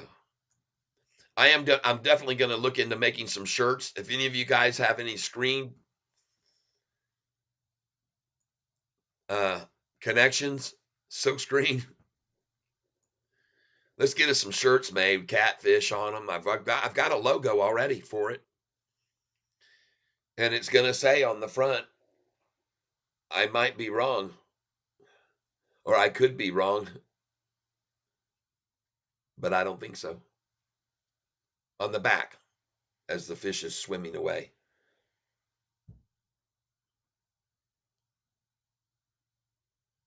Nice little fish looking at you on the front. "I could be wrong." Then it swims away, but I don't think so. I don't know. Maybe they should put them both right on the very front. Maybe if you're an artist and you can do that kind of stuff, send me something.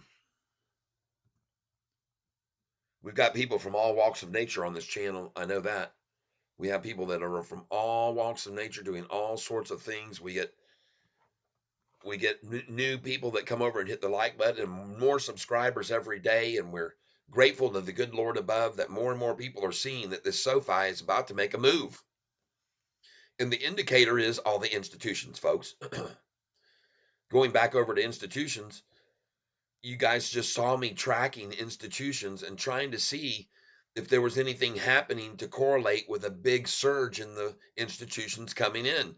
And one of the big surges we just saw was on the 8th, when instead of like 11 and 12 and 13, suddenly on the 8th, we saw all these institutions make a move. All right. And that is 1, 2, 3, 4, 5, 6, 7, 8, 9, 10, 11, 12 up to Brown, 13, Credit Suisse, 14, Bank of Montreal, 15, 16, all along, 17, 18, 19, 20, 21 to Janie Montgomery, 22, 23, 24, 25, 26, 27.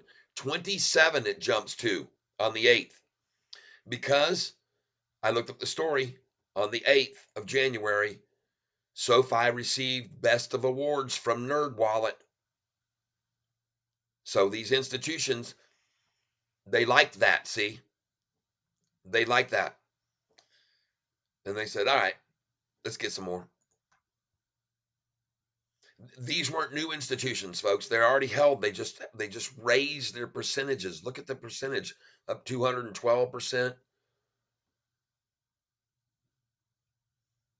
There's a lot of them coming in here, folks. Citigroup buying in, man. Citigroup. That's a call, folks. on the 9th. So how many did we have on the 9th after we had that many on the 8th? 1, 2, 3, 4, 5, 6, 7, 8, 9, 10, 11, 12 again to Sachetta. 13, 14, 15, 16, 17, 18, 19, 20, 21, 22, 23, 24, 25, 26 on the 9th, 27, 28, 29, 30, 31, 32, 33, 34, 35, 36. I mean, there's a lot coming in on the 9th.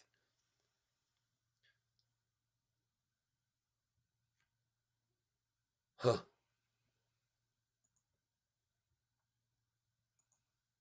Get out of here.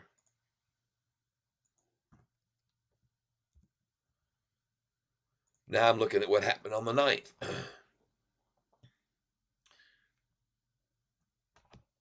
January the 9th. No news. No news at all. January the 9th.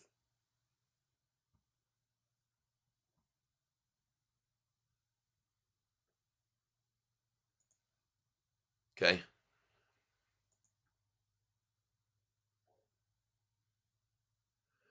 January 10th, for some reason, 2 that day. Don't know what was going on there. Was it a half day? That must have been, or something. I don't know. Probably, I don't know what was going on there. But then we get to the 12th. 1, 2, 3. I'm not counting these red ones. So we've got 1, 2, 3, 4, 5, 6, 7 at Heartland. 7 at Heartland.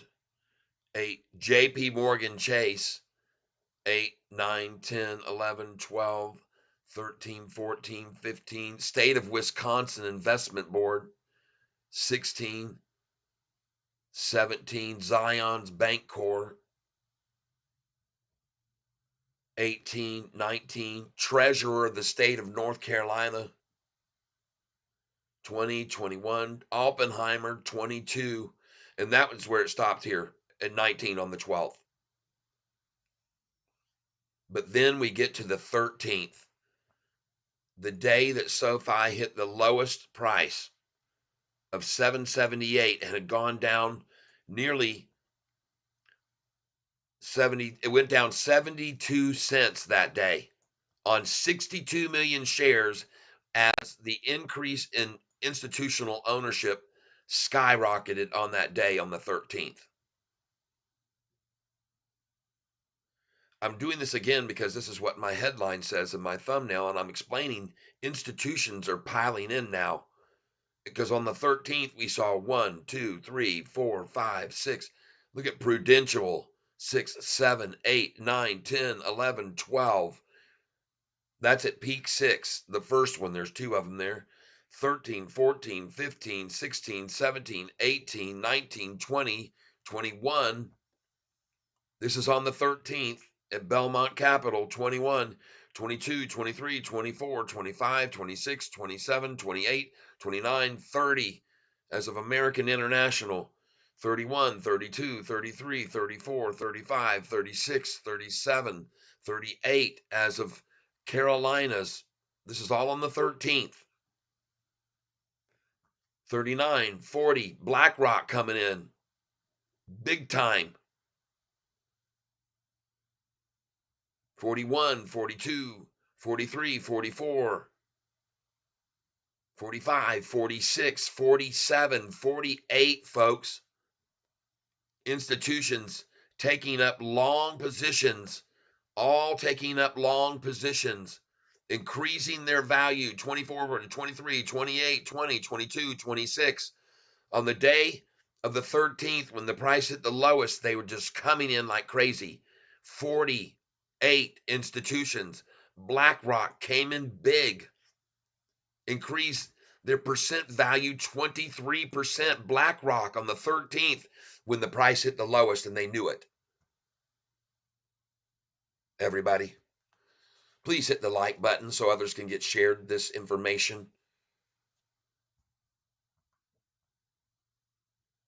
Then on the 14th, these sons of guns couldn't even run the price down to as low as the day before when they got it all the way down to 778. The lowest, it opened, it closed at 802. It opened at 8.15, up 13 cents coincidentally, and then it went up another 30 cents and closed 1 penny off of the high. All these institutions accumulated that day from a low of 8.10, 32 cents higher than the previous day's low where they had missed out. But when those 47 institutions bought in, I believe they were telling others, I think that it was just others saw how many institutions started coming in there on that low and said, dang, we missed it a little bit, but they came on anyway. More than double the amount of institutions buying the next day with the price higher than the previous by 32 cents at the minimum. Are you with me?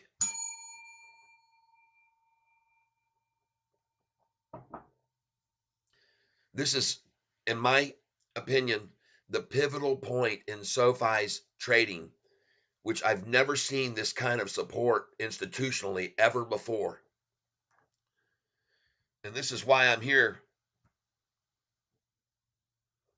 I believe it's very, very most likely possible that SoFi will go over $10 within 29 days from now.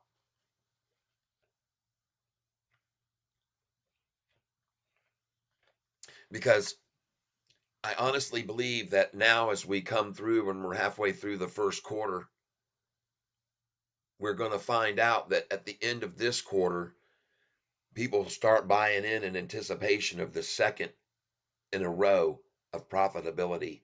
And if you don't know what that means, go back and look at PLTR, the first report of their earnings when they went into profitability. They did not make that big move. It was only on the second profitability report that they popped. Only on the second one, everybody. You need to be very aware of that fact, that they really popped on their second one, not the first one. So I think we're going to follow right in BLTR's footsteps, is what I believe.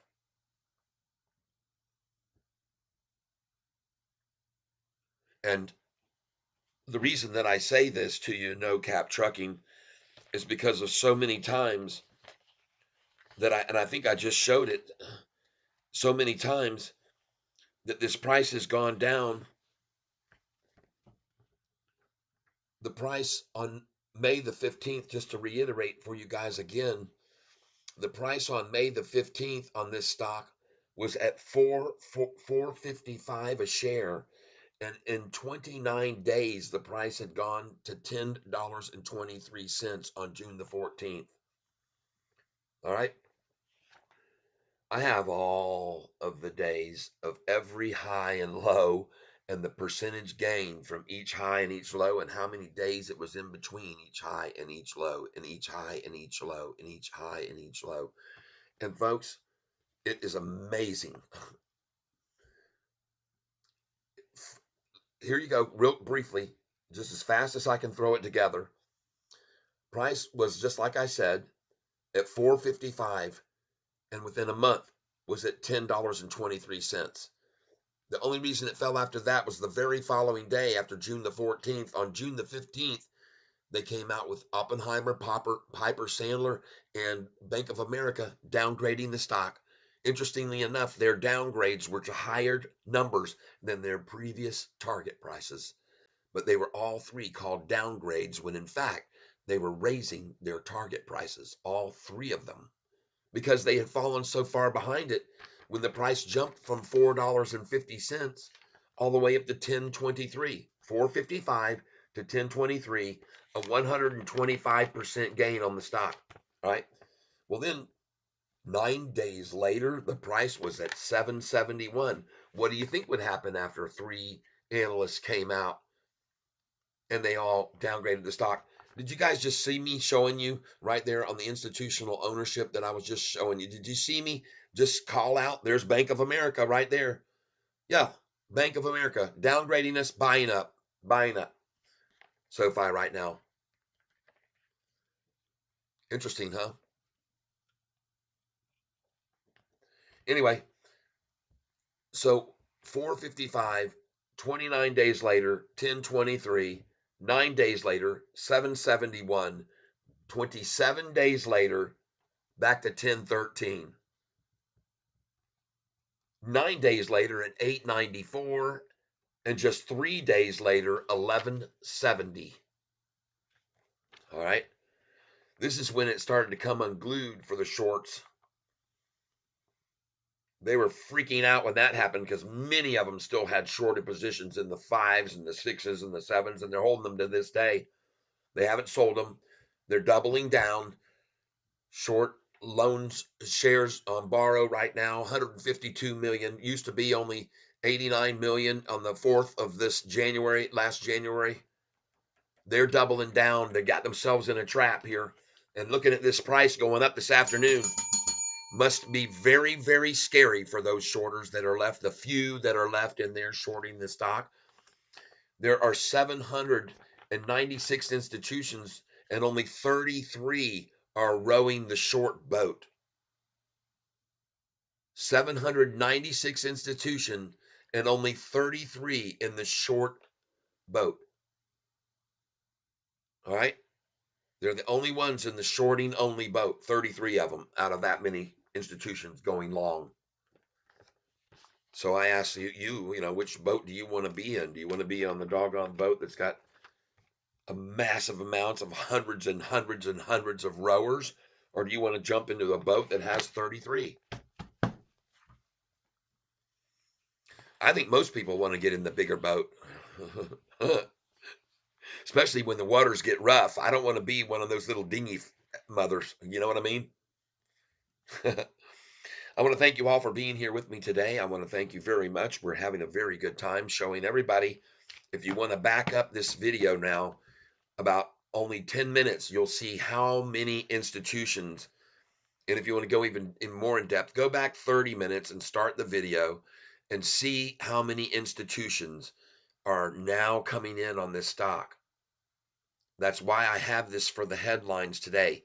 We're seeing unparalleled institutional consumption of this stock when the price is driven down the other day to $7.78. I think it was a very big eye opener for the shorters to see the price only go 32 cents higher, the low up 32 cents, and have 111 institutions buy, which they've never seen anything close to. As I was just showing you, if you go back 30 minutes ago, you'll see as of around end of November, end of December, I started at December the 27th and 28th, 29th, December 30th. We were seeing days where 2 institutions were coming in there. Early January, 1 institution, 3 institutions.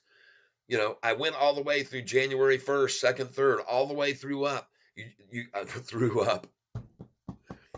If you go back 30 minutes, you'll see me start out way back then, and you'll see me working my way up.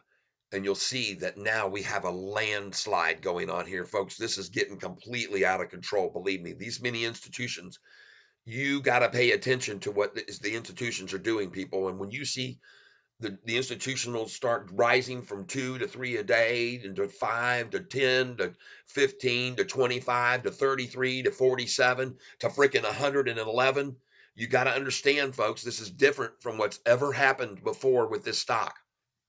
It's never happened before with this stock. This many institutions focusing in at the same time and saying that profitability makes a difference, and they're going to do it again. They're going to be profitable. LLK, good job, man. SoFi could go to $10 tomorrow morning before you even wake up. SoFi could be at $15. SoFi could be at $20 in the morning when you woke up, or higher. That's right. That's why my sell orders go up to $39.98, because SoFi could be that high tomorrow morning. You go, oh man, this guy, he's out of his mind, they say. One of these days, you're all going to wake up. You'll have had your sell orders in at those numbers that I told you to, because then that also keeps the shorts from being able to borrow your shares and use them against everybody in the tank, and you're going to have your sale orders in place, and you're going to wake up one morning and you're going to be freaking out by how much money you've made because you had those sale orders in, and all of a sudden, the news came out, the Apple buyout, the Microsoft, whoever that wants in the fintech space. We're just a small fish in a sea of whales. And I can assure you, just like that person said that was on CNBC about 4 months ago, he felt almost certain that SoFi was a very high probability for a buyout. He names several possible buyout tours, if you will. All right. I'm telling you.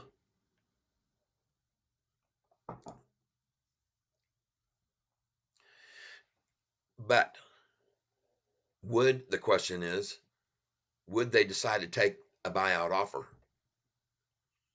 Or do they have their own course and they know when they get this to $25 a share and it stays there for over 90 days, and then they get it to 35 and they get it to 45, they know that means major millions of dollars for them. So I'm not sure if they would, to be honest with you. I don't know. I mean, wouldn't it be just fine for them to just sit back and be patient and wait? And he's a young guy compared to me. He can outlive me another 20 years, I'm sure. He's got plenty of time to wait. But they don't have plenty of time to get the price to $25. They got to get it there quickly, and they're going to find a way, and they're working very hard towards that effort. And that's all you can say about them. I've never seen any company that I've owned in my portfolio, I would never think of sitting on here and talking about for hours on end unless I was not 100% convinced that this company is going to go and achieve everything that they've always said they've achieved. They've achieved everything they said they were going to go. They've gone. Even when they started to see obstacles, they diversified. They didn't just stick with the, oh, I'm just going to keep giving these student loans. I'm going to keep loaning. No, no, no. Boop. We're going to go tech. We're going to go tech a little bit. We're going to buy up a good company that's going to sign up contracts. That's going to save us money because we can use what they already know in their process and we can implement that into our whole, man, they got a vision, folks. They got a freaking vision, and they're making that vision come true. And the price is rising and rising because, and these institutions are buying and buying and buying right now because of all the things that they're accomplishing. It's not on their failures. That person that put up that BS a couple days ago about that was supposed to, oh gosh, you got old Tanner over here and his buddy hitting my account today. MRVI thought, in clock, not sure if I should share this before, but I tried to put in sell orders at $25, good till canceled. Fidelity said it was too far from the current price. Just put then half of them as high as they'll let you right now. That's all you can do. I mean, that's all you can do. Don't let these shorts borrow them. Don't let them get their hands on your shares, everyone. This is one of the best things you can do is to hold your shares in your account with good till canceled on them for as high as your brokerage house will allow you to. Okay? Just put them as high as they'll allow for. And on the day when it starts to make the move to get to those numbers, it will adjust. See, part of the reason that they do these halts is because they have these limitations like that they have to lift as the price obviously when great news, and so that the halts are there for two things. One, I think to help the shorts get their asses, oh man, let's get these sell orders in and load them in big time right now. Just get them all in. Let's get this thing down here where we can escape as low as we can on these shorted positions and start buying long. And then of course we don't care how high we push it. That's what they do. So I mean, I could be wrong, but I don't think so. Anyway, uh I'll look at MRVI. You guys know I'll look at anything.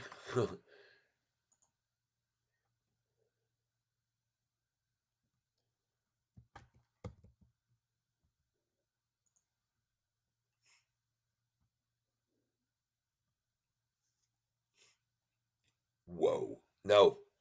See, all right, I'm going to look at it, but I'm going to say not good time to buy.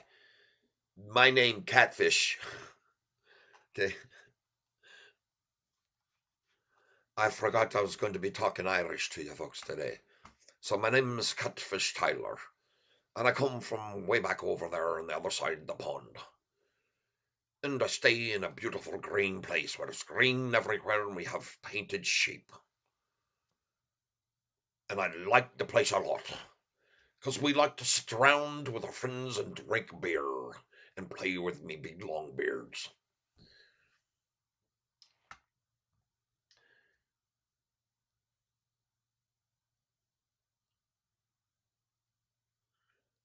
Yes, some brokerage do allow you to configure if you want your shares to be allowed to be your shares to be on loan. I know that too. I know that's another. I've heard that from others as well.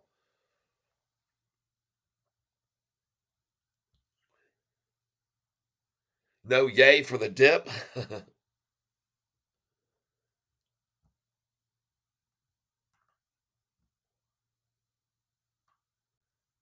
MRVI.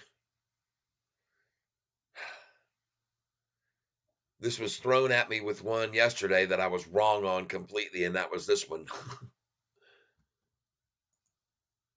Daggum thing went up another 31%. I was saying that it would make a move down from 9:45 until 10:30, and you can obviously see it definitely did that. It dropped down to here, but you would have been head fake to have bought in it, or maybe not. But I missed it. And I caused somebody else to miss it too because it was at $63. So I'm apologizing to you. I wish that I would have had a crystal ball and seen how much of a big move it was going to make. I had no idea that it would go up another 31%. And then you can see in the pre market, it was up 29%. And now it's at 31% higher. I'm saddened that I didn't think that it, but I just don't like to take chances.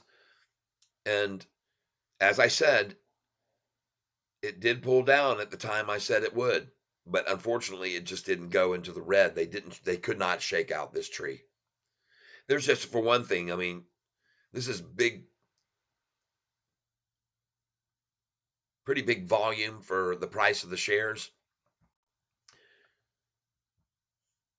They still may be holding off. Maybe the true shorts didn't really want to take a swing at it this morning with so much volume that was behind it, but now they'll come out at this afternoon. I don't know. We'll see what happens. I missed that one. And so they can go either way. That's the problem. And the problem is, if there was just as much likelihood it could have dropped 30% as it did go up 30%. And that's what happens when they're this volatile, is what I'm trying to get at.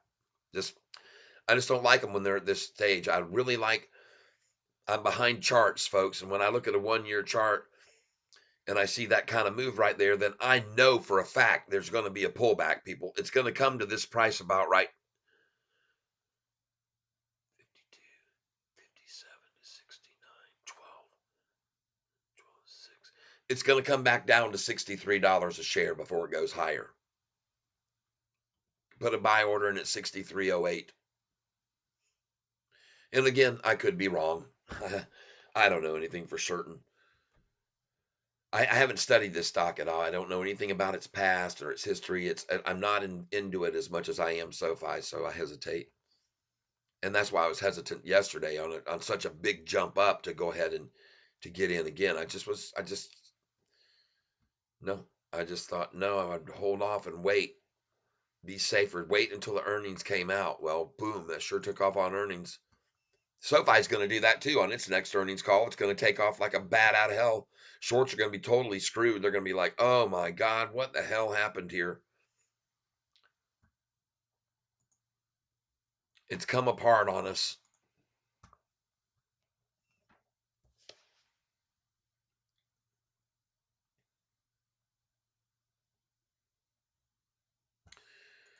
I'm looking at some other ones right now. This is another one that she mentioned to me. Katie told me about this one, and I said, careful, be cautious, be cautious. She sold it at 81, and the next day it dropped into the 77 range, and I think she bought back in, and then I think she took advantage of the run up, but I don't know for sure. But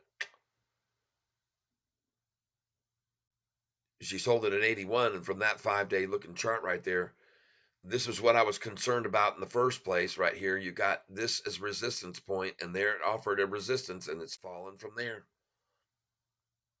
So you picked a good place to get out. This could do the same effing thing and drop right on down. It could do it. You're all right. You had bought it in the 70s. You sold it up above 80. You did good. SoFi, in the meantime, we're seeing very, very low volume at this stage, but we're seeing improvements, folks. And I'm going to get in here on the 1 day chart on this. I appreciate you very much being with me here on this channel and taking all these observances with me. Oh, I say yay for the dip, man. I was glad they hit it down. Man, look at that doggone beautiful chart right there. Cup, handle, cup, handle, drop, pop. Boom.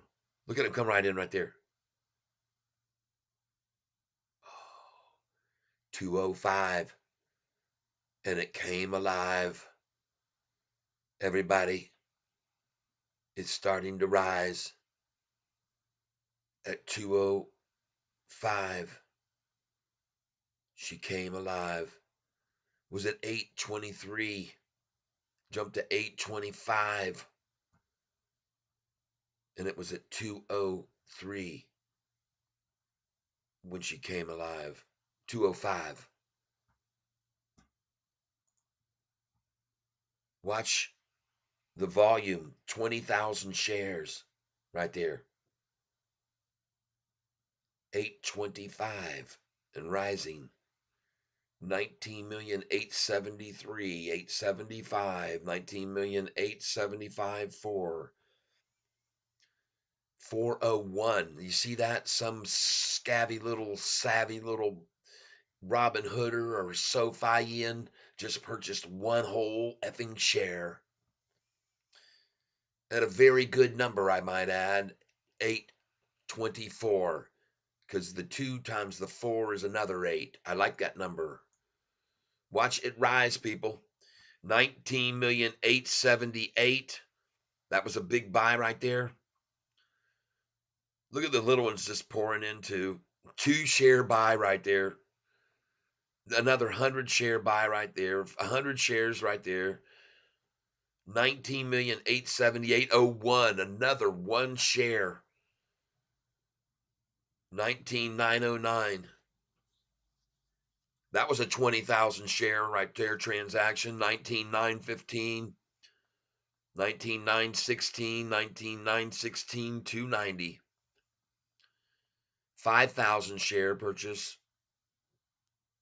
Yeah, I'm watching this volume because I want to see this thing start to see some big fish coming like this one that just did, getting 160,000 shares after a dump attempt there right at 130 of 244.13 shares.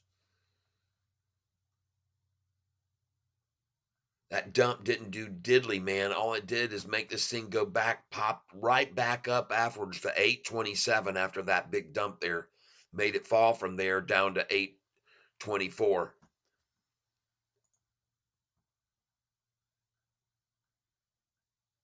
Yeah, baby. When I think of those eastern skies, muggy nights, curtains drawn in a little room downstairs. Prima donna when you really should have been there. Floating like some kind of princess there in her electric chair. But it's 4 a.m. the morning, damn it. Listen to me good. I'm sleeping with myself tonight. Catfish tie. Thank God my music's still alive. Ooh. Someone saved my life tonight.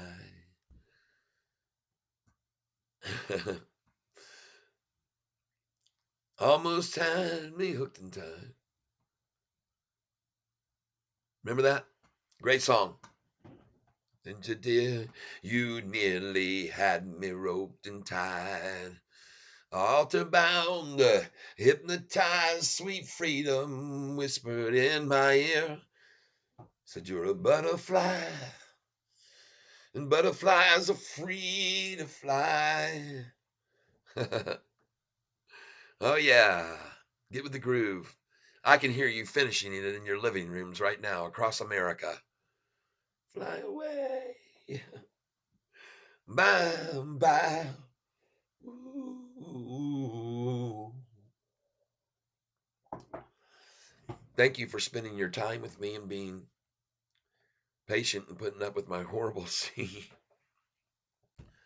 But at least we bring back some good memories of good days, good times, good places, good people.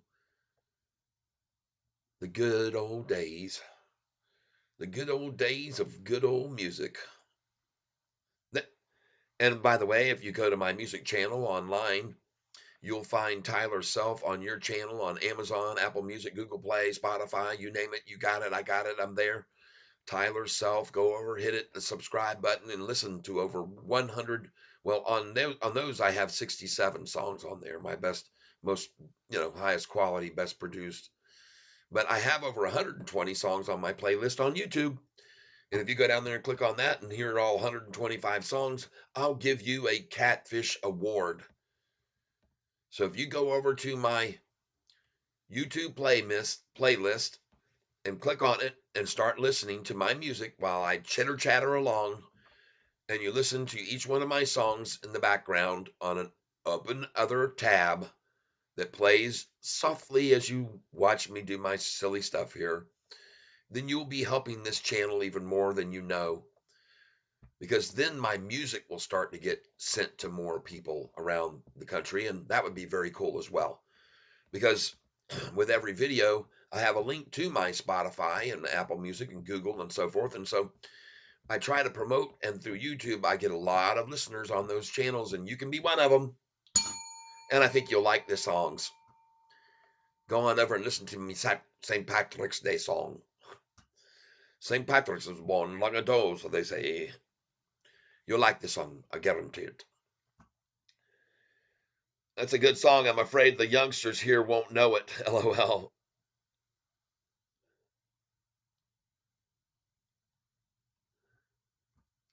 I'm sure they won't. You know what I mean? So many times in my life, I've said to somebody recently, hey, man, you remember? And then I realized, no, they don't know what I'm talking about. They haven't got a clue. Just right over the head. But that is a song by Elton John, everyone. You've never heard of it. Someone Saved My Life Tonight here on WSFI, the SoFi channel. I'd like to thank you all for being here with me today. It's very, very nice of you to be here on this channel where we are commercial free. And we're also free to say whatever we feel and think, as long as it's within the guidelines of the YouTube overseers, the YouTubians, the YouTubistans, the YouTubilityers. Want to thank you all. as we entertain and we stimulate the brain and we sometimes go insane on this channel where we say all kinds of crazy stuff that gets to people so much, in fact, that they'll come over and tell me that I'm crazy. And they'll say the price is falling, falling, falling, falling. You'll see next week what happens. And the week after that, and the week after that, you're going to find out that all these institutions were stupid, 111 idiots buying and taking long positions up and up and up the value, value, value, more and more and more shares. All of them raising, gaining shares. All of them coming in, going long. You can also see they're playing it both ways. Hedge funds here, they know how much money can be made on these swings, and so they're making it too. They put in a 1.5 million put and a 1.3 million call and another 529,000 call long. But they're hedging this baby. Yes, they are.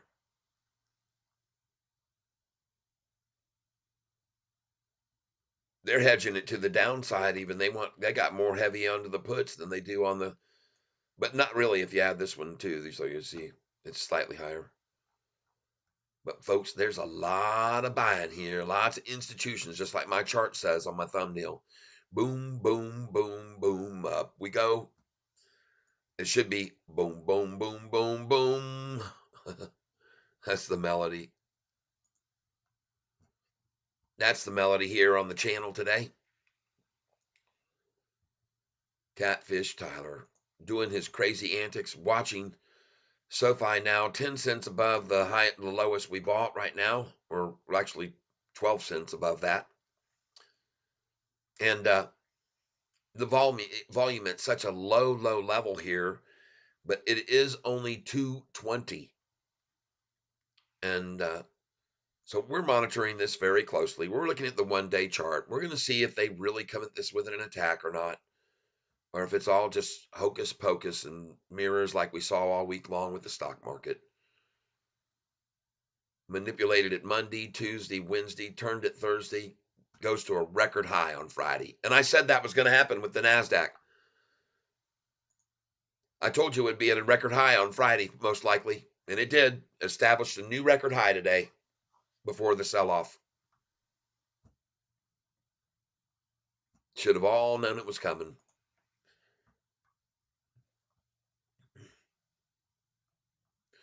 Oh, I'm watching it, folks. We're going to get in here on this 1-day chart. We're just big time delay here.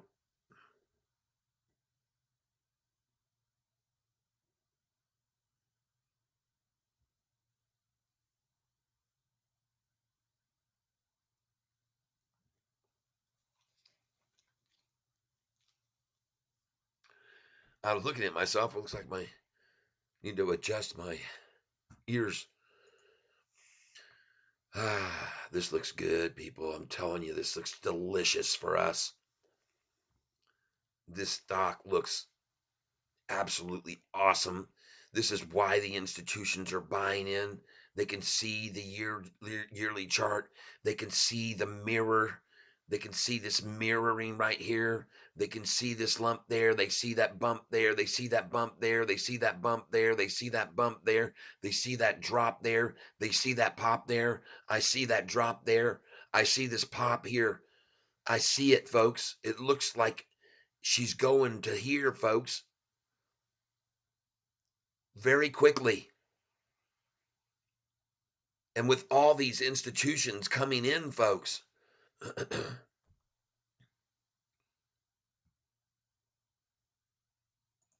look at the 6-month chart. Man, oh man, she's primed, baby. This is like the caldera below the Yellowstone right here. We all would call this Sofi Stone.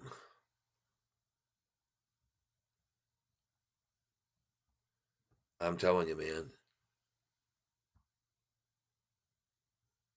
God, that chart just looks so gosh darn good. Man, I see the little attack there, candle right there.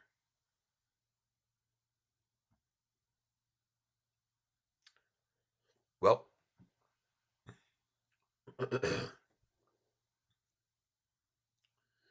there's the first thump on it. The first thump come at 130. The first pounding effort on our stock was there at 130, where they threw out 244,013. 24413. Came over here and started dumping some more. They're doing the big, small, big. Then we got a greenie come aboard. Then we got some tiny, tiny volume there. Nothing working there. Then they threw out 48, still nothing. 63, piddly stuff. Came out of there with 50,000, 55. Waited 4 or 5 minutes. Came out with 49,000. Waited 5 more minutes. Came out with 93,000.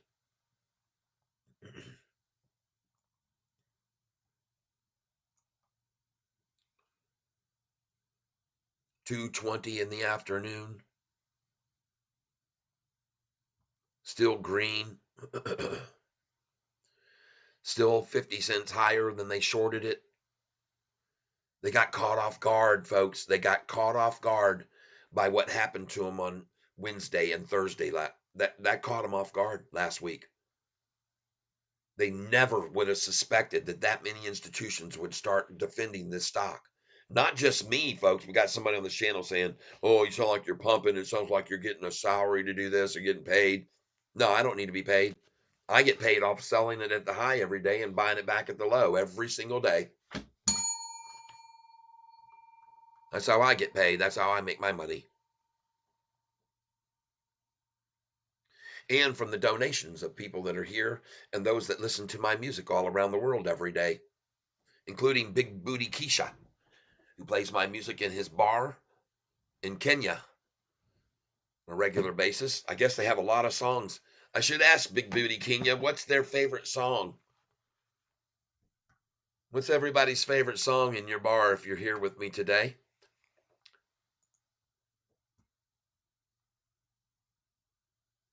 One thing I'm seeing here, folks, is I don't see anyone with a true desire to sell the stock. This is one of the reasons the volume is only at 20 million right now. No one wants to sell it here in reality.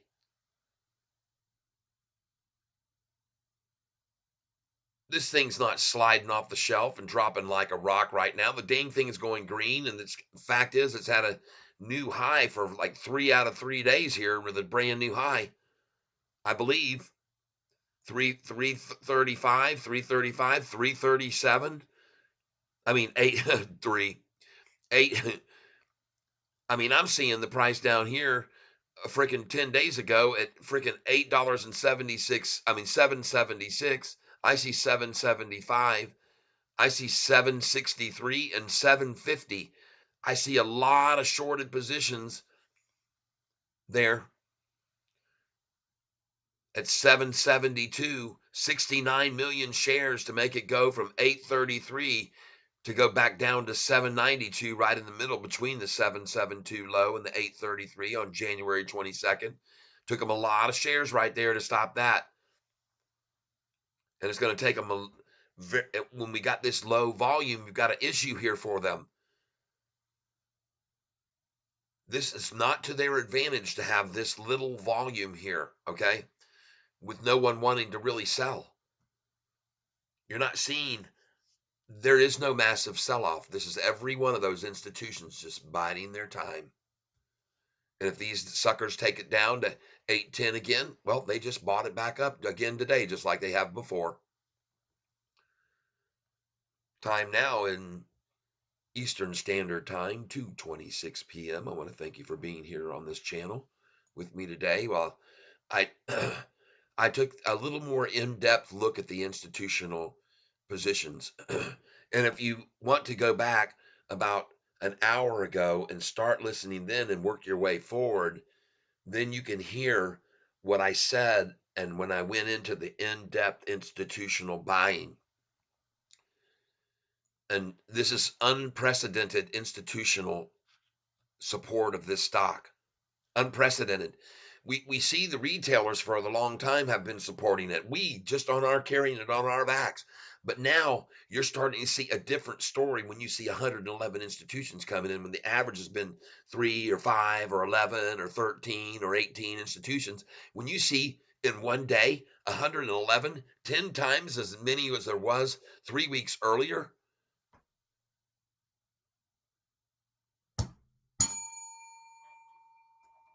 I mean, That was easy.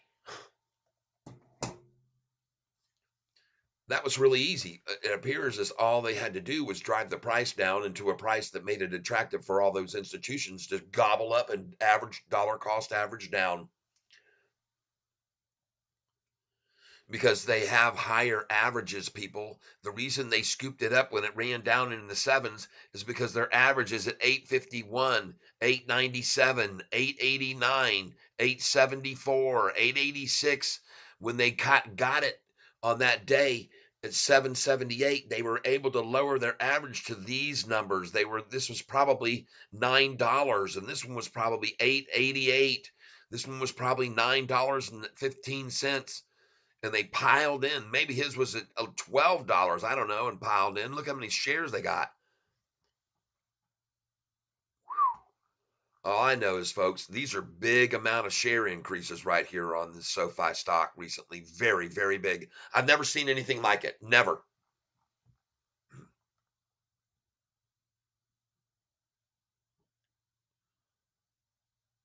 Why is he here? That's a good song. I'm afraid the youngsters here won't know it. Yeah.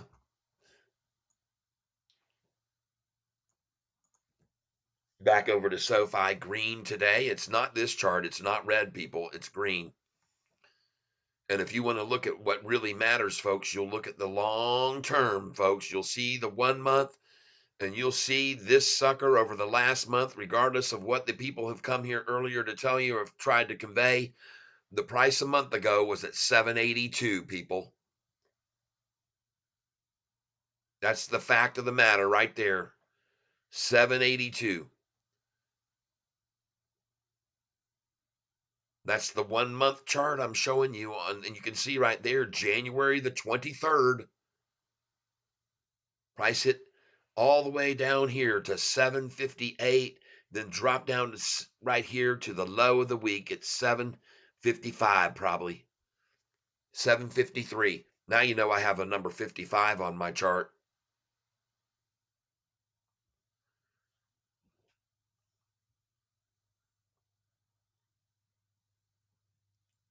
Just think about how many shares were shorted at 755. And I already told you how much that number meant to them before, because when I remember from a long time ago, when it was coming up from the fours and the fives, and then it got to sixes, and then it got to 755. Man, that thing stayed there for so long. It just seemed like an insurmountable wall that we hit every time. I mean, it was just day after week after, it just sat there, just couldn't penetrate that, it seemed like. And then bam, broke above. Next thing you know, we were sounding at 1166.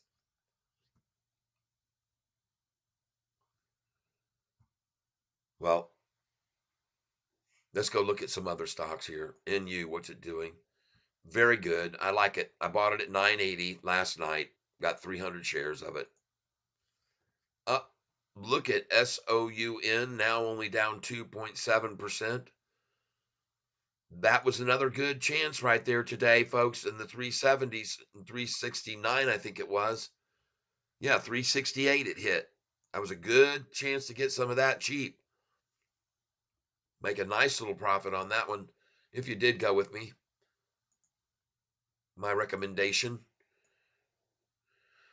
Let's look at some other ones here. What's Bitcoin doing? Ah, yes.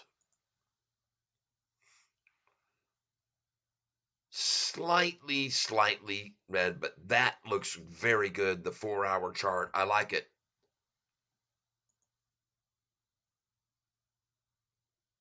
I'll take that right now. I've already seen this level right here. That looks good, 4 hour. I take that all day long. That looks very good. See, I'm longer term.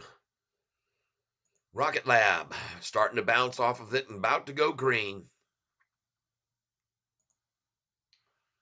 CRSP at 8307. Now right back down there where I had written it down. I believe that was what I wrote it down. 83.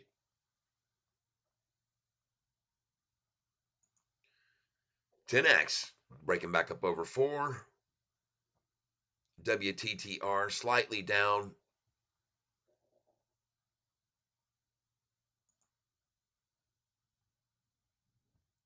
GCT took back 7% of its 20%, 27% gain yesterday.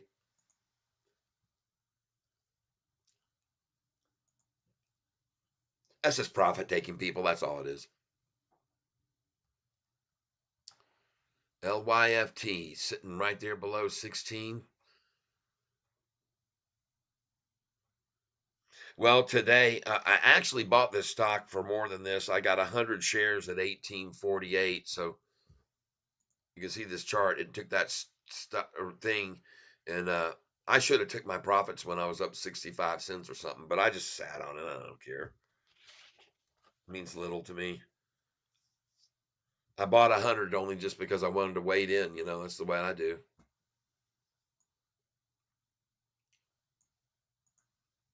Yeah, here we go, people. 20,848. Let's get on the SoFi 1-day chart, and there they are. The green candlesticks come back to fire. We've got an ignition, folks, that started here, it looks like, at 220. Ladies and gentlemen, we have a change of altitude. We're going to see some turbulence here at this intersection where we come across this cold front. But once we break into that high pressure system, folks, we're going to see this baby skyrocket. We'll have clear sailing up above the clouds, and we are clear above all that into the starlight. We'll be seeing a full moon this evening, practically, if you look out the window.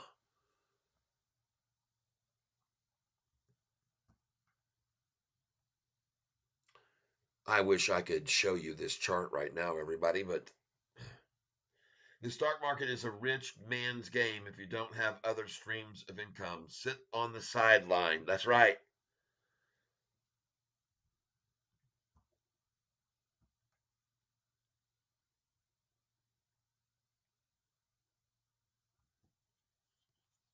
All right, I hear you, in Clark.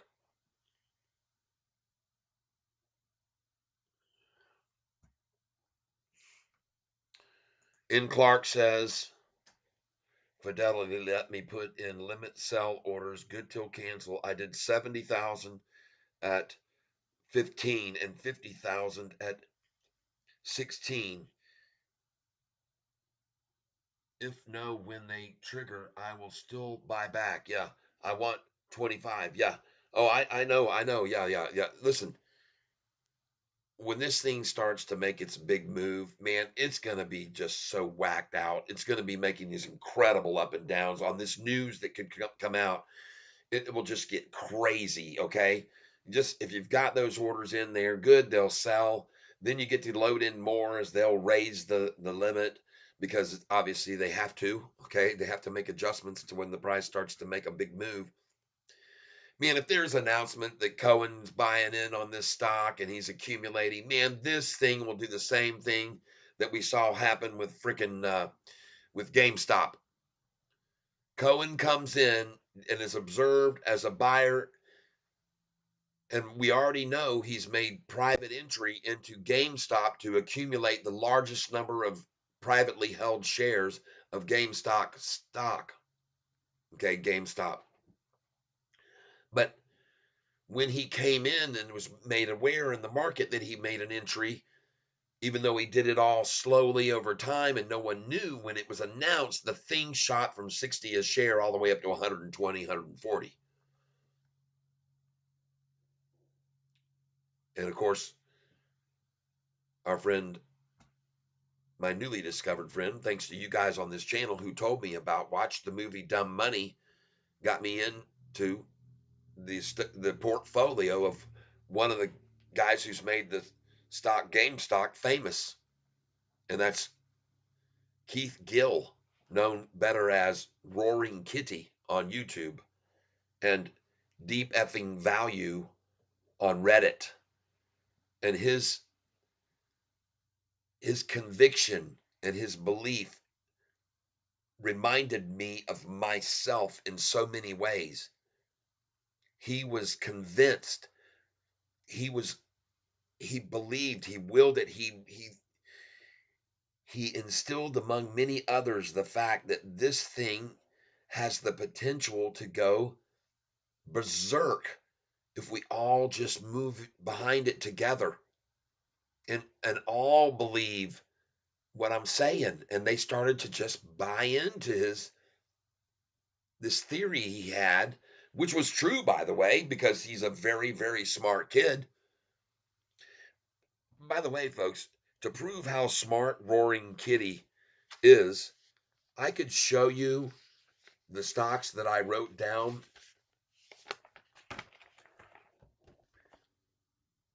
The stock PTEN, he was buying that at $3.95 a share.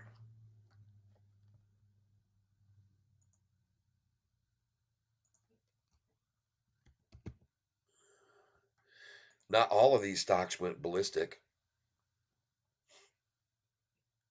See that? It's at 11.59 now.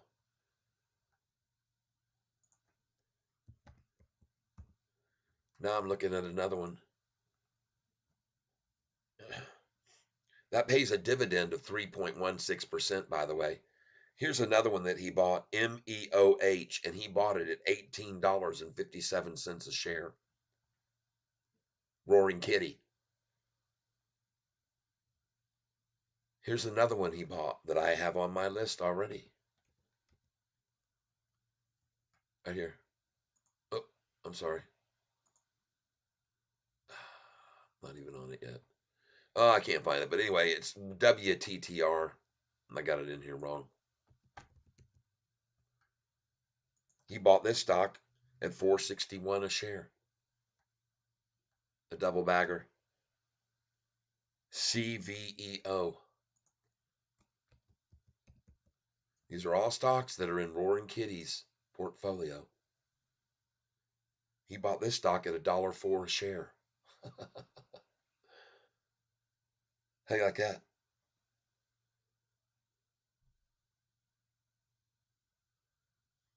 I just hate pre-market and aftermarket. I can't transit outside of markets. I don't know what. I don't want to miss a run. I just hate pre-market and aftermarket. I can't transaction outside of market hours. I don't want to miss a run. I hear you, man.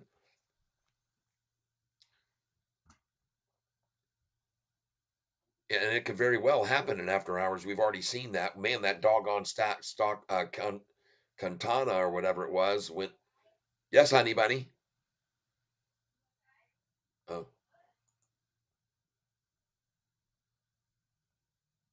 Carvana. I'm sorry. I don't can't remember what it was. Doggone it. I have it over here. There it is. Yeah, Carvana. Jeez, oh Pete's. Man, is that thing being just driven and held? Algorithms working that right there, baby. Computer trading.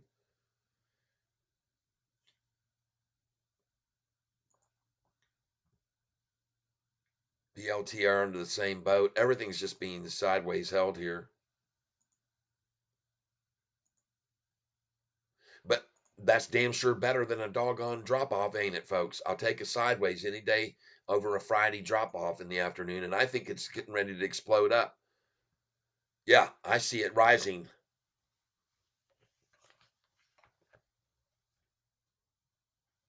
I'm going to help it rise.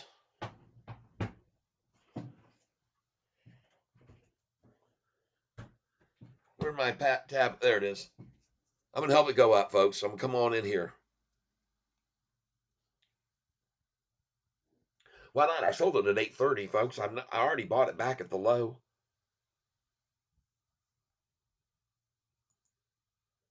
I got to buy back about freaking 600 shares here, 500 more to get back where I was today earlier.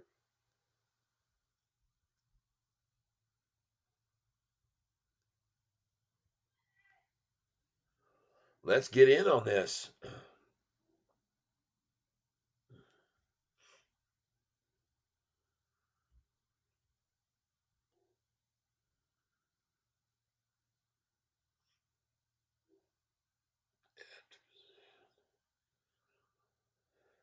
All right, let's get ourselves about. Let's go ahead and pick up 50. Let's do 50 at 8:20. Review order and place it. 50 at 8:20. Let's get this sheet started over.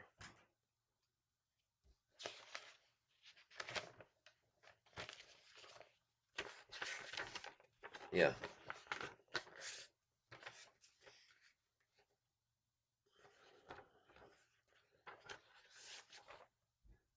Start us a new sheet of paper.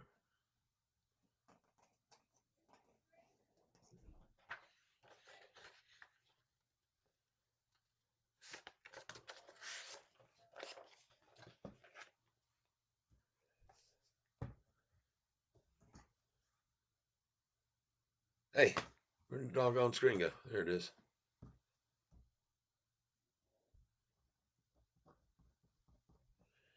And on this thing here, I've got how many shares I'm up to on this now. You're buying today on the low. Don't you know? Nice. Buy on the low. Let it go. Okay.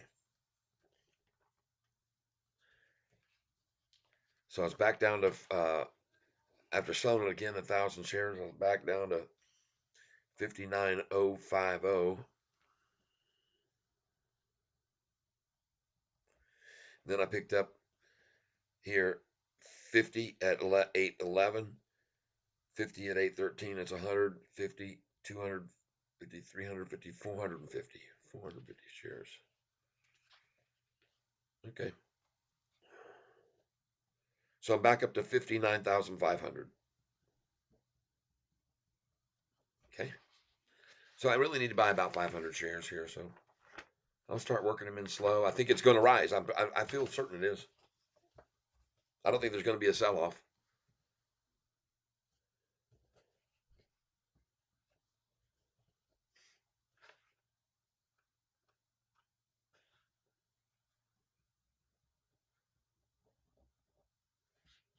All right, here we go. I'm going to be putting in 820 right here. 50 shares at 820, like I said. Review order and place it. All right. We're going to go again.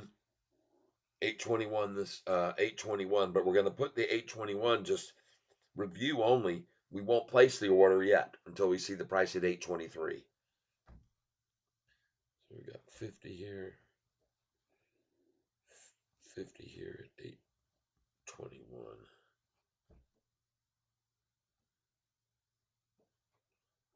Okay. And we're going to put that in as soon as we see it hit 823. And we will. I want to thank you all for being here with me, folks. I'm going to go back into my day trading process. Uh, Kate Whitworth. Hey, Kat, you think Reddit will do anything when it goes public? Another Facebook, Twitter, Snap, blah, blah, blah. I think it could. I mean, I guess all the Reddit people will be behind Reddit when it goes, whatever it does. I'm out of beverage and my wife just came home, so give me just a moment. I'm going to do two things: go greet her, and then I'll be back, and I'm going to get something more to drink. Bye bye.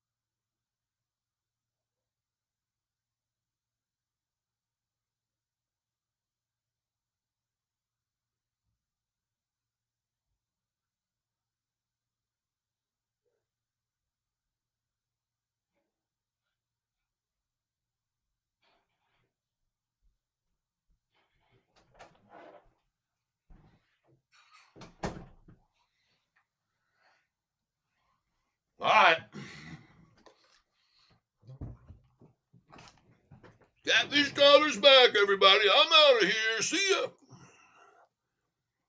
All right, here we go. Oh, yeah.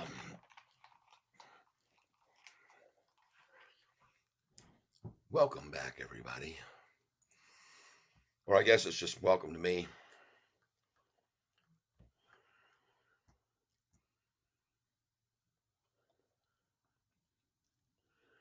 Another Facebook Twitter. Katie, remember that it has the same user experience as it did in 2010. I am not touching it. There is a reason it hasn't IPO'd yet, but been a prominent underground internet platform. All right. So there you go. And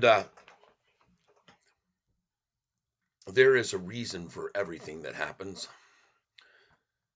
And sadly, the NASDAQ manipulation was supposedly because you were informed by Yahoo that everyone was scared because of the interest rates not being lowered. And everyone was intimidated by NVIDIA's future earnings call that had an expectation to have a revenue increase of 234%. And Yahoo was trying to convince every one of you that things are shaky on the market right now. Be careful. Watch out. Yeah, you should have been careful, all right. All 600 of you who have been on this channel today should have been very, very cautious. You should be watching cautiously. Watching cautiously as Sofi is gobbled up by institution after institution after institution, increasing their positions by 600%, 700%, 1200%. And as much as how much? How much that guy is? 76,000%, folks. Come on. Are you kidding me? 76,000% or something? 73,605%. Jeffrey's gone all in, everybody. You must have been over at my channel seeing what I was showing everyone. I think a lot of people have bought this stock because of me when it was in the fours. I think a lot of people bought this stock because of me when it was in the $5 range. I know a lot of people bought this stock with me here on this channel when it was in the $6 range. And I'm pretty sure many of you on this channel have bought this stock with me when it was in the $7 range. But I also know that many of you 6 times over have sold the stock over $10.13 or $10.20 or $10.66 or $10.87, or when we sold the most at $11.66 on that day, I said, get out now, just like I did on the day that we saw our stock go 10x from $4 to $23. Do you know how much that stock would have to drop right now for me to lose any money? It would have to drop to a penny for me to lose any money on that investment on 10x.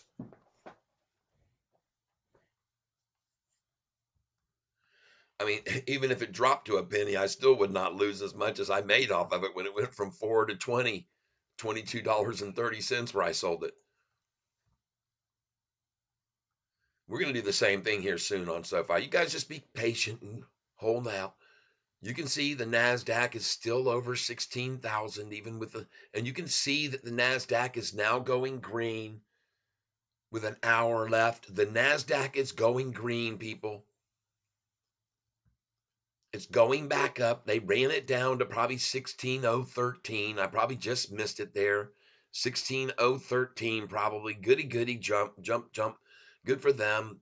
Run it down to 16,013 and then turn it around and mysteriously and without any other reason than them manipulating it down in the first place, it suddenly rises on the same manipulation. Manipulated down, manipulated up. Man, have they been manipulating the stock market lately. And they've got a player right there in their pocket, Yahoo, right there with them, helping them out.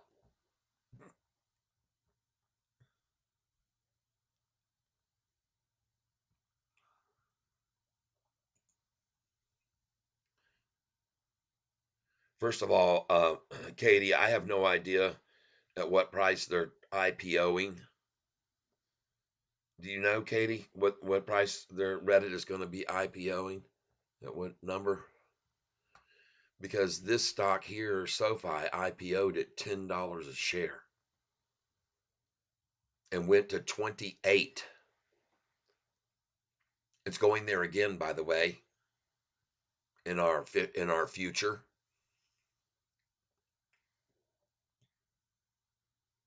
Oh yeah, it's going there and it's going beyond that, believe me. This is just the beginning of the momentum, and to see 47 institutions come in one day and see 111 institutions come in the next day when they've been averaging 10 and 12 and 13 institutions, that says something. People have something very loud. It's another reason that the price is green again today, and they don't have any. They got very, very low volume, folks. We're only 21 million shares today. This is almost like back in October and November. Why is it so low? Well, no one wants to sell it. They're just buying it. Everybody's buying it. They've been buying it all day. No one's selling it. The shorts borrowed all the shares and they're being bought up now again more by institutions. See, here's the biggest problem for them all. The shorts have been having to increase their shorted borrowing. They've gone now massively up in their shares borrowed. It's gone way, way up. It's doubled almost from 80 something million to 150 million now. Dadgum. Everything, all signs, all the signals have gone from red to green. And there's no stop sign ahead. See what I mean? Insane. By the way, some of you going way back, I don't know if you know this, there's a new rule by the SEC. I'm just looking back over some of my old notes. This new rule by the SEC is called a transparency rule. No one wants to be seen as shorters options. 9.17 million calls versus 2.1 million puts.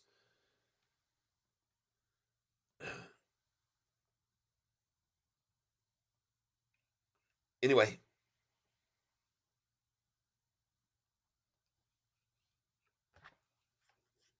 there's a transparency rule that's supposed to affect everybody who's been naked shorting, and it's having an effect on the entire marketplace. By the way, that's part of the reason that the Nasdaq has now gone on up and achieved a new record high, is because it's become more difficult for these people who've been manipulating the MMs. It's getting harder because of them passing this new bill, this one here, the transparency rule. Look into it if you don't know what I'm talking about it.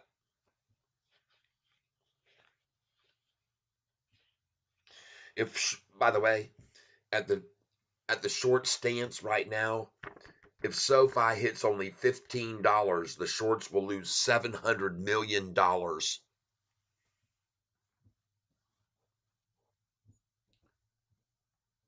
Just so you know how much it means to them, these shorted positions right now.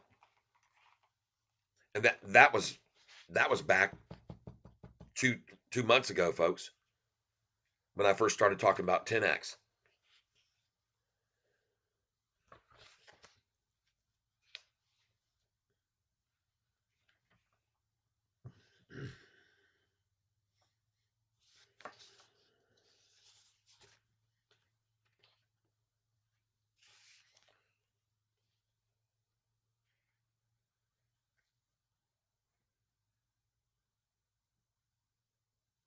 Let's go take a look at another one I've been telling you guys to be watching for since the price was down in the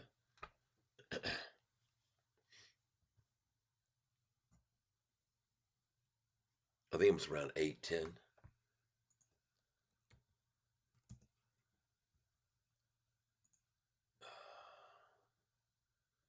Watching CVNI, it's going up. It's just like watching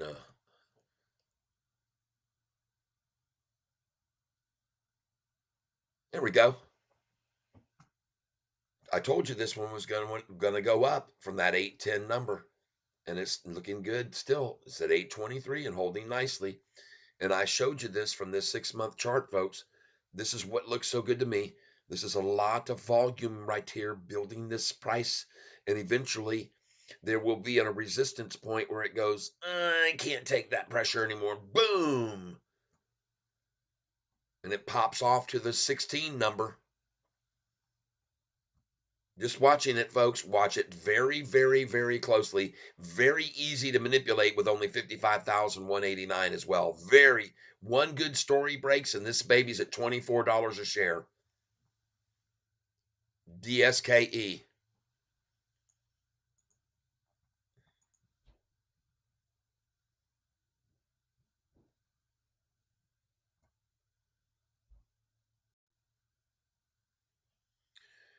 Young Kong is asking what broker does he use. I don't know.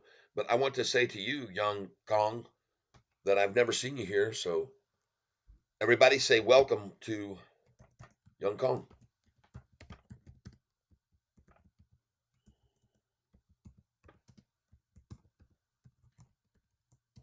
Welcome to you.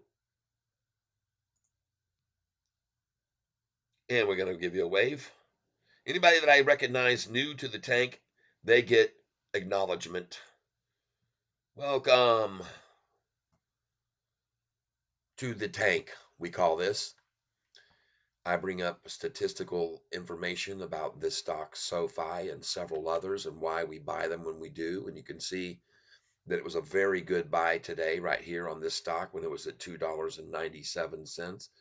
And as well, it was a good buy on this stock today when I picked it up down here. Okay. So it's overrun with droppage. And I decided to go ahead and buy some. Hopefully it stops dropping there because it's just some, I mean, looking at the 1-year chart, and folks, it's finally starting to make, it started to make a move up there. There was big volume. It made another little move there, and they're trying to pull it back. And I see this, I'm riding this wave. The price of this has plenty of upside potential, having reached $17 already within the year. All right. There's no risk of it really trying to do a share split to get it back over 5. I don't think. I don't think they'll do that. I think they're happy to be where they are in the market they're in. As long as they don't go below $1, they're going to be fine.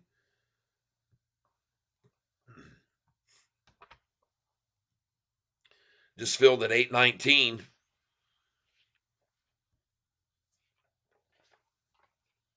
Got 100 shares at 819 just then. Thank you.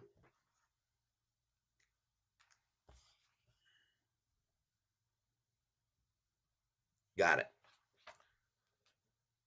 Right on. Yep, sure was.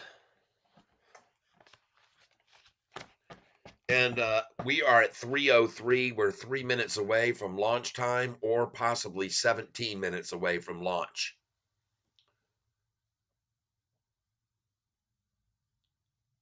Okay. 3 minutes away from this thing breaking out, or 17 minutes away from it breaking out to the upside. I see what the Nasdaq is doing, that's for sure, and it's not dropping. No, it isn't. And I'm going to take a little bit bigger look here at the Nasdaq. I want to thank you all for being here with me.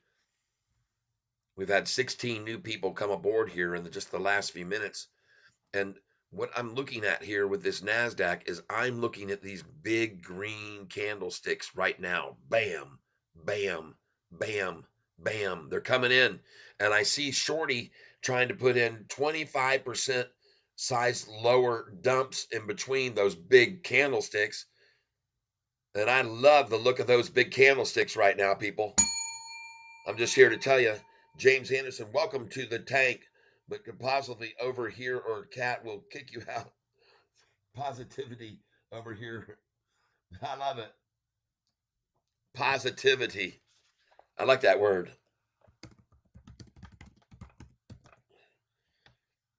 See here, welcome to the tank, but only positivity over here, or Cat will kick you out. Welcome to the bottom Feeding frenzy. Oh yeah, we're buying it. We're buying it here. The bottom feeding frenzy. Oh, we're buying it here because it's being manipulated for another minute or for 15 more minutes. Okay. It will be manipulated and held back for another minute or 15 minutes. I am calling that out.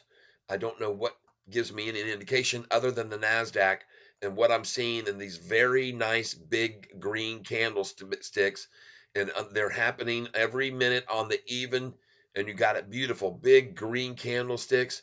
Boom, a small red. Big green candlesticks. Boom, a small red. Big green candlestick. Boom, a smaller red. Big green, small red. Big green, small red. Big green, small red. Big green, small red. I like that. I'll do that cheer all damn day. They're coming in, people, just like they're coming in on this stock of ours. The Bitcoin move is good. Looks very good. I like it. I like what it's doing to me. Rocket Lab hit the bottom, got it some there, going back up now. This is it, folks. It's a Friday. We're going to miss you for 2 days.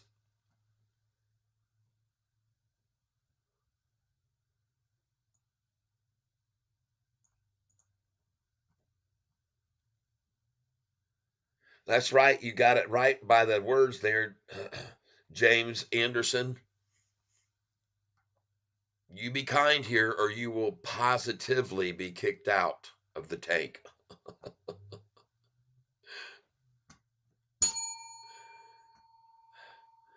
We're coming into Friday afternoon. We're going to have a very cold beer and a frosty glass soon. We're going to see Sofi soon take off to the moon.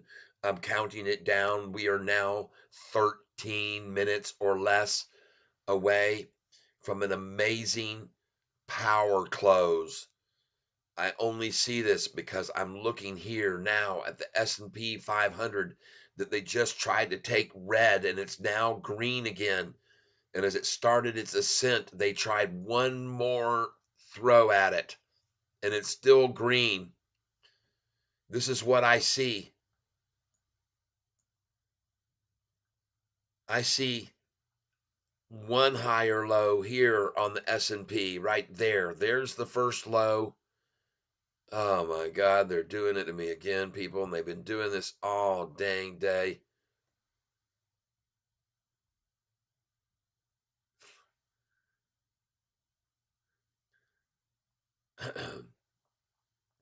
Eleven 13 a.m. people.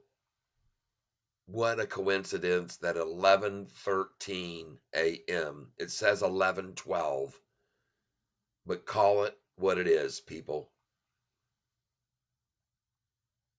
The S&P manipulated down.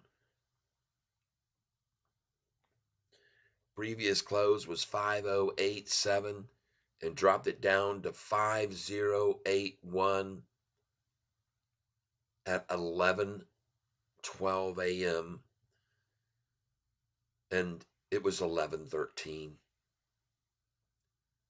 And after that, the next low was right there at 50. Tried for 88. They damn sure did after they got it up here to 5098. And you see what I mean? Sell it that 98 right there. You sell it that 98 and then you buy it back down here at this number at the 89. It's those numbers are exactly on my chart. It's exactly what I have on the numbers on my thing that you guys have shown you 50 times. Sell at the 98, buy back at the 89.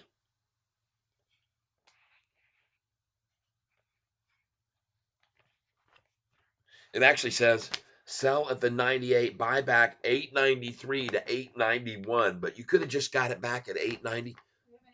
See? Yes, I think that's the only thing we have in here now is maybe not. Well, we got a bunch downstairs. Well, I'll go down and get them for you. The guys and gals, I'm going to run downstairs. I'll be right back.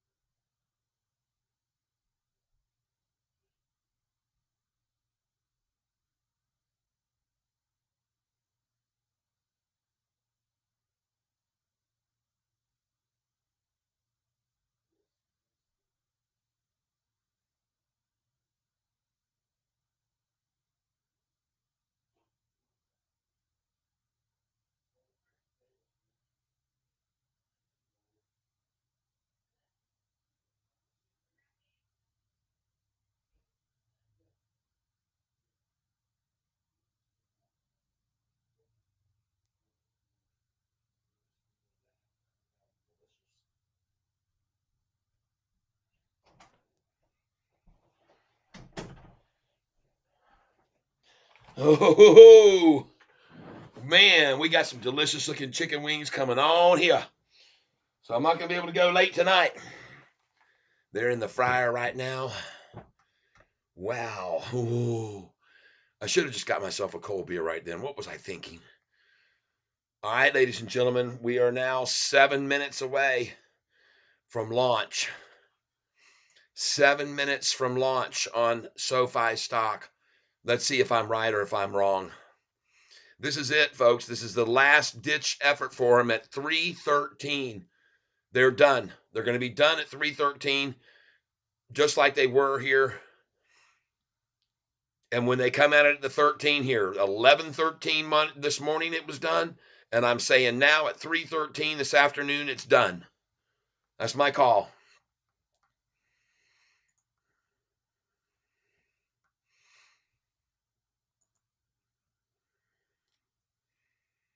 Big Booty Keisha, chicken wings. I'm hungry. Oh, man. You got to go get your own chicken, dude. You can have chicken with me.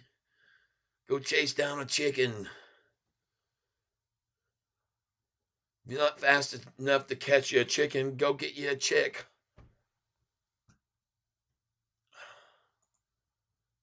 You can make that hot and throw it in the oil and have a hot chick for dinner.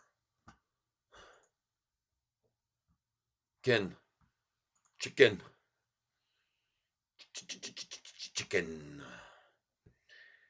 CVEO. Way. All right. Taking a look at some of those Roaring Kitty stocks. Remember I was showing you those earlier? DSKE. I told you about that. DBI. Let's go see. Let's go see what Roaring Kitty's DBI stock has done with a big old fat dividend on it too. He bought it at $7.51 a share. DBI Designer Brands. Yeah, he's made a nice pop on that. Probably looking over the 5 year, it was probably even higher at one time. Where he sold it. No, that thing's on its high, baby. Thing looks good. All-time high on the one day. Let's go look at the 5 year though. Come on. Oh yeah, he would have sold this way higher. $17. I'm sure he got out. He had bought that thing DBI when it was all the way down to $7.51. Okay. Oh my gosh. What do we got? What has happened here? Oh my gosh. Party wings. Whoa. I'll have to bring you more napkins. Oh, Big Booty, I'm so sorry. Oh, Big Booty. Man. We would have invited you over if we knew how hungry you were. Folks, you Americans always eating. What have you seen me eat today? You never see me eat anything but a cracker or two, sometimes mid-afternoon. I don't go off eating during the daytime. I eat once a day, everybody. Once a day. This is my major meal right here. Tell everybody you gotta eat. Yeah, I gotta eat. You gotta eat something. Big Booty Keisha gotta eat too, he says. He says, man, you Americans are always eating, he says. He hasn't eaten all day, I don't think. I have not eaten a dang thing all day long. Because I've been gone. I usually make sure he gets fed. That's right. What was I gonna? Oh, if they're not done all the way, let me know because I've never done them before. Okay, come on, Will. Oh boy. On, Will. I don't know whether I'm eating done wings or not, people. How long were they? I looked it up. Oh, okay. God, it's not like I'm going on stupidity. All right. But if you think they're not, I want to know. All right. I don't think they are. You don't think they are? Well, I'm not sure. Take a look here. Oh my. I'm moving bad. Maybe I should deep fry them longer. It said 3 to 5 minutes. Well, don't need it. Let me deep them again. Well, you'll take all the sauce off of them, silly. I'll rinse the sauce off of them. Oh.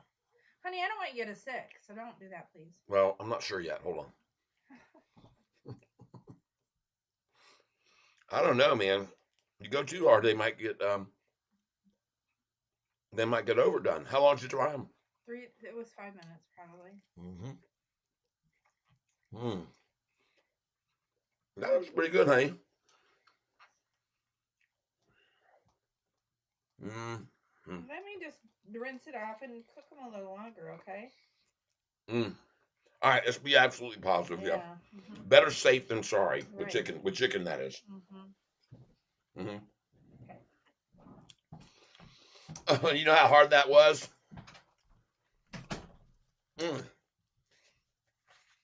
Man, you put that kind of plate of food in front of me and then you go, let me take it away. Oh, man.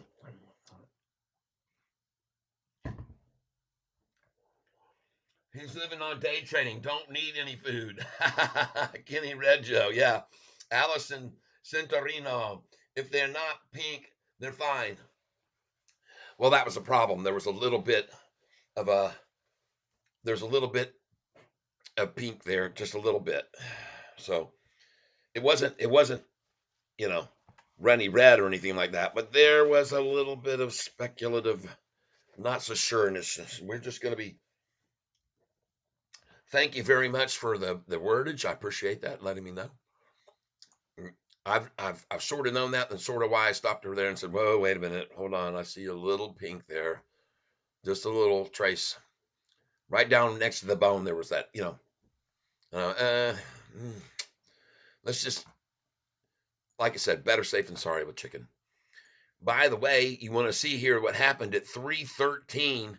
There's the big old spank on the stock at 313. They came in, tried to scare everybody out of the whole market. There is 313. Dum da dum dum. Ha ha. Da da dump dump dump. 313 and 11:13 this morning. Big Booty, my friend dropped his child in the sand. He was so angry he still ate it. So hungry he still ate it. Not angry, hungry. Oh my gosh, that's terrible. Man, you make me feel horrible about sitting here eating, and I gotta eat, man. Look away, look away. Look away, look away, look away, Big Booty Keisha.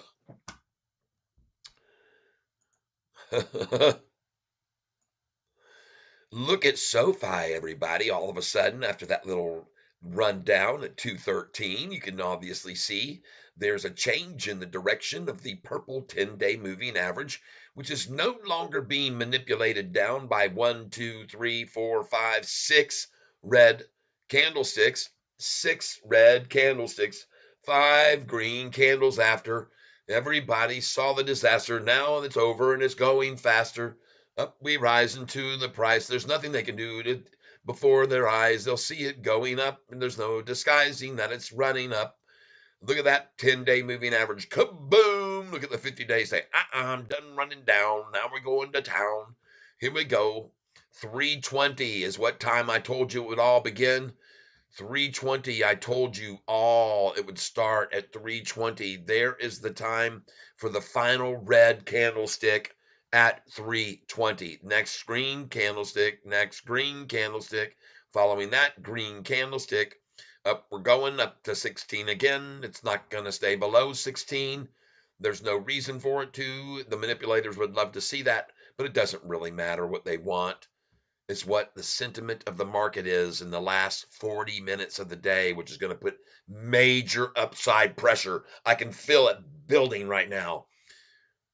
I feel the NASDAQ just wants to go green, and I think the sentiment behind the entire market is let's push it back up over 16. Let's run it to 1680 and one up what we did today on Monday.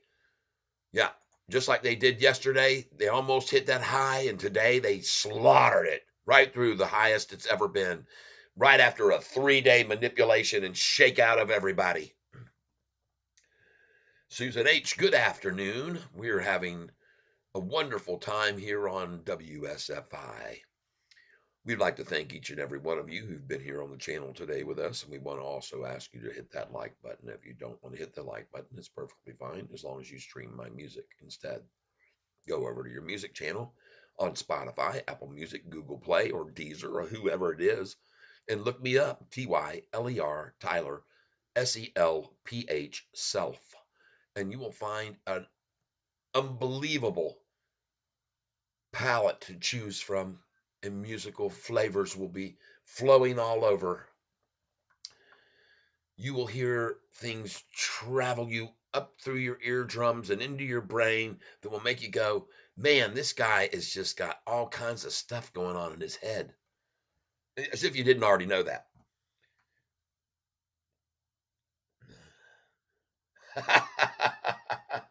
Big Booty says, Keisha said, if I lost the money, she will 10x me while I'm asleep.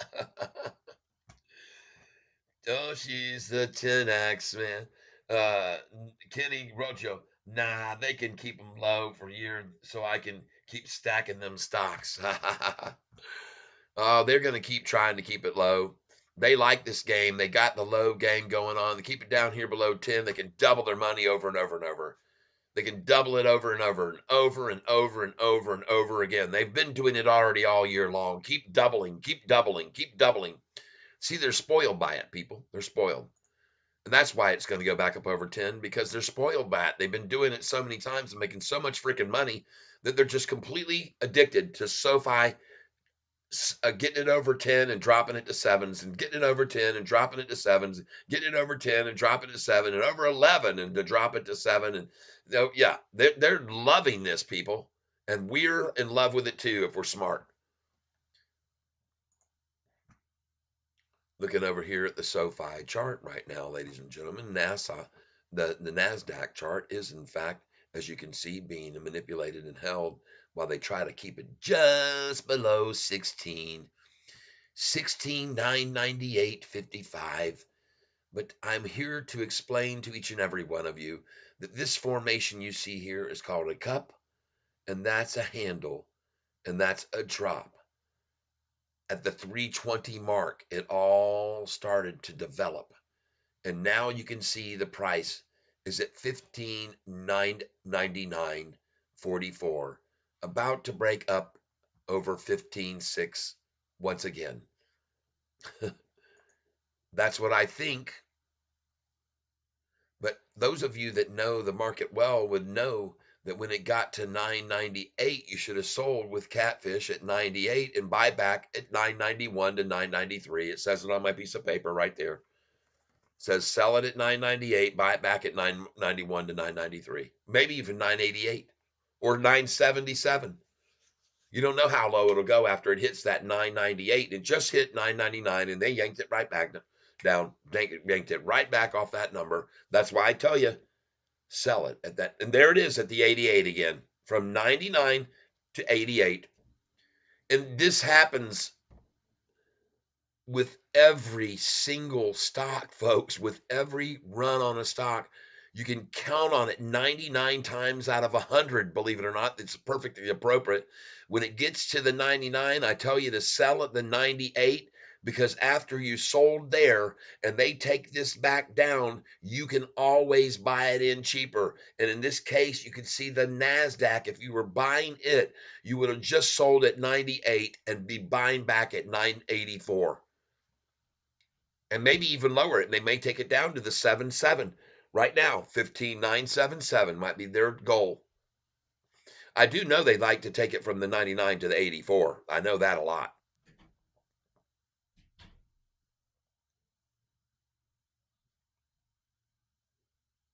Man, so predictable. It's predictable on every level. And it doesn't matter if you're talking about thousands or hundreds or you're talking tens or you're in the eights. It always applies.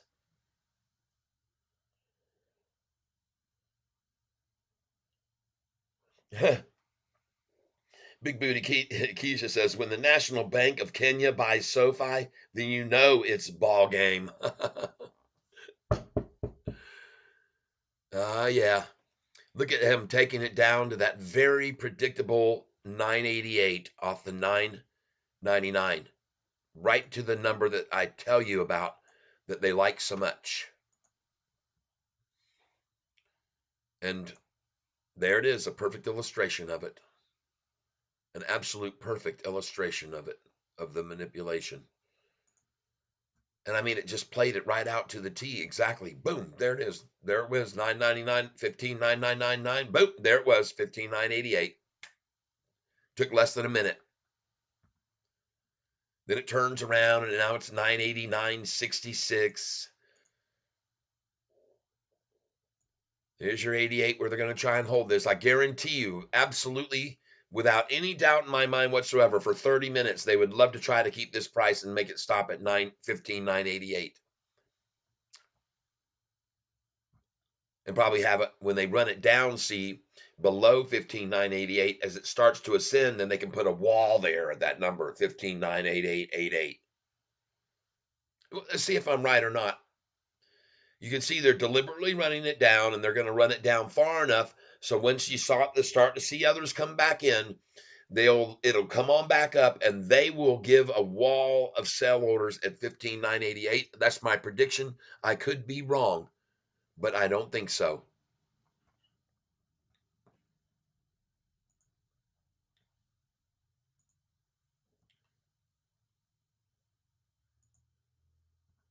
That DBI, folks, that looks good, and it pays a dividend. DBI. I'm showing you all the stocks that were in Roaring Kitty's portfolio. I stopped there at DBI. I'm going to get back on it. I'm going to go to RRC. This Range Resources Corporation was a deep effing value, and he bought this at 584.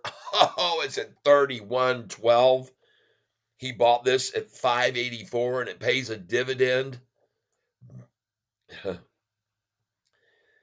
Roaring Kitty, PBF, the guy that made the price of GameStop single-handedly pretty much go from $4 a share to $400 a share and made himself a multimillionaire. This is his portfolio. He bought this stock, PBF, at $12.06 a share.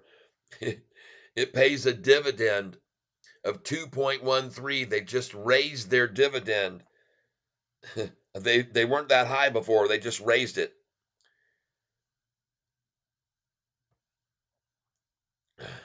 God. All right, next one he's got on this list, PUMP, that he bought at 544 a share. Roaring Kitty, folks, otherwise known as Deep Effing Value on Reddit. This PUMP, he bought it at $5.44 a share.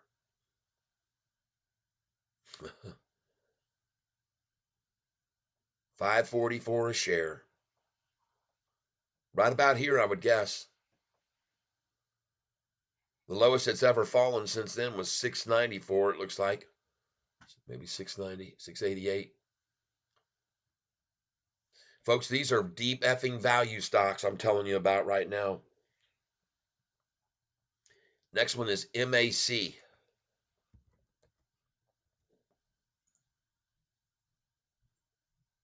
He bought this stock at $8.98 a share. It's at $16.78. Okay, let them cool a tad, and here you go. Wow. Oh. Whoa. These babies are fried. You can tell. These look different. Man, there's sauces on them too. I mix salsa here.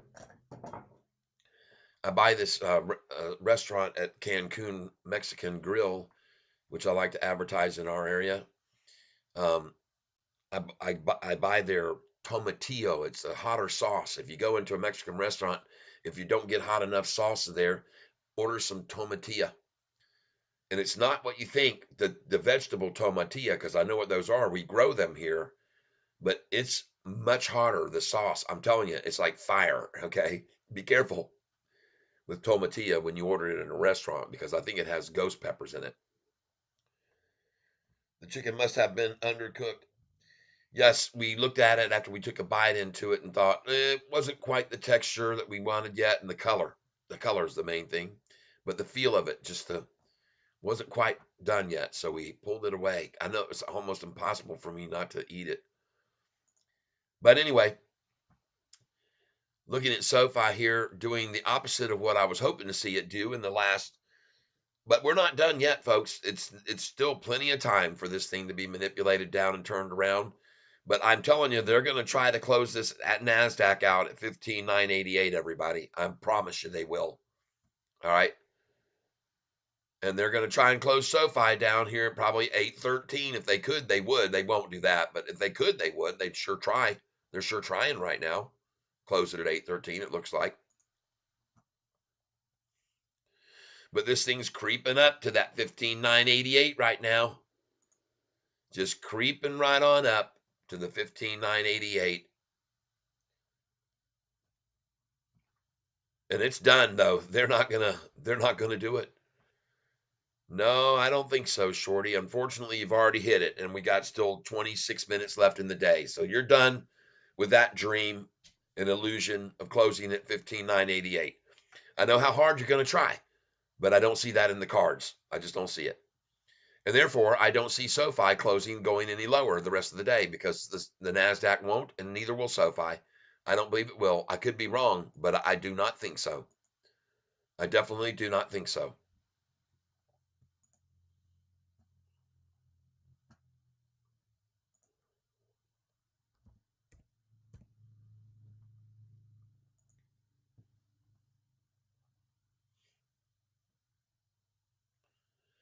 So that's pretty much all the stocks that were on his list, on Roaring Kitty's list. They've all done freaking awesome. Well, like I said, he was a smart kid. He was a smart kid.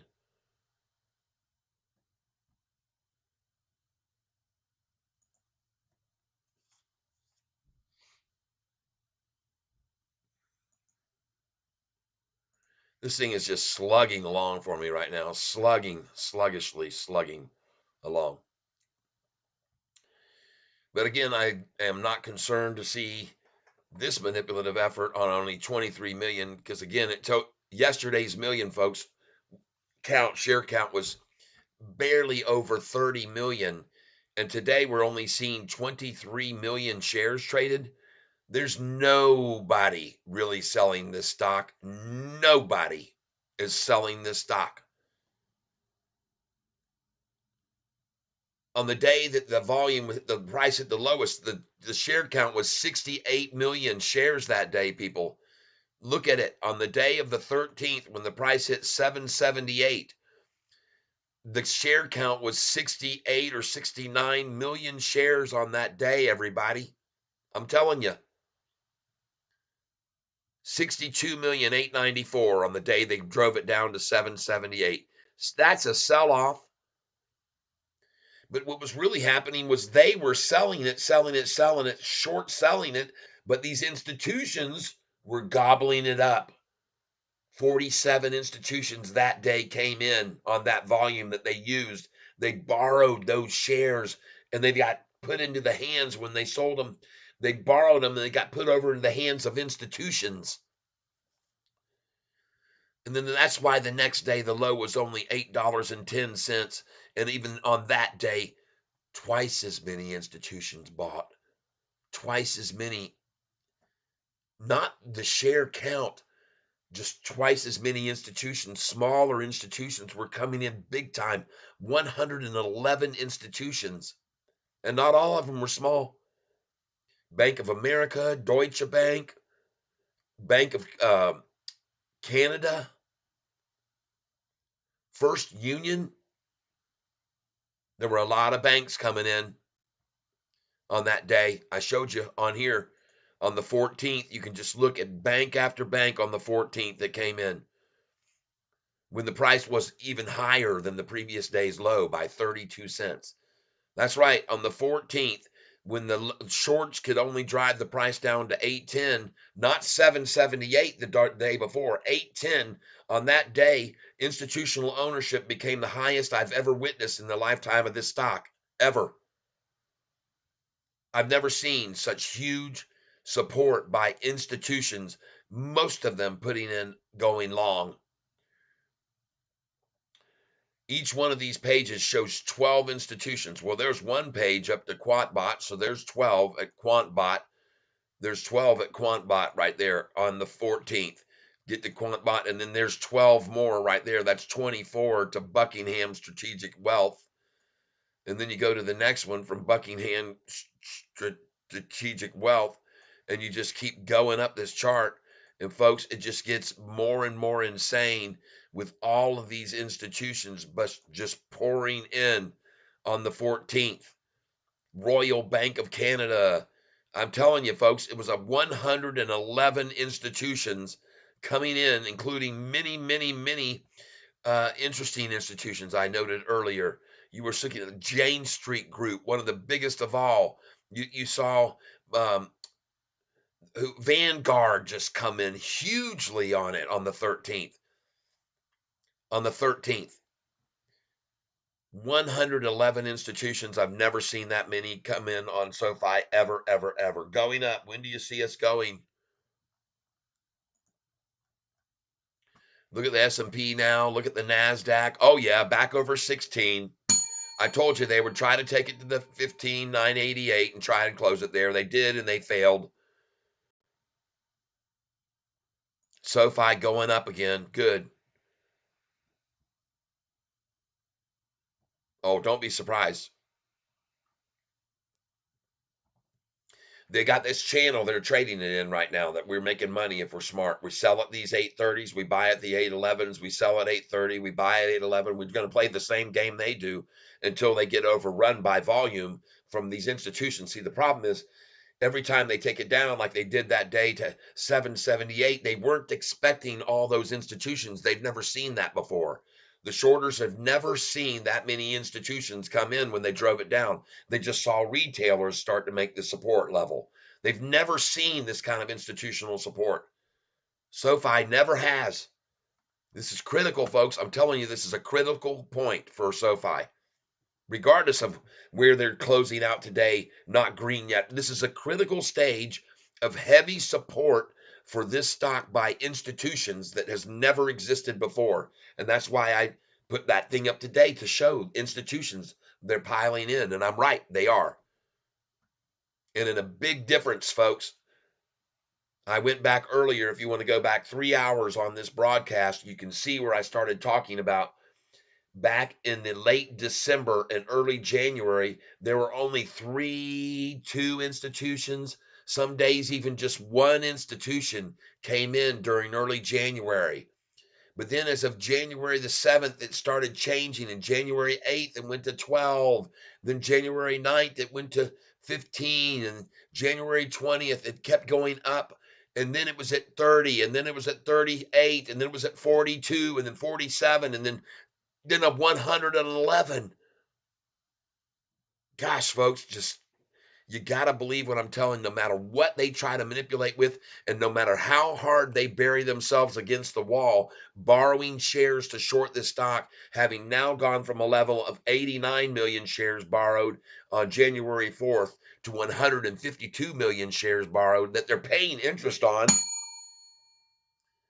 Folks, there's never been this kind of institutional support, I'm telling you.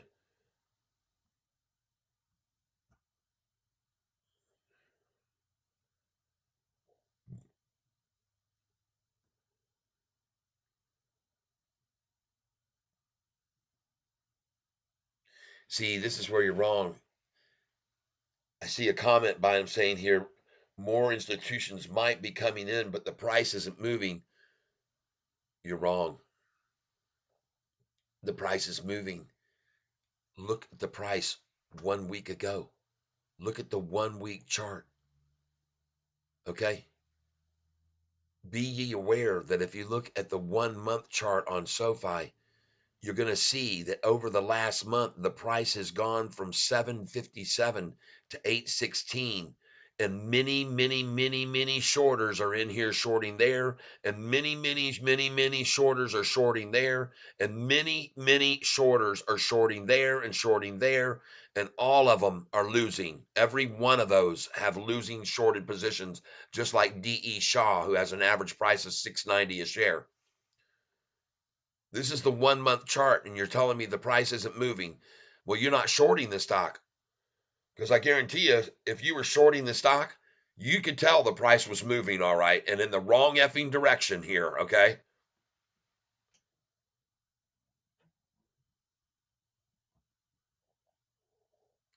See, here's the vision of people again. So short, such a narrow focus here. They can't go. There it is. I just opened your eyes to a wider vision, not the daily nonsense and the manipulation and the spin the wheel and make up a reason why the market's falling. And that's just what they want you to do. They want you to feel that way. They want you to feel that way. They want you to say, oh, it's going down. It's going down. They want you to all to say that. They want you to see that today it was down a whole effing penny. Okay. One whole effing penny. What does that mean? No, it means nothing. The price was doggone $7.60 a month ago. And they shorted it there. They've shorted at 6. They've shorted at 5. They've got shorted positions in the 4s. This is what you all need to understand. They're getting screwed right here, and they cannot stop it from keep going up. I've shown you this 200-day chart 50,000 times, and you see nothing but the chart green line being here, going to here over the last year. Nothing has deviated from the 455 low to the 816 high now in 1 year's time. It's a 50% gainer since May the 15th. Those are the facts. Almost 50%, at least 40, probably 46% gainer from 455.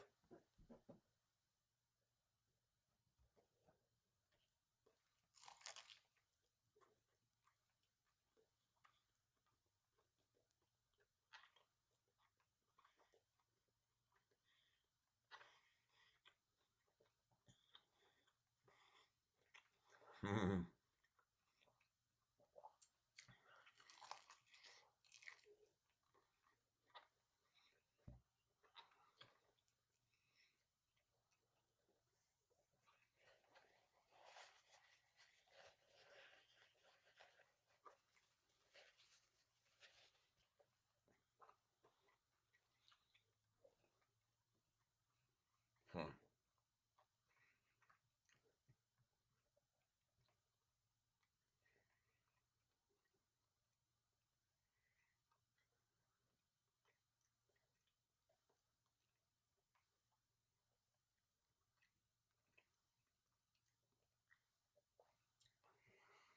I see what you're saying, UK Echo, but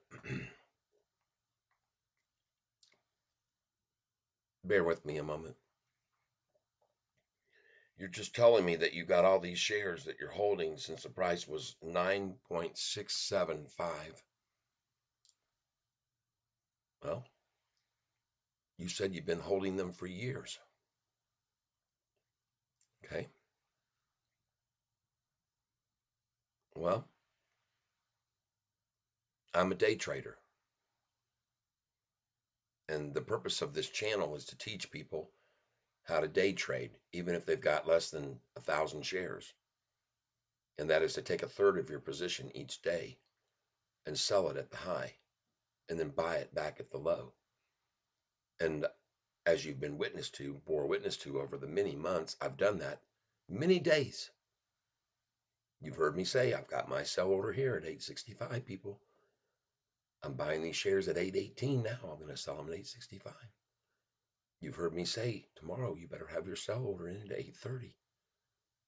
And you better have one at 844.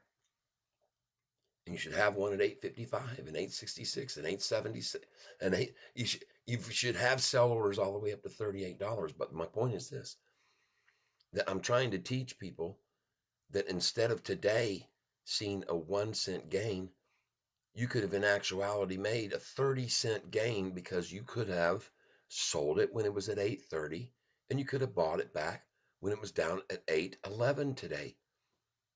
And 8:30 to 8:11 is a 19-cent change. And then if you went back up and you sell it then again on Monday at 8:30, you made a flat 0 day change into a 38-cent gain. Yesterday, I turned a day when we were up 5 cents into a day when I gained over 60 cents yesterday, including today, because every time they got it to 8:30, I sold 1,000 shares. And then every time they took it back down to 8:11, 12, 13, I bought back in.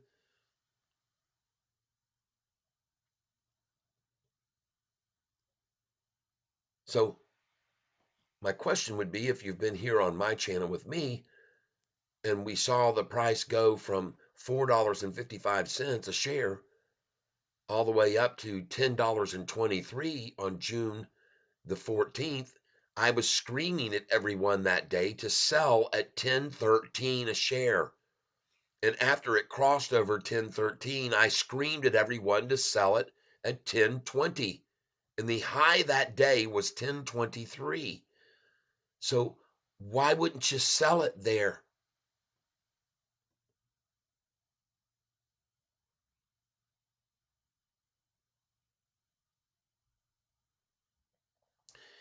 I can hear you talk about this all day long, and the truth is, you're right.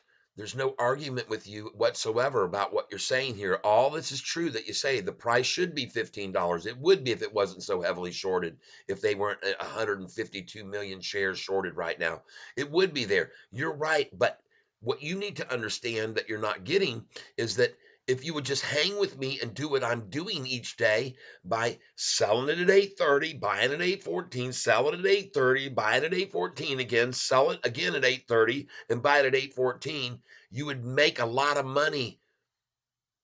You just need to do it with a third of your shares each today. Today, again, you could have sold this stock at $8.37 and bought it back at 8.11.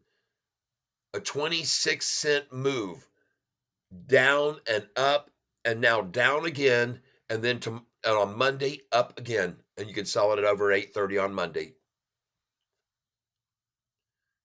And you do this every single day with one third of that position you own at $9.65. You just keep doing it every day. You keep buying when it gets to that low that they manipulate down to, which they do every day, that you can almost predict, like I do. I didn't buy this stock today at $8.11 by just happenstance and luck. And I didn't sell it at 8:30 today out of happenstance and luck. I've seen the pattern. I've become accustomed to it. I go, God, I've got this figured out. They're operating in a 25-cent range right here. I'm going to take advantage of it at 25 cents each time.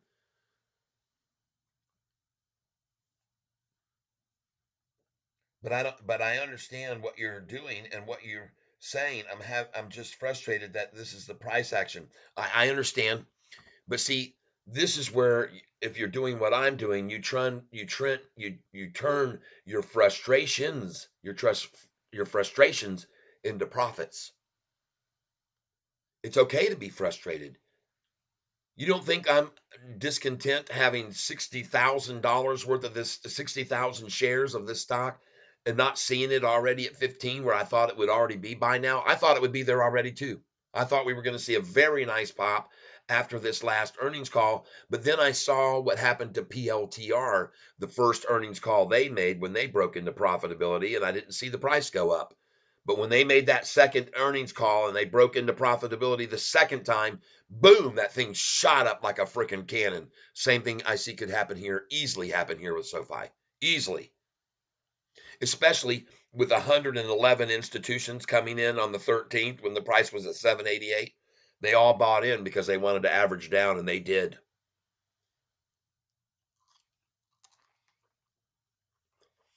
And they're not selling right now, by the way. No one's selling. You look at the volume, 24 million. Nobody's selling.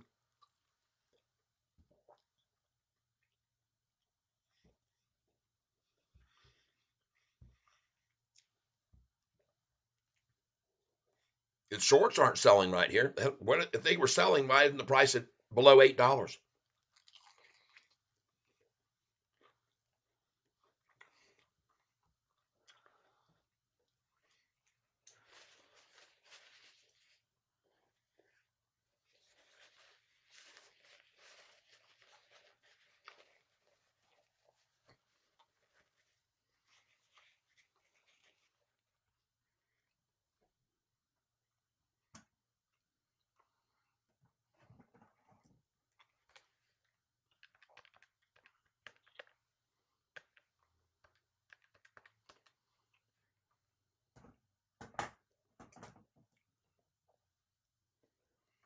So yesterday, and not only off of all the other stocks that I own that went up massively, including GTC that went up 27%, and others were up 4% and 5% and 15%.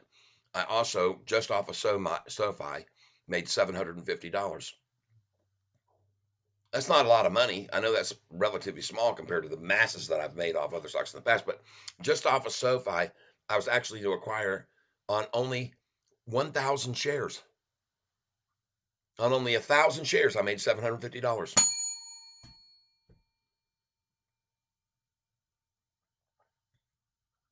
That's good profit, folks. I'll take that any day of the week. Give it to me. Bring it any day, any freaking day, including today where I did it again and sold at 8:30 and bought back at 8:11. 2 days take $1,500. Put it in the gold pot. Waiting on Monday. When do they do the bull trap? Monday, Tuesday, 8:50. LOL. Oh, don't you worry. This thing's this is going to be so funny. This is the funny thing, and I'm going to take pictures because you're. This is not the first time. There are many, many, many, many, many, many of these photographs that I'm going to have that will be so fun for us next year on May the 15th when we get together. It will. It'll be so funny. We'll be laughing and go, "Oh my God, look at how many people were talking about the eights." We're so worried about the eights. You guys don't understand. You just don't. You got such short vision. You got such narrow scope. You don't look like what I'm showing you. You don't understand the 200-day moving averages. You don't understand the relevance of the long term. You do not apparently catch the fact that 111 institutions just bought into this stock 1 week ago. 111 institutions last Wednesday. 111 institutions didn't buy in new entries, but they came in and bought more. 111 of the 796 institutions that hold shares of SoFi now, 111 of them added when they ran it down to 778. And I'm actually making a mistake there because on the day of the 13th, only 47 institutions bought in when it went down to 778. It was the next time when the shorts could only get the price down to 810 that 111 institutions came in. This is the importance of that, folks. I can't get you to focus enough on it. I keep going over and over this point because it's that important. Hit the like button. You'll get this shared with other people. We have 700 people on this channel today to learn that institutions are piling in on this stock. And right now, you can see the price is even rising here right now in the very last few seconds because there's just too many people that want this stock. There it goes, up another penny. I make $600 every penny this goes up right now. 600 plus.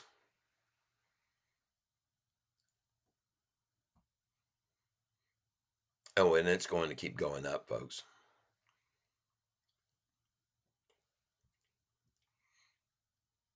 Even in spite of their desperate efforts, the problem they've run into now that they've never had before is that we don't just have a retail group behind the stock. Now we got institutions coming in with us.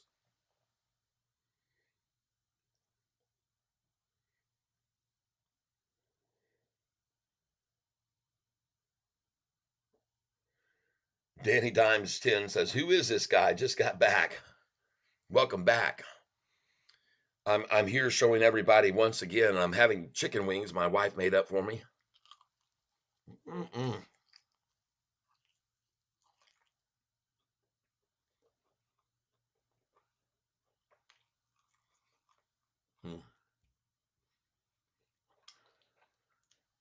Mm-mm-mm.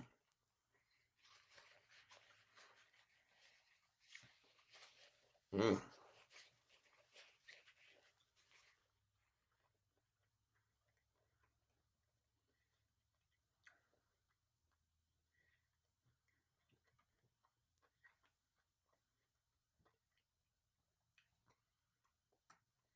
All right.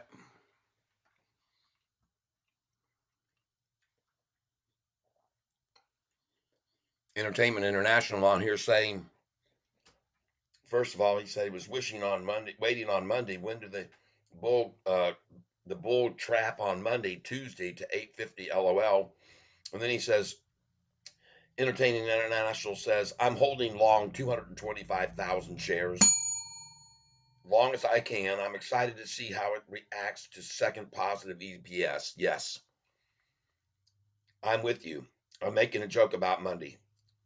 Half of my options expired today, 8:50 strikes. All right. I understand. Don't know why everybody's playing options. And you have to know what you're doing with options, or you can really get burned. Most of the times, they've really started dumping on the options holders on after Wednesdays, and with this stock, it's been pretty horrid for anybody that's held beyond Wednesdays with this. You got to time it. It's all about timing. I understand, and it can be very costly to you. So, folks, if you do what I'm doing, you almost can't lose money. Okay. If you're playing options and you're locked into a term, then you can lose money. Not to say you can't lose money like me buying into LAES the other day and when it was at its high, which I never do. I know not to do that. I just did it. Thank God I only bought 300 shares. Well, I picked them up today at 190 something.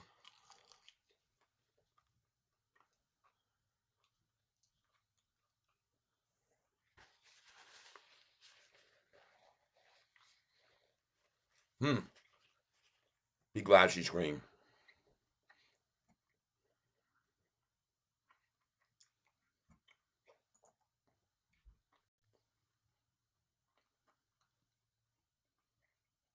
Hmm.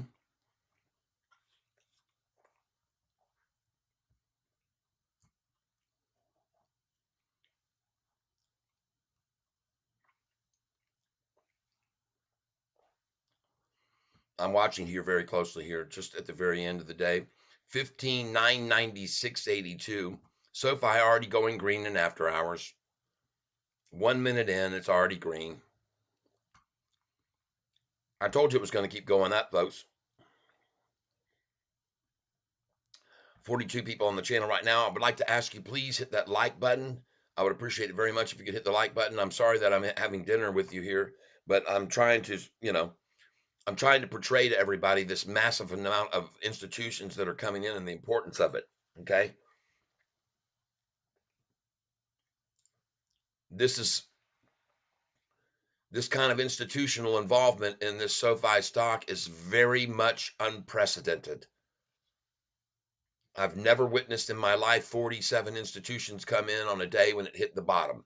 I've seen Anthony Noto buy when it was driven down to the bottom. I've seen Kathy Wood buy when it was driven down and manipulated down. I've seen Vanguard buy and BlackRock buy. I've seen them all buy. I've seen Morgan Stanley. Morgan Stanley just bought on this same day, the 13th. Morgan Stanley came in and increased their position big time on this day of the 13th, folks. There's a lot of big players that are scooping up shares, and I kept it right here, and I'm glad I did. It was brought to me by my friend Danny Dimes, and here's the bookmark of Morgan Stanley making entry on the 13th, and they increased their value of the stock from $58 million. Now they hold $107 million worth. All right. This is the company, Morgan Stanley. This is the entity that downgraded our stock price on July the 13th last year to get it to 877 and then sell it at 1170 3 days later. This is the same Morgan Stanley that downgraded SoFi on January the 31st, saying it could drop as much as 20%, made it fall. Then they bought back in on the 13th. They just bought it after they made it fall. It was just a delayed reaction of falling, and then they bought in at the low today, at the low on the 13th. This brought to you by Danny Dimes. Danny Diamond Hand Dimes.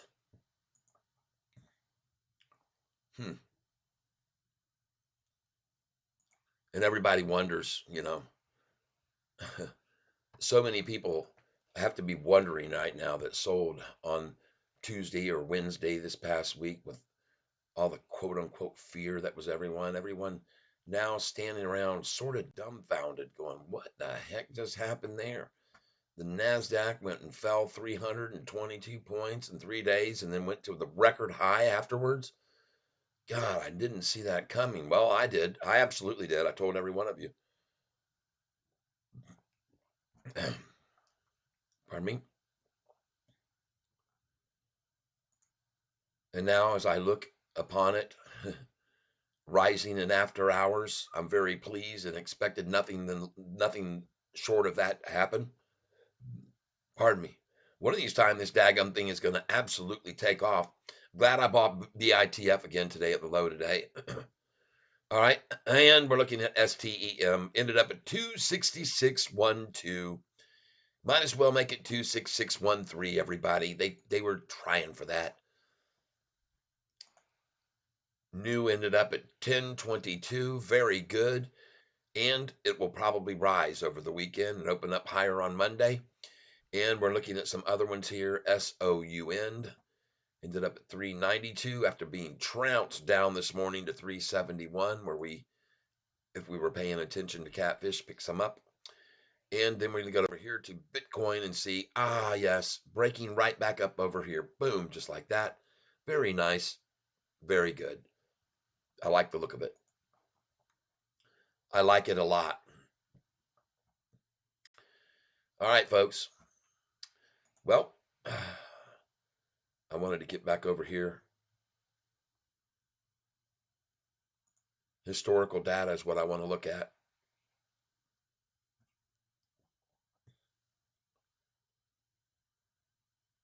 Folks, it's a Friday afternoon, and I want you to see something. SoFi's high, all right, and look at their closes. Their high was 835, 811 close, 835, 816 close, 837 up, 817 close. And we got people on here saying the price is dropping. Well, it's not popping, but it sure ain't dropping, people. All right? It's not dropping. Don't be disillusioned. It's not dropping. Those with the longer vision and not the short sighted people can see what's happening with this 6-month chart. And it looks very gorgeous.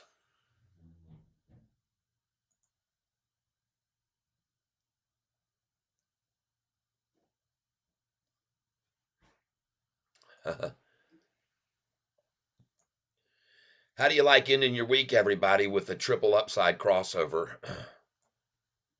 Huh? Does anybody have any problem with that? Double upside crossover, the 45 and 50-day moving average at the very end of the day today? Anyone at all complaining about seeing that?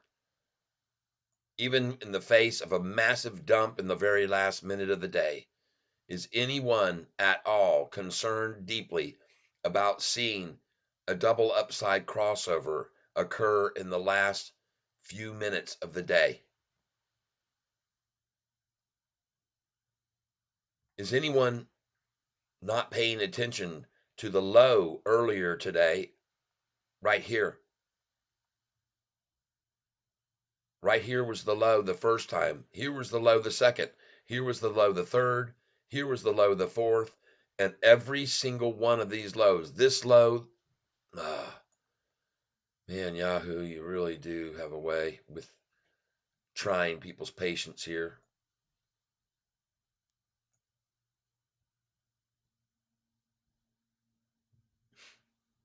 What the hell How'd you like those? I've been asking you. I'm still eating them. I said they were delicious. They are? Oh yeah. Okay, I didn't know that. Oh yeah. They're not overdone. No. Mm-mm. No, they have no breading. They're perfect.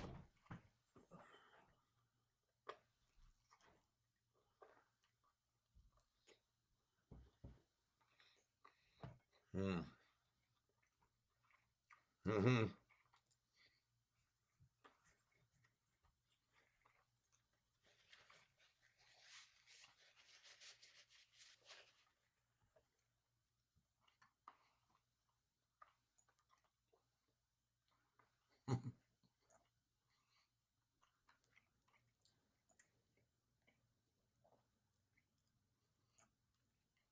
Well, there you are, people. I'm trying my best to show you this. The stupid freaking thing just sits up here toggling back and forth, going la dee da da dee da da da.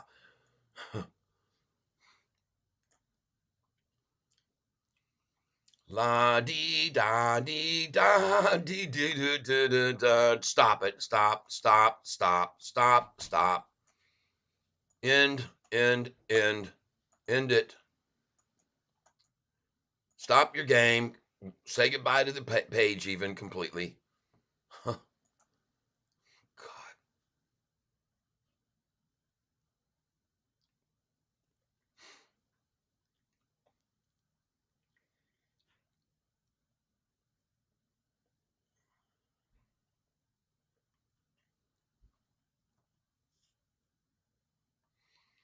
Look at all those 200-day moving averages I loaded in. I just tried today, and they finally, not a one of them has shown up on the chart.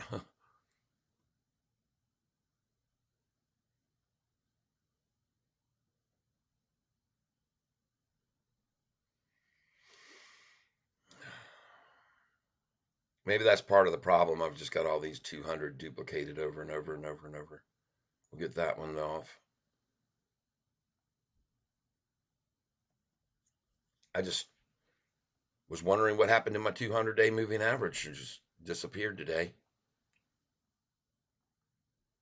And so far, this has just become a ridiculous. I mean, this is ridiculous. This time consumption right here. I'm sorry, folks. It's horrible. I don't know what's going on.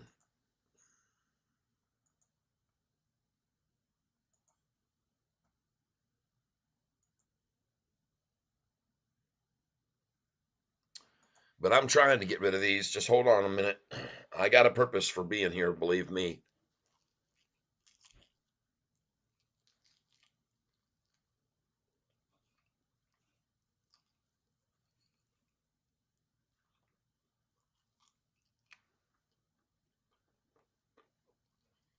Mm-hmm.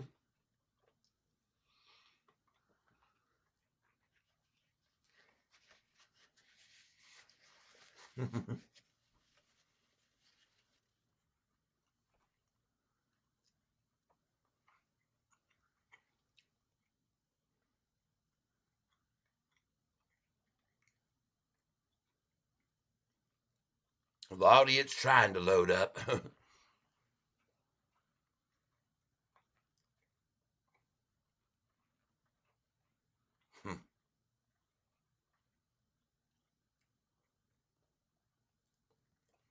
Horrible. Let's close out some of these pages here. We just got too much going on. Across the board, it looks like every single thing was red today. I can't see a single stock that wasn't red today, except SoFi. Look at that. Stands out. The only thing on the whole thing green today, SoFi. Love it. Every single one of these other ones, red, red, red, red, dead red, red, red on, red, red. There's LYFT 1 day chart. That one was red too. they're showing it as red up here. I don't know what this is. This is the 1 day chart, and they're showing it as green, and over here they're showing it red. So I'm not sure what the F is going there. Goodbye to you. Goodbye to you. MRVI. It just kept on going sideways all day long. Millions and millions and millions of shares traded, but couldn't move.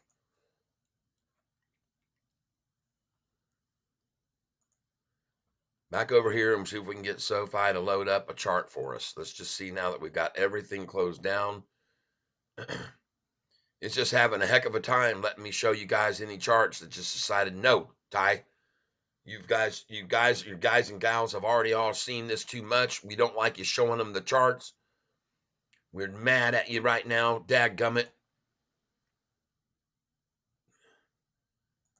There's one I think I got to go off of there. Let's get this one off of here.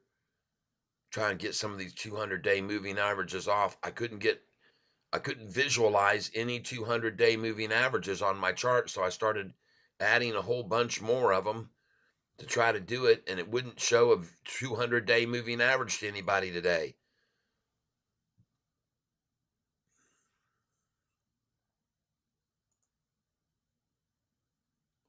So I'm thinking that's causing part of the problem. So I am now reducing down to just two 200-day moving averages.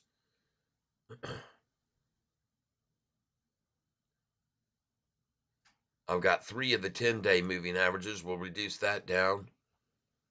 I've got 4 of the 45-day moving averages. We'll take that down. There we go.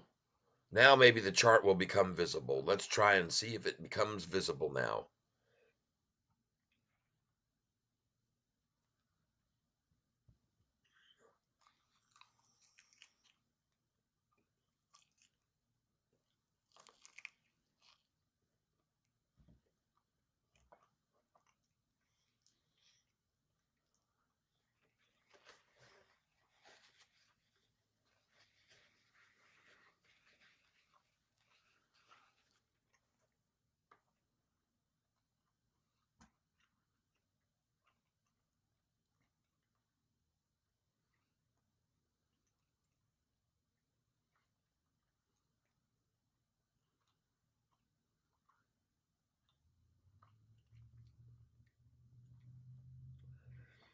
Johnny Alba, free up some memory space if it's lagging.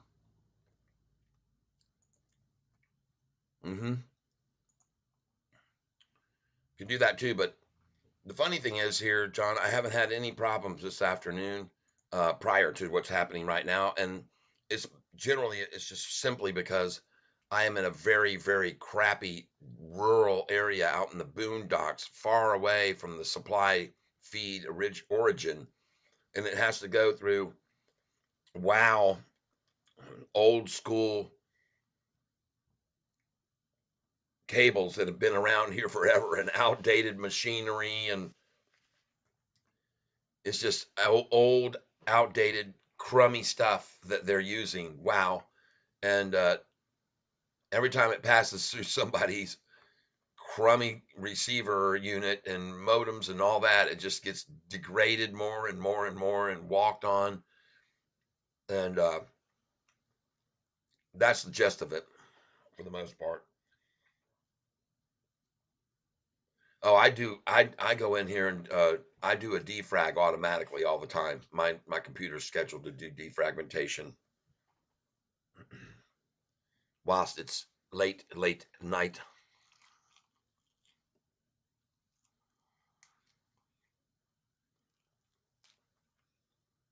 Clean disk, delete memory. Every time I'm on the internet, I always do delete browsing history.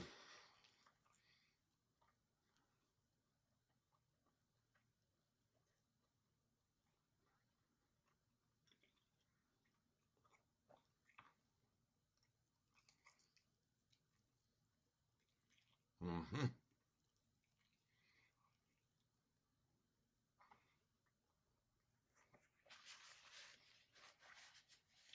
I do have to eat, folks. So I'm sorry you have to watch me eat, but there's really no other alternative. I could just be back in 10 minutes, but huh.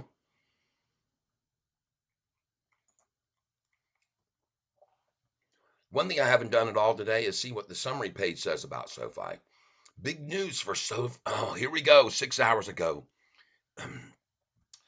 Big news for SoFi investors. In this video, I will talk about the recent SoFi Technologies partnership with the NBA and explain why it targets sports deals such as this one and the SoFi Stadium one worth $600 million. The Motley Fool, let's see here. Stock advisor, okay. I am not going to click on this, okay. This content is not available due to your privacy preferences. What? Neil Rosenbaum. Well, folks, there's a story there to be read if you want to dig into it, but I like what the headlines say. And I know what it means. I've already told every one of you how big it is that this NBA deal has been struck.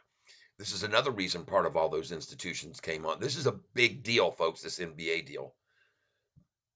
This is going to put SoFi in even more people's living rooms every night of the week.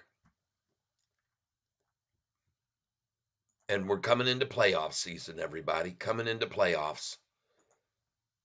I saw last night I was on YouTube and I saw a SoFi commercial just come on one of the channels that I happened to click on that I wanted to watch, and there was a big old SoFi commercial on a video that had been watched millions of times, and there was SoFi, bam, right there in front of him, everybody, on a video that had been looked at many, many, many, many times.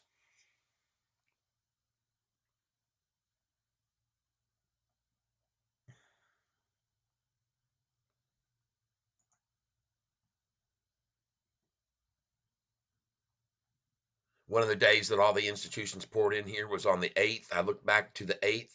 I saw how many came in on February the 8th, and I wondered why so many coming in here on February the 8th. And then I realized, I looked it up, the news that day. The reason was because they had been picked for the biggest by what's they called, Nerd Wallet, as the best bank, digital bank, Nerd Wallet, for 3 different reasons. They had been picked and given the title trophy for 3 different categories. And now I sit here and I look at SoFi rising in the after hours, and I know that the shorts can't stand to see that. It's not what they're used to, that's for sure. The days have changed.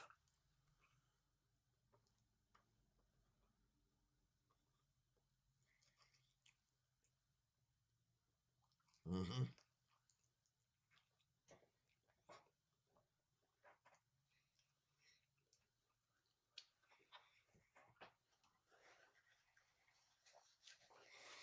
Folks, one of these days, mark my words,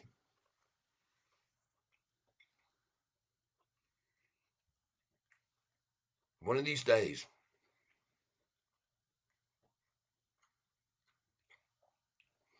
in the not too distant future, in my belief, I'm going to be sitting here with a bunch of people, and they're going to watch SoFi go to the highest price it's ever seen. And it's going to happen in the blink of 2 hours. Not over weeks, not over months, but in a matter of hours. And it'll start with the price going boom up to 12, and then boom, we'll see it back to 8, and we'll see it down to 666. And then boom, and it'll be at 12, and then it'll stop. And everybody will be going, what the hell just happened there, Catfish? And I'll go, oh, here we go. Hope you listen to me and you have your sell orders up in the teens and high teens and the low 20s and the mid 20s and up into the 30s and as high as you have them as you can. Somebody told me today they only let him go to 25 or so, but it doesn't matter. They'll be filling. They'll be filling that day. I have to do a disc cleanup every other week to free up space. Yes, Big Booty Keisha, I have Roadrunner internet. Mm-hmm. Thank you for letting me know.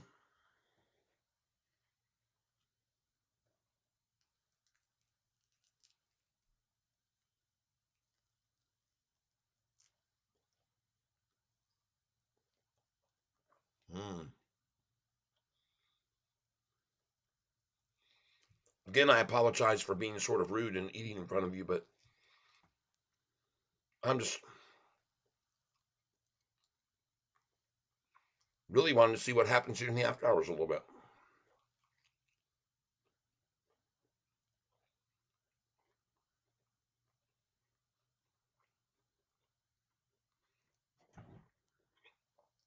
Mm-hmm.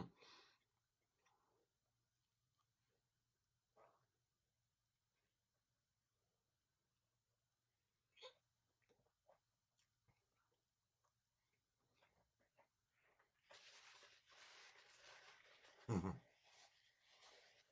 Mm-hmm.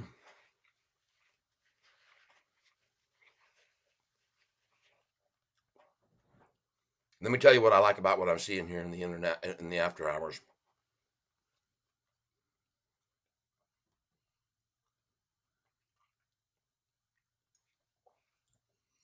When there's someone with a set agenda to control the price, they will put in a massive sell order at a certain number, and it'll sit right there at that number.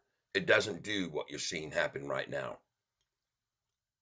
It's not fluctuating 818, 819, 818, 819. It doesn't do that when they have those massive sell orders. So there, that tells me there is no wall at 819 here. Okay. There's no massive wall at 818. There there's small time players being here today. And look at the volume, 26 million shares today. If they were borrowing 18 million shares and that was over twice the volume level, don't you think the price would have been red today instead of up a penny? How does that happen? Anybody can want to try to explain that? Any shorter out there want to give me an explanation of why that was? That seems unbelievable. Really, sounds improbable.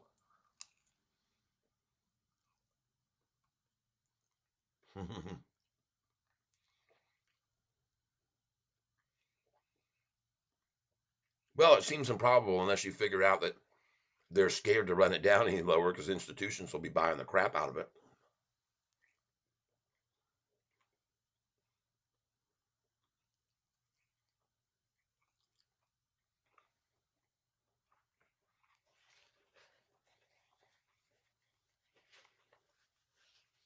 Hmm.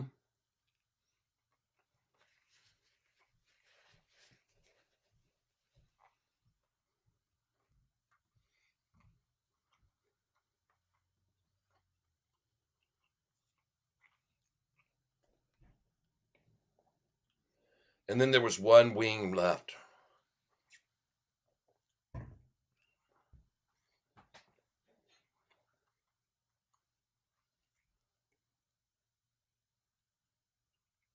Hmm.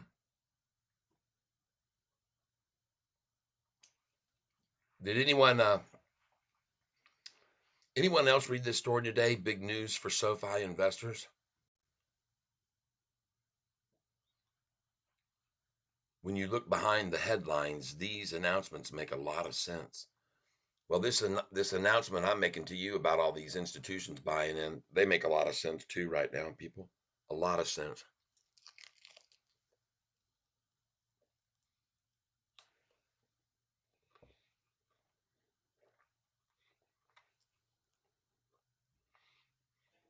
Hmm.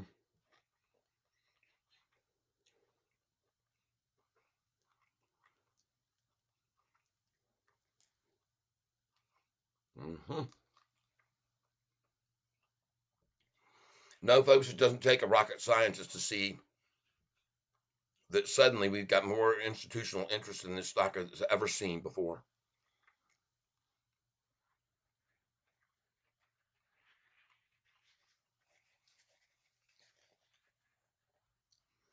For those of you that are joining me right now at this late hour, I'm having a little dessert. Well, this is my dessert, my last piece of chicken wing I'm having right now.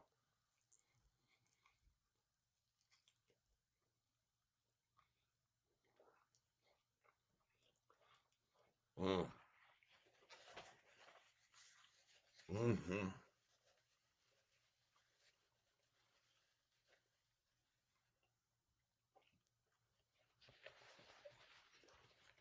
with a very hot sauce, I might add. Whew, lighten my tongue up.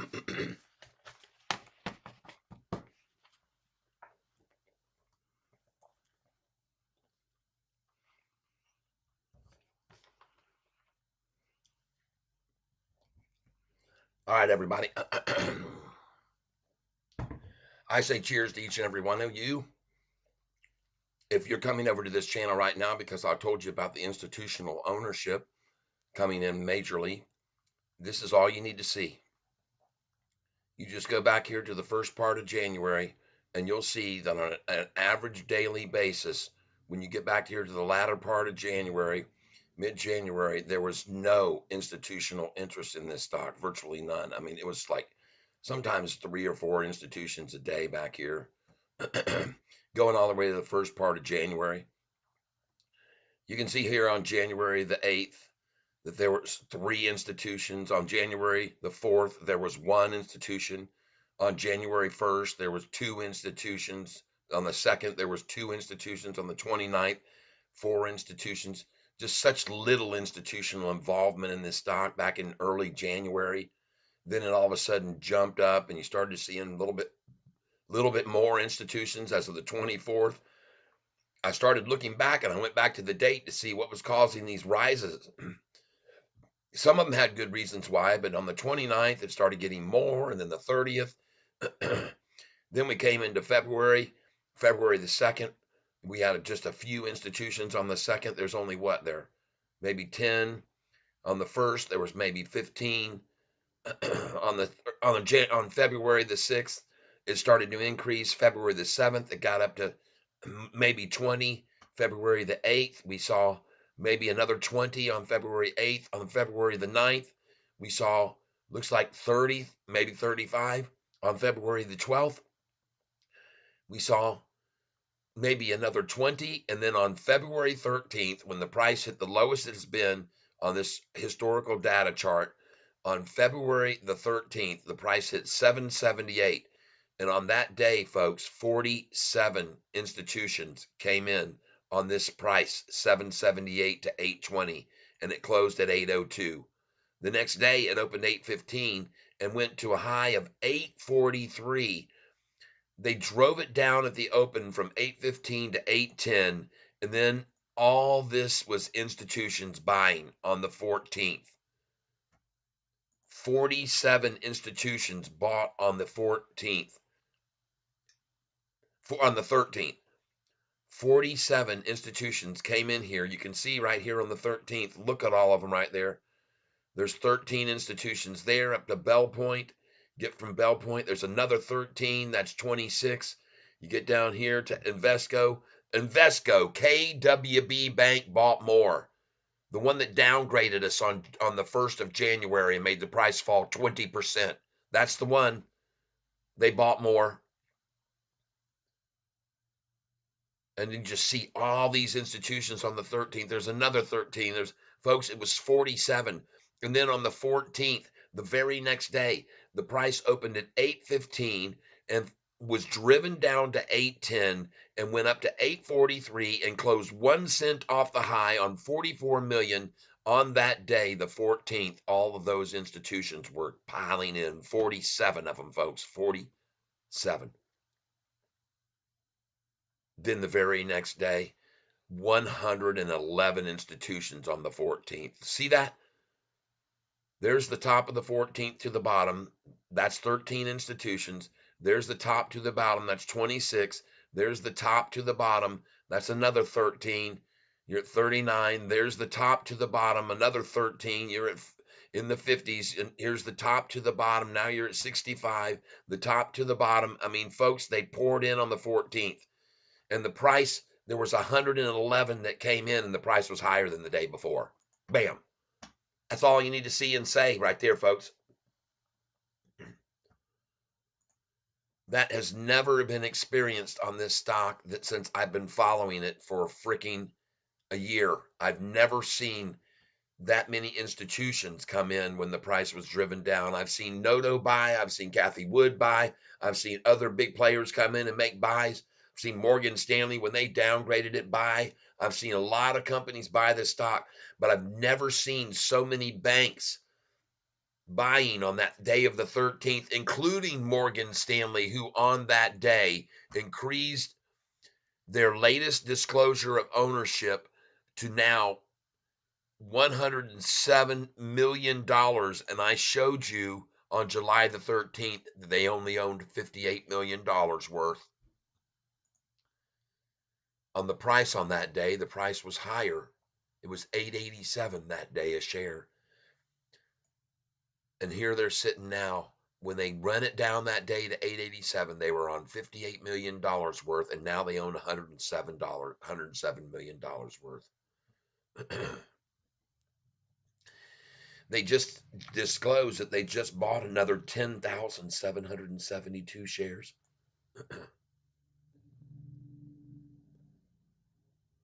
10,772. I'm sorry, 10 million. Latest disclosed ownership is 10,772,437.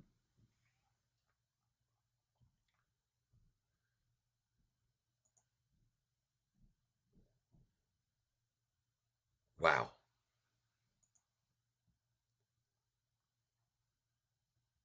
Anyway, all right, guys and gals. I've sat here talking about this now for another full day. I don't know how I can do it, 8 hours a day plus, but I did it again. It's Friday afternoon. Let's go have some fun, everyone. Enjoy your weekend. Uh, Stay there with me. I hope that some of you are paying attention to me and you're selling at the high each day, a third of your position, and then you're buying at the low, and you're doing that every single day with me. And you'll eventually end up making lots and lots of money over time on this stock. As I've already proven to you, they've taken this price of this stock up and down and up and down and up and down like a seesaw. And they're going to keep doing it, folks, and we can keep making money off of that. All right. Be convinced of one thing: they will always be manipulating the stock market. Somebody will be, no matter what. It'll always happen. Okay? Don't be discouraged. Keep your eyes and your vision on the long term charts. Stay here with me, Catfish, who will give you the confidence by looking at the chart and make you understand that it's not what you're thinking. Don't get the impression we're not rising. Look at the 1 month chart, folks. We're up 50 cents in a month. We're making money all from a month ago. We're making money from 1 month ago, everybody. We're making money. All right. Just keep understanding that. And we can make money every day if we keep selling at 8:30 and buying back at 8:11 now, right now during this channel. Where it sits right now. Make money where the money is. Okay. Don't think about, oh, I'm going to make so much when it hits here. I'm going to make so much when it hits there. Make it each day when it gets to that high and then it gets to that low. Make money every day, people. That's what I do. Gosh. Every single day, folks. And you guys sit here and you watch me do it over and over and over. Every day you watch me. And some of you are doing it right along with me. I understand, and I'm glad to hear that. All right, so I'm done. I'll stick with this group of people up here that these are the biggest popular hedge funds holding Sofi. All right. I'm looking at them all, the biggest ones, and right here they are, duplicating, triplicating, quadruplicating, 6 times-relating. They're just piling in, buying more and more Sofi, all of them. This guy increased his position by 73,605%. Now owns 1.84 million, going all in. Talk about going all in, people. Man, that's going all in, everybody. Including everybody that's going in right now this afternoon as the price keeps rising, much to their surprising discovery. They can't get it red today. They tried like hell. They tried so hard, but they failed. And the best thing to do here, folks, is and it's so funny. Here, one more time, I'm going to try to click on this 1 day chart that apparently they don't want you to see, because Catfish Tyler is going to show you here a crossover A double upside crossover at the very end of the day, and a lot of green candlesticks versus the red ones. Okay. Look at that massive buy right there of 405 at 356. Made the price jump right here from $8.16 red up here to 8.18 green. That's a big buy-in right there, folks. And there's another one right there that came in at 351. He said, I'll take 332,000 shares at 817. Thank you very much. Boom, boom, boom, boom, boom.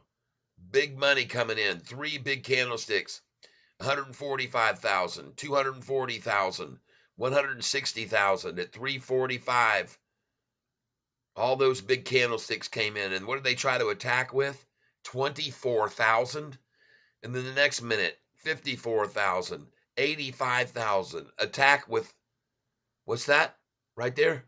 46,000. Boom, the next minute, a buy of 332,000. Attack with 42,000 again.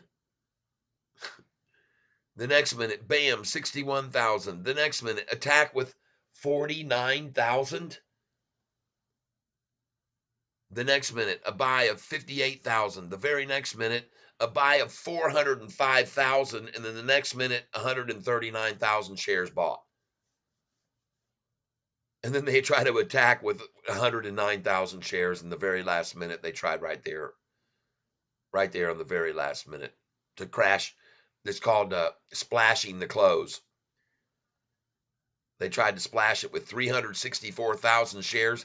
I bet you they thought for certain that that price would go red on 364,000 shares. But sadly for them, the prior buy was 405, and the one over here was, how much was this one here? 332,000. They're outnumbered by 4 times to 1 during the last 15 minutes, buys versus sells, people. Just so you're aware of that. And thus the reason the price continues to rise in after hours now against their desires as well. Well, you saw it, everybody. You see it, what's going on now. You'll see what happens Monday. You'll see what happens all week. You'll see what happens all month. I wish I could read this story here. Big news for SoFi stock investors. It says here I've got to update my settings here to see it. Bull crap. Yeah, put in my password, my name and password. No way. Forget about it. Wouldn't do that in a million years. You guys can read it yourselves. All right, 747 individuals here on the channel today with us.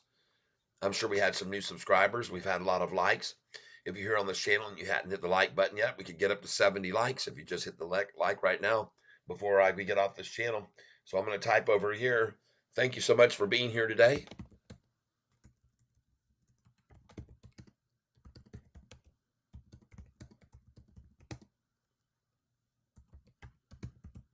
Thanks so much for all your listening. And we will have a great weekend if you look at the 6-month SoFi chart, my friends. There we go. That's it. I'm going to say goodbye. I typed it all up there. It's all pretty for you. You can read it. And now we're going to put up a bunch of farewell hand signal bye-byes. Want to thank you very much. Boom, boom, boom, boom, boom, boom, boom, boom, boom. Hit the road, cat. Don't you come back no more, no more, no more, no more. Hit the road, cat. Don't you come back no more. Well, I'll see you on Monday, folks. Don't worry, I'll be back in the tank. It's me and all the other folks here you can thank, and we all see stocks that run, and we buy it in, we make ourselves a ton. Oh, I hit the road, we make jack. And don't see it's a fact, my friends. Don't end. We can't pretend we make a lot of jack. And we don't look back no more. All right, everybody. Big Booty Keisha, we thank you for being here to the very nitty gritty end. 66 likes on the channel today. Murky Bo Coop for everybody that did that. Here's a heart on for whoever just put those up. Thank you. I will put a heart on for you if you put up a like right now, and we can get to 70 likes. You'll see 4 heart ons from Catfish Tyler right now. I'm ready to load them up. But if anybody doesn't, that's okay too. I'm just happy to see Sofi in the green at the end of a day. Any day in the green is nice, if you know what I mean. We could have seen it red today, and you guys would have been very discouraged, I'm sure. But it ain't green. It ain't red. It ain't red at all. It's green. NASDAQ hits a whole highest high it's ever been today. Breaking records and breaking the shorts is back. As I said to you again, folks, be very delighted because of the fact that the shorts are in trouble. Now, when they're driving it down, it's just not retail anymore that's there to give them a hard time. It's institutions. They took it down on last Wednesday to 778. 47 institutions bought. The next day, the low was 32 cents higher. The low was not 778, it was 810. And on that day, between 810 and the price of 843, 111 institutions purchased SoFi. This is what you need to be thinking about, folks. They were buying in to lower their dollar cost average because many of those institutions, they're seeing this long-term chart now too, and they're starting to get hopes because they see that profitability is coming down the pike again. Every single earnings report, more revenue, more customers, more products, more visibility, more tech sales, more contracts with big companies, more expansion into South America. We just signed a deal, folks, to go into South America. Galileo has made entry into Brazil, and Argentina, and Uruguay, Nicaragua, and Peru. Folks, this company is expanding internationally through the NBA, which is viewed on television sets all over the world compared to American football.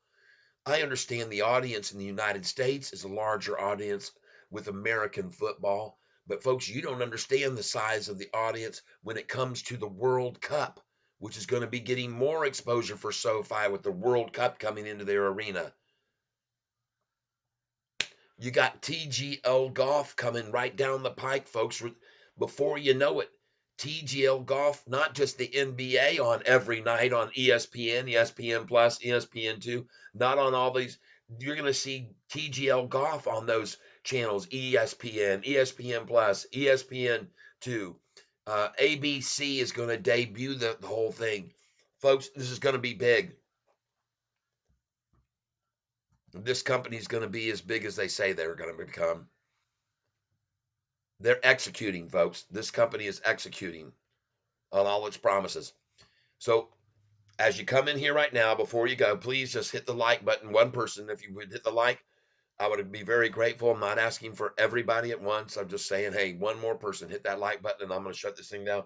And I want to say thank you for doing so. And I will tell you this much. I'll stay here on this channel and I'll stay broadcasting this evening until I see 67 likes on the screen.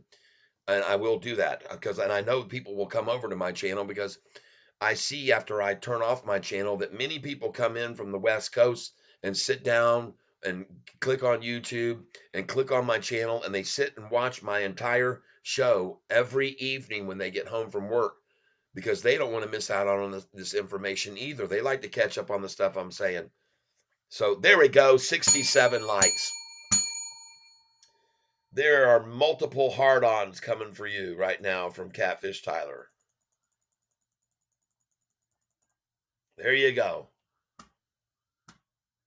Man, that felt good. Next, it's time for us to say goodbye, but we're not going to do it until we sing one more song.